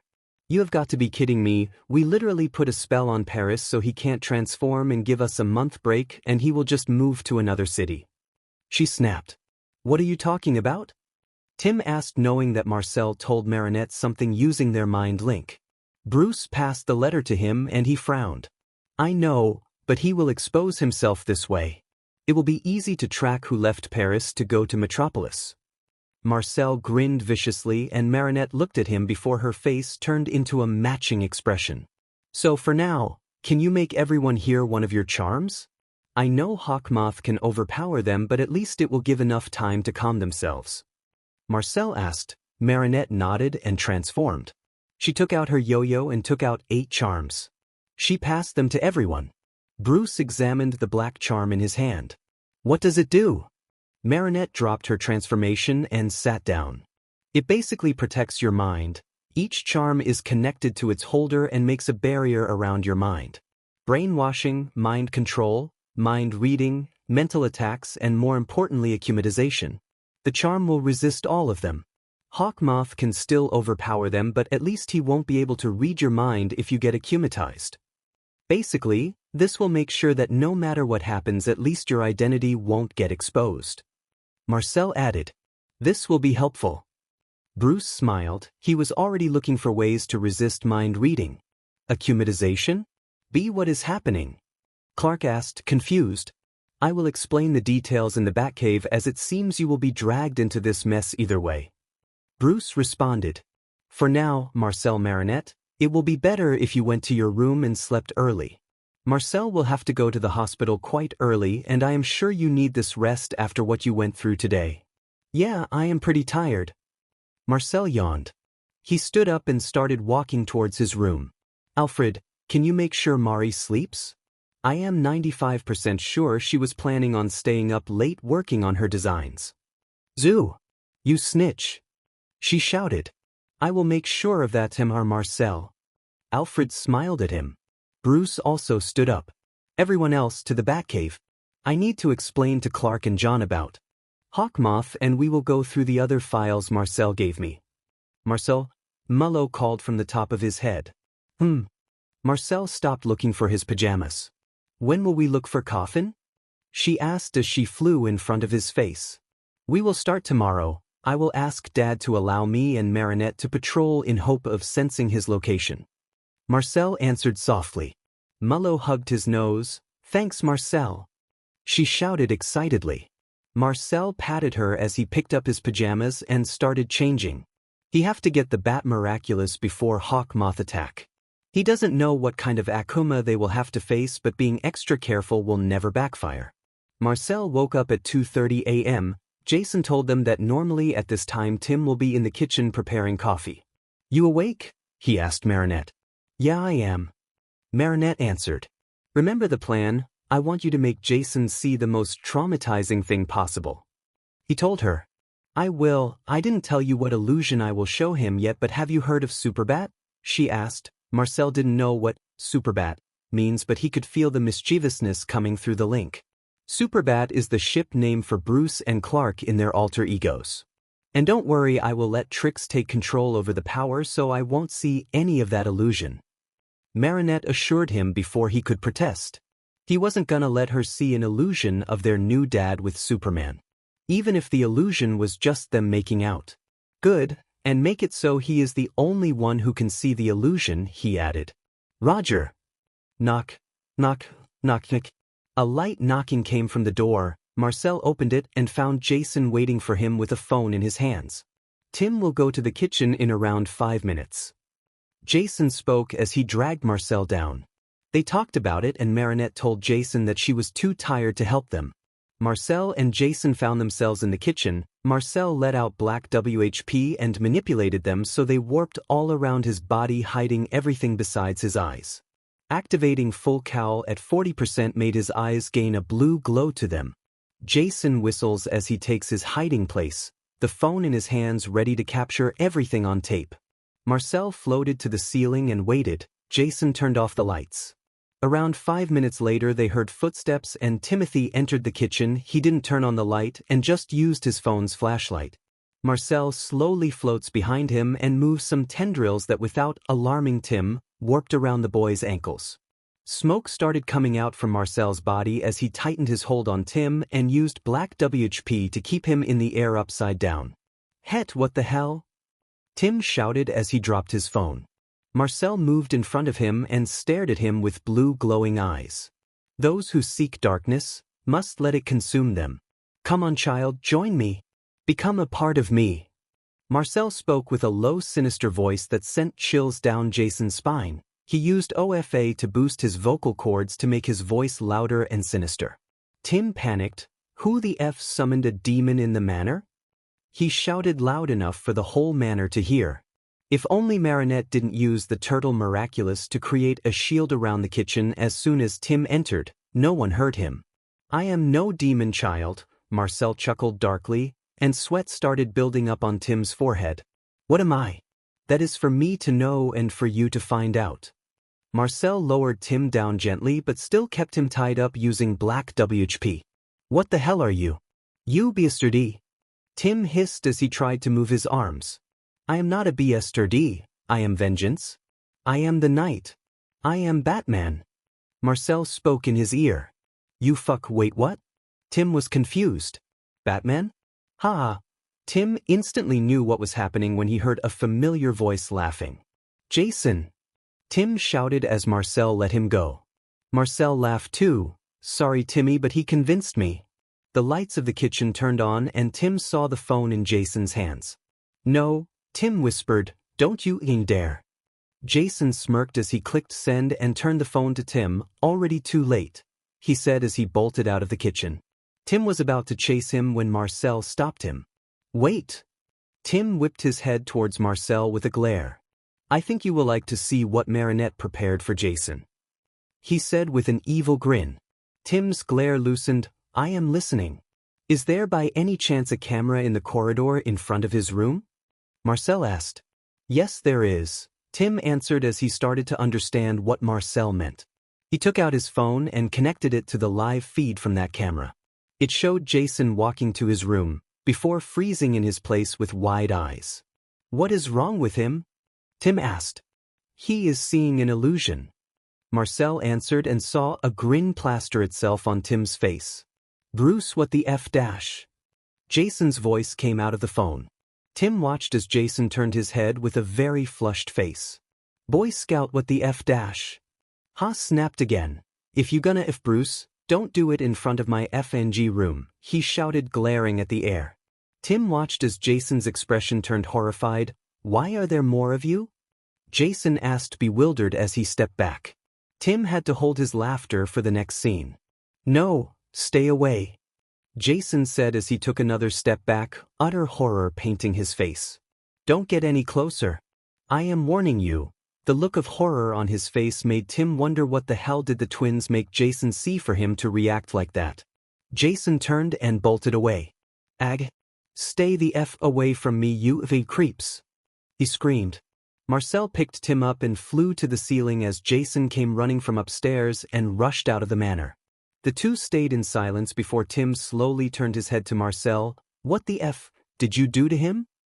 he asked, and Marcel saw the sparkle in his eyes. "All I know is that Marinette put him in an illusion where he saw Bruce and Clark making out. The rest I don't know," Marcel explained as he looked at the manor's open door. "He doesn't know what tricks showed Jason." Duh. Tim stared at Marcel in amazement. "He is FING traumatized now. I am so gonna send this in the group chat." He paused a bit. "And thank you for not making me experience that." Marcel stared at him. "No problem? Anyway, I am gonna ask Mari what exactly she and Trix made him see." He put him down and started floating out from the kitchen. "Oh, and if possible, please add us to the group chat." With that, Marcel went back to his room. "Mari, what did Trix show him?" he asked. Marinette stayed silent before speaking. She explained how Trix said he made Jason see Bruce naked first, then when he turned around he found Superman FNG Bruce, then slowly more copies of both of them appearing, then at the end all of them running after Jason while fully sweaty and naked. "I didn't see anything, but I could hear Trix's loud giggles in my mind as he created and controlled the illusion." Marinette sighed. She didn't expect Trix to do all of that. He was so proud when he explained it to me. Marcel stayed silent for a second. Go to sleep, and tomorrow act if we don't know anything about that. Okay. She agreed because why in hell would she explain that to Jason? The next day, early in the morning, Marcel and Marinette found themselves getting a full health check at the hospital. Bruce and Clark were accompanying them. I understand why you want a full health check for Zoo, but why me? Marinette whined. I need to know the effect of your earrings on your health. Bruce answered causally. They were alone waiting for Marcel to finish his final medical test. Fine, Marinette pouted and Clark chuckled.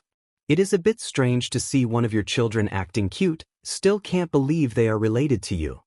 Clark nudged Bruce. Bruce glared at him, and Marinette pout turned into a predatory grin. You really think so, Mr. Clark? Clark felt a chill run down his spine. Zoo has over 68 plans that can theoretically neutralize you, and 14 of them are deadly. And you know, since he and I can look through each other's memories, I have access to them at all times. Clark remembered when the League found out that Batman had backup plans to defeat each and every member of the JL, including himself, and he said it was normal and they were fouls for not doing the same. Nope, definitely your kids. Bruce smiled proudly, and Marinette burst out laughing. The door to the room opened and Marcel came out scowling. He looked at Marinette and raised an eyebrow. What is funny? He asked as he moved closer to her. Bruce let them be and moved to the doctor. So what are the results?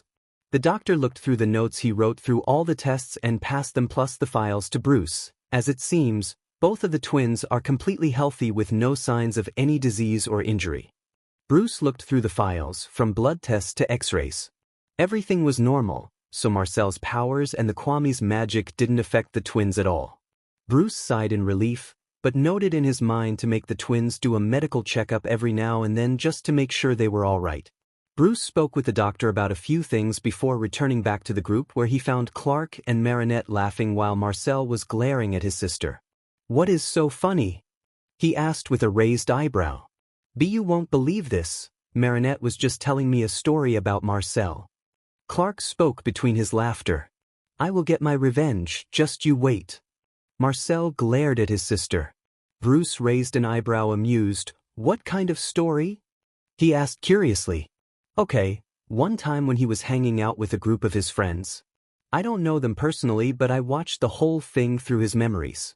They had a sleepover at his friend's house. They played and watched a movie, but Marcel fell asleep first. So his friends thought it was fun to pick him up, tie him to the roof of a car while he was asleep, then break the speeding limit of every street in the middle of the night. Marcel woke up screaming and his friends just didn't stop. Marinette explained. That is dangerous, Bruce frowned. Yeah, it was. Marcel agreed, and that is why I banned them from ever giving Ochako, the girl who was driving, a car ever. He still remembers how many police cars were following them at the time. Huh, Bruce sighed. Let's just get back to the manor. The ride to the manor was silent. When they entered the manor, they were greeted with Jason holding 2 guns and pointing them directly at Clark. Die, you little sheet! Jason shouted as he started shooting at Superman. Whoa there, Clark said as he dodged the bullets. Hey, what is the problem? He shouted as he was hit in the shoulder. Bruce was enraged. Shut up, old man, your turn is still up for what you did yesterday. Jason snarled. Yesterday? Bruce asked. Hey Jay, Marinette called awkwardly. Jason turned his glare to her. Yesterday? Might have been an illusion. Jason looked at her confused, then he remembered that the twins have magic. Marcel didn't give him a chance as he picked up his sister and rushed past him. Pixie, he screamed as he ran after them. Huh, Bruce let out a long sigh. Clark chuckled. They seemed to get along. They got along too much. Bruce grumbled. Are you okay? I won't put it past Jason to have kryptonite bullets. What if I am not? Gonna kiss the pain away? He teased. Bruce looked at him unimpressed. You know what? Sure. He gave him a quick peck on the lips and followed the teens. He has too much on his mind that he doesn't care if his feelings for Clark are exposed. Clark stood there frozen in place. When he realized what happened, he blushed and ran after him. When he reached the living room, he was surprised by the scene in front of him. Jason was hanging upside down as Marcel was using black WHP to tie him up. Tim, John and you were laughing their butt off, while Damian was snickering. Marinette was talking to Jason. Promise you won't attack us. No, he refused. Then you won't mind seeing the illusion again, just this time Marcel will be tying you up so you won't run. Marinette smiled evilly. Clark didn't know what kind of illusion they showed him, but it must be terrifying as Jason's face paled. You wouldn't dare. He challenged. Oh, she wouldn't, but Trix, the one who actually showed you that illusion, would dare. Marcel spoke, and just for your information, we don't see the illusion. So you will be the only one traumatized. Jason was silent for a moment. Fine, I hate you, he huffed. We love you too, the twin said as Marcel gently put him on the sofa. Jason grumbled. Now can someone please explain why Jason attacked Clark? Bruce asked his children. Silence filled the room. Tim already shared what happened yesterday with John and Damian, so they know that Jason saw Bruce and Clark fang each other. Marcel and Marinette looked away. They told Trix to show Bruce and Clark making out, not having full-on SEC on the collider. Jason huffed. There is no way in hell that he will be the one to explain. That let's just say, Jason saw some very disturbing things and Clark was in most of them, Tim explained awkwardly. Bruce raised an eyebrow. That you don't want to know. The Kwame went overboard. What Jason saw wasn't in the plan. Marinette explained. B, trust me, you don't want to know. D added. Fine, Bruce gave up. I am going to my office, he said as he walked away. Clark just gave them a smile and followed him. Wait, I need to ask Bruce something, Marcel exclaimed as he went to follow. I will go with you, John said as he followed. He wants some alone time with his soon-to-be brother. Yes, he knew about his father's crush, and from what he eavesdropped heard earlier, his father has a high chance. So, Bruce asked, looking at his son and Clark's. Can I go out?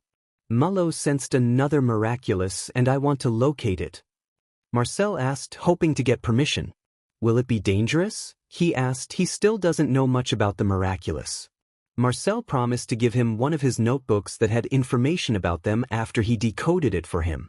Marcel doesn't want anyone learning his code. No, I just want to see its relative location. Once I know it, I will tell you before I act. Mullo already said that the Miraculous is dormant, so even if someone has it, they don't know its ability. Marcel explained. That you can go, but not alone. Bruce made his decision. I will go with him, John said excitedly, which made Clark raise an eyebrow at him. John just gave him a smirk before dragging Marcel away. Thanks, Dad, Marcel exclaimed before bolting out of the room. John followed him. Bruce stood there frozen. B, hey Earth to be. Clark waved his hand in front of Bruce's face. He called me Dad, Bruce said, blinking. Yeah, he did. Clark gave him a soft smile. Bruce stared at the closed door and a small smile made its way to his face. Clark sneaked one of his arms around Bruce's waist. So, did you mean the kiss earlier? He asked, blushing. He knew for a fact that there was no reason for Bruce to act like that. They weren't in a gala or in public, so that wasn't one of Bruce's acts. Batman won't make a move on any one of the Justice League if he doesn't mean it. Bruce looked at Clark, whose face was redder than a tomato, and he couldn't stop himself from chuckling. Well, do you want me to mean it? He teased as he moved his face closer to him. Yes, Clark answered without hesitation. Bruce didn't speak but leaned and connected their lips. Clark reacted instantly as he put a hand on Bruce's hips and brought him closer, deepening the kiss.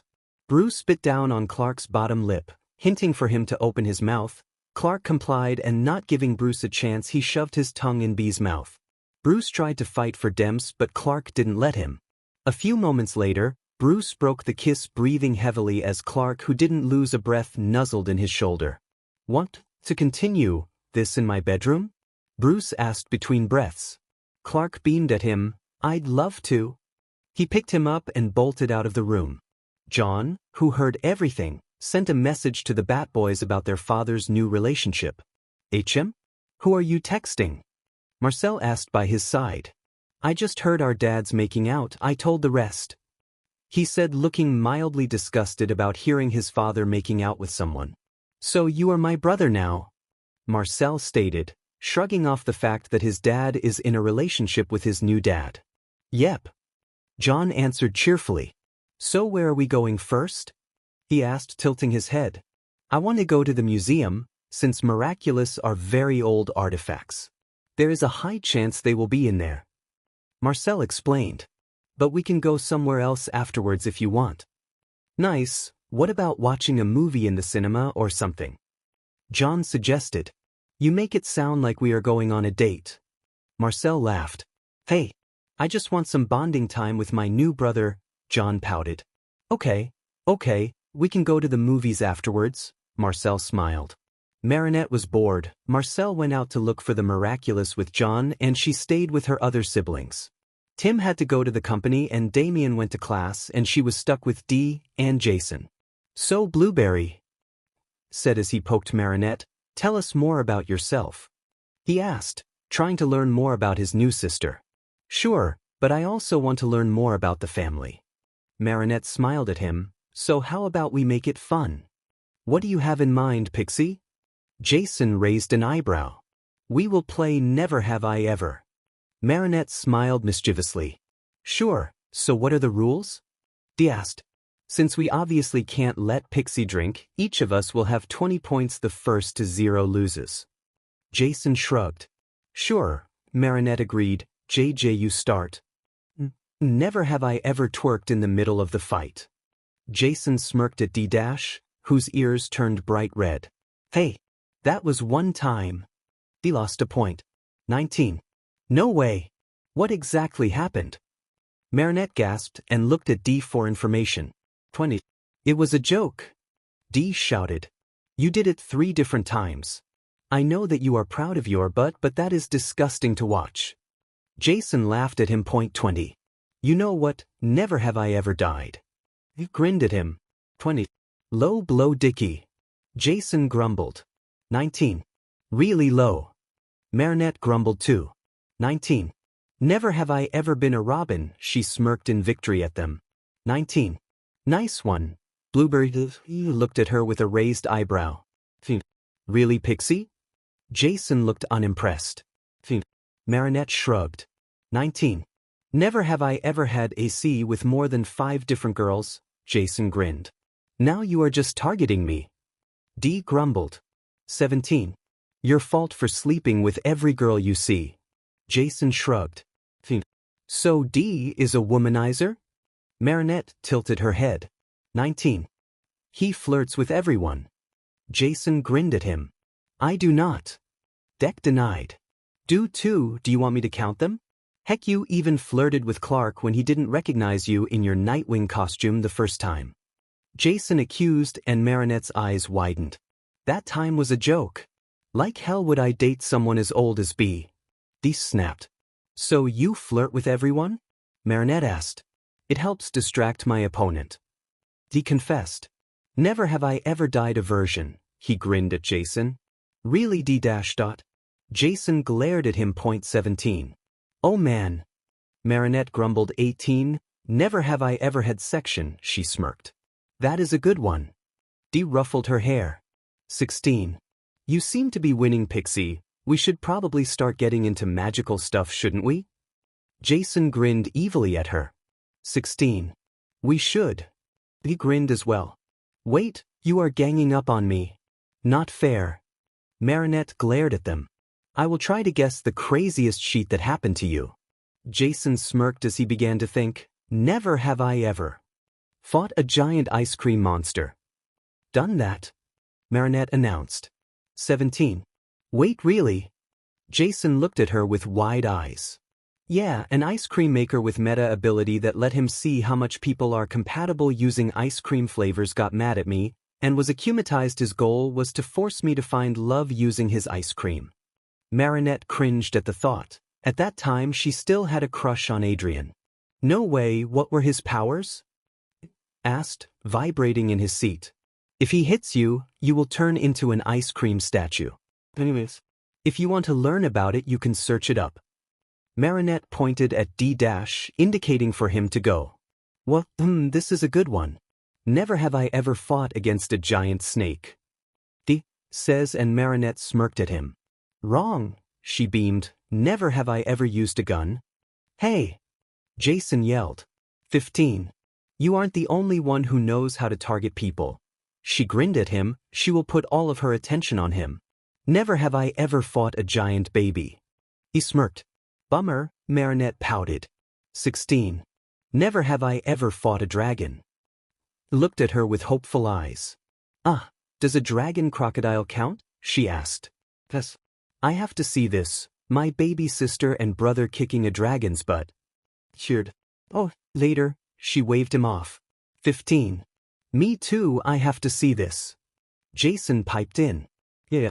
Anyway, never have I ever been adopted, she grinned. Really, Pixie? Jason groaned. 14.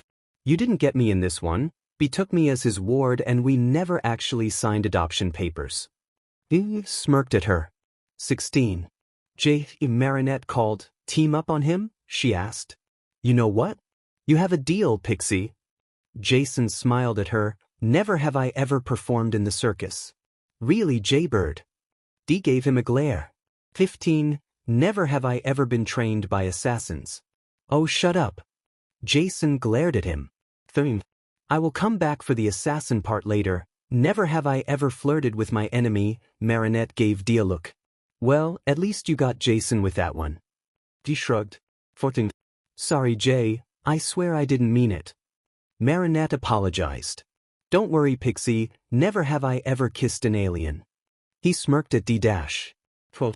She kissed me, Dee exclaimed. 13. And you kissed her back. He smirked. We are back, losers, a loud voice came from the collider. A blonde girl walked to the room grinning widely with a dark-skinned boy next to her. The two stopped in their palace as they saw Marinette. The blonde slowly looked at Dee. Biological? Legal? Or emotional? She asked. Bio. Dee answered without batting an eye. She and her twin brother, he added. Cool, she said as she jumped next to Marinette. I am Stephanie Brown, call me Steph. I am Bruce's child but not his child. She grinned at Marinette. I am Duke Bruce's ward, the dark-skinned boy introduced himself. That there is more? Marinette exclaimed before noticing that she was being rude. Sorry, I am Marinette de Painting, I guess way now? We just learned that he was our father yesterday. She shrugged. Okay, Mari, what is your catch? Steph asked as she got closer to Marinette's face. Crazy assassin family? A villain parent? What is your crazy story? Marinette looked at Dee, pleading for help. It chuckled. Come on, Steph, don't overwhelm her, and if you read the group chat you would have known. So there is a crazy background story. I knew it. None of the old man's kids is normal. Steph jumped as she exclaimed. Calm down, Barney, and let Pixie talk. Jason rolled his eyes. Shut up, a-hole. She snapped at him. While the two were bickering and Dee trying to calm them down, Duke slowly dragged Marinette away from the room. You will get used to them, he tells her. Don't worry, I dealt with my fair share of crazy people. She smiled at him. So how do you feel? He paused. I mean about all of this. It is kind of new and a bit wild, but I dealt with crazier stuff. Marinette shrugged. Duke snorted. Like what? He asked.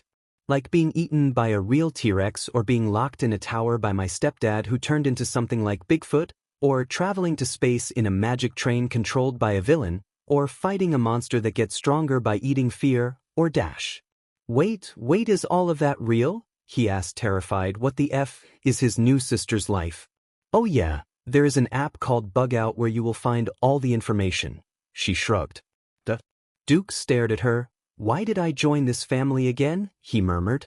Mari. Steph came running and snatched Marinette away.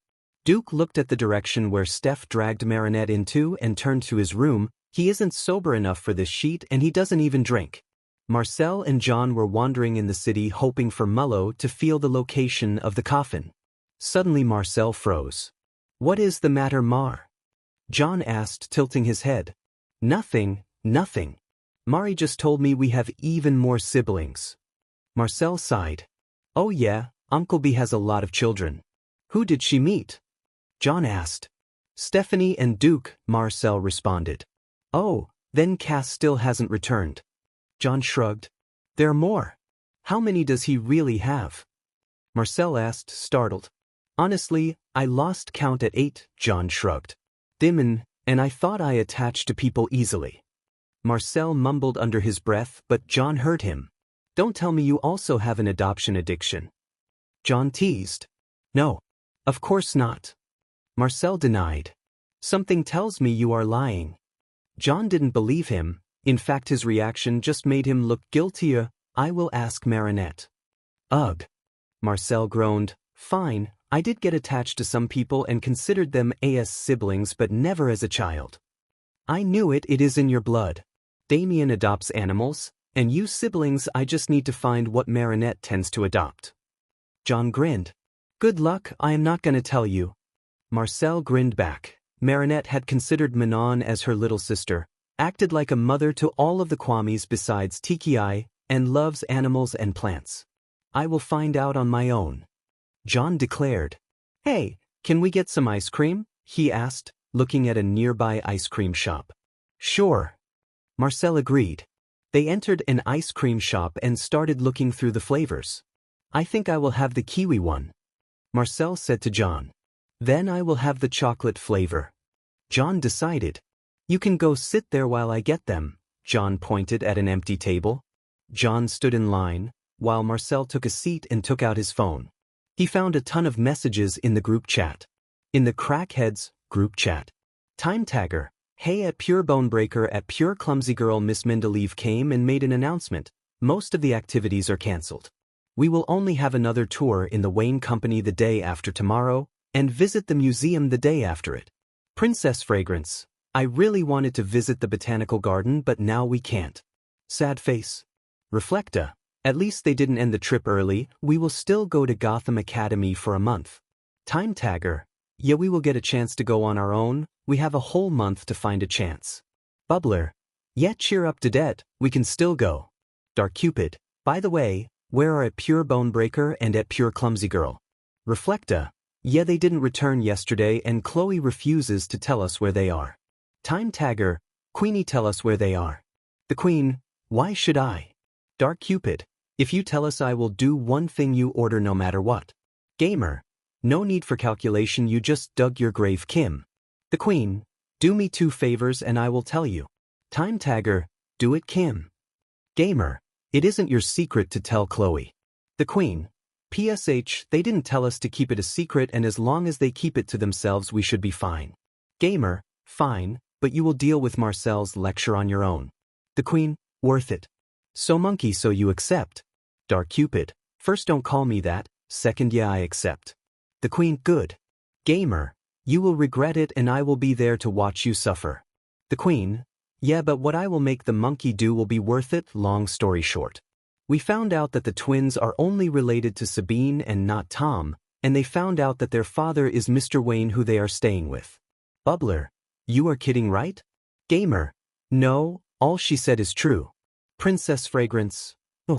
It is like a fairy tale, the nice twins who are liked by everyone turning out to be the king, billionaire, lost children. Face with star eyes. The Queen. Now that you said it, their life does sound like a story from some shitty book. Time tagger.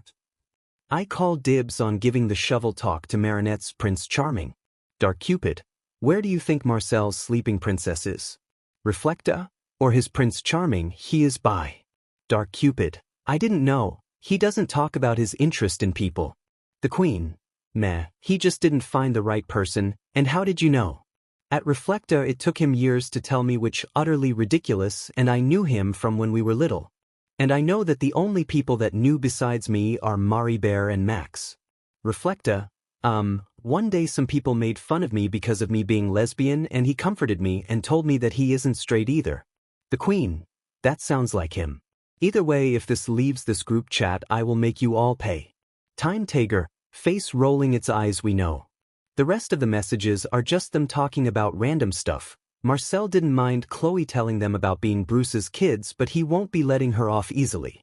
Pure Bonebreaker at Queenie. Picture of Chloe in multi-mouse pajamas with her hair all messed up, and she was hugging a ladybug plushie. We will still talk later. Queenie. Marbear why? Gamer. Told you will regret it.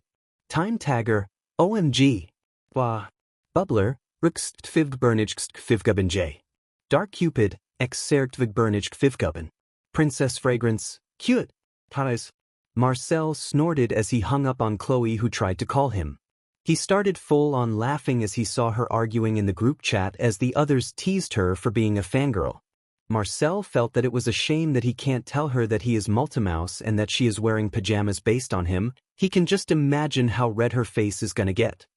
Here is yours. A cone of green ice cream appeared in front of his face. What is so funny? John asked, trying to peek over Marcel's shoulder. Just my friend. Arguing in a group chat, Marcel shrugged as he showed the conversation to him. John read through it and Marcel noticed the blush that covered his face when he saw Chloe's photo. Well, this is interesting, Marcel smirked to himself. PFFD. John laughed. They think your life's some kind of fairy tale. Well, they don't know anything about us being heroes, so they think we're the princess in distress. Marcel made an air quote gesture. John laughed even more. They ate their ice cream and headed to the museum. When they were about 3 buildings from it, Marcel felt Mullo nudges him from under his sleeve from where she was hiding. He put his hand near his ears so she can talk to him without anyone noticing. I can feel coffin in that big fancy-looking building. Mullo squeaked and Marcel nodded. He looked at John, who seemed to be listening to their conversation. I got what I want, so I want to head to the movies? Yeah. I want to watch the new Avengers movie. John exclaimed. Okay, let's go. Marcel smiled. Hal Jordan was on a mission in space when he got a message in the League group chat. Batman, meeting tomorrow at 10 a.m. Topic, Paris situation and discussing Green Lantern's punishment. Flash, what did he do? I can feel how said spooky is just from his text. Wonder Woman, what is happening in Paris? Superman, Paris situation is stable for now, and honestly Batman has all the right to be mad, and I am sad too. The people of Paris already lost trust in the League, and we would have been banned from ever stepping a foot there if the local heroes didn't defend us and put all the blame on GL. Green Lantern, why put the blame on me?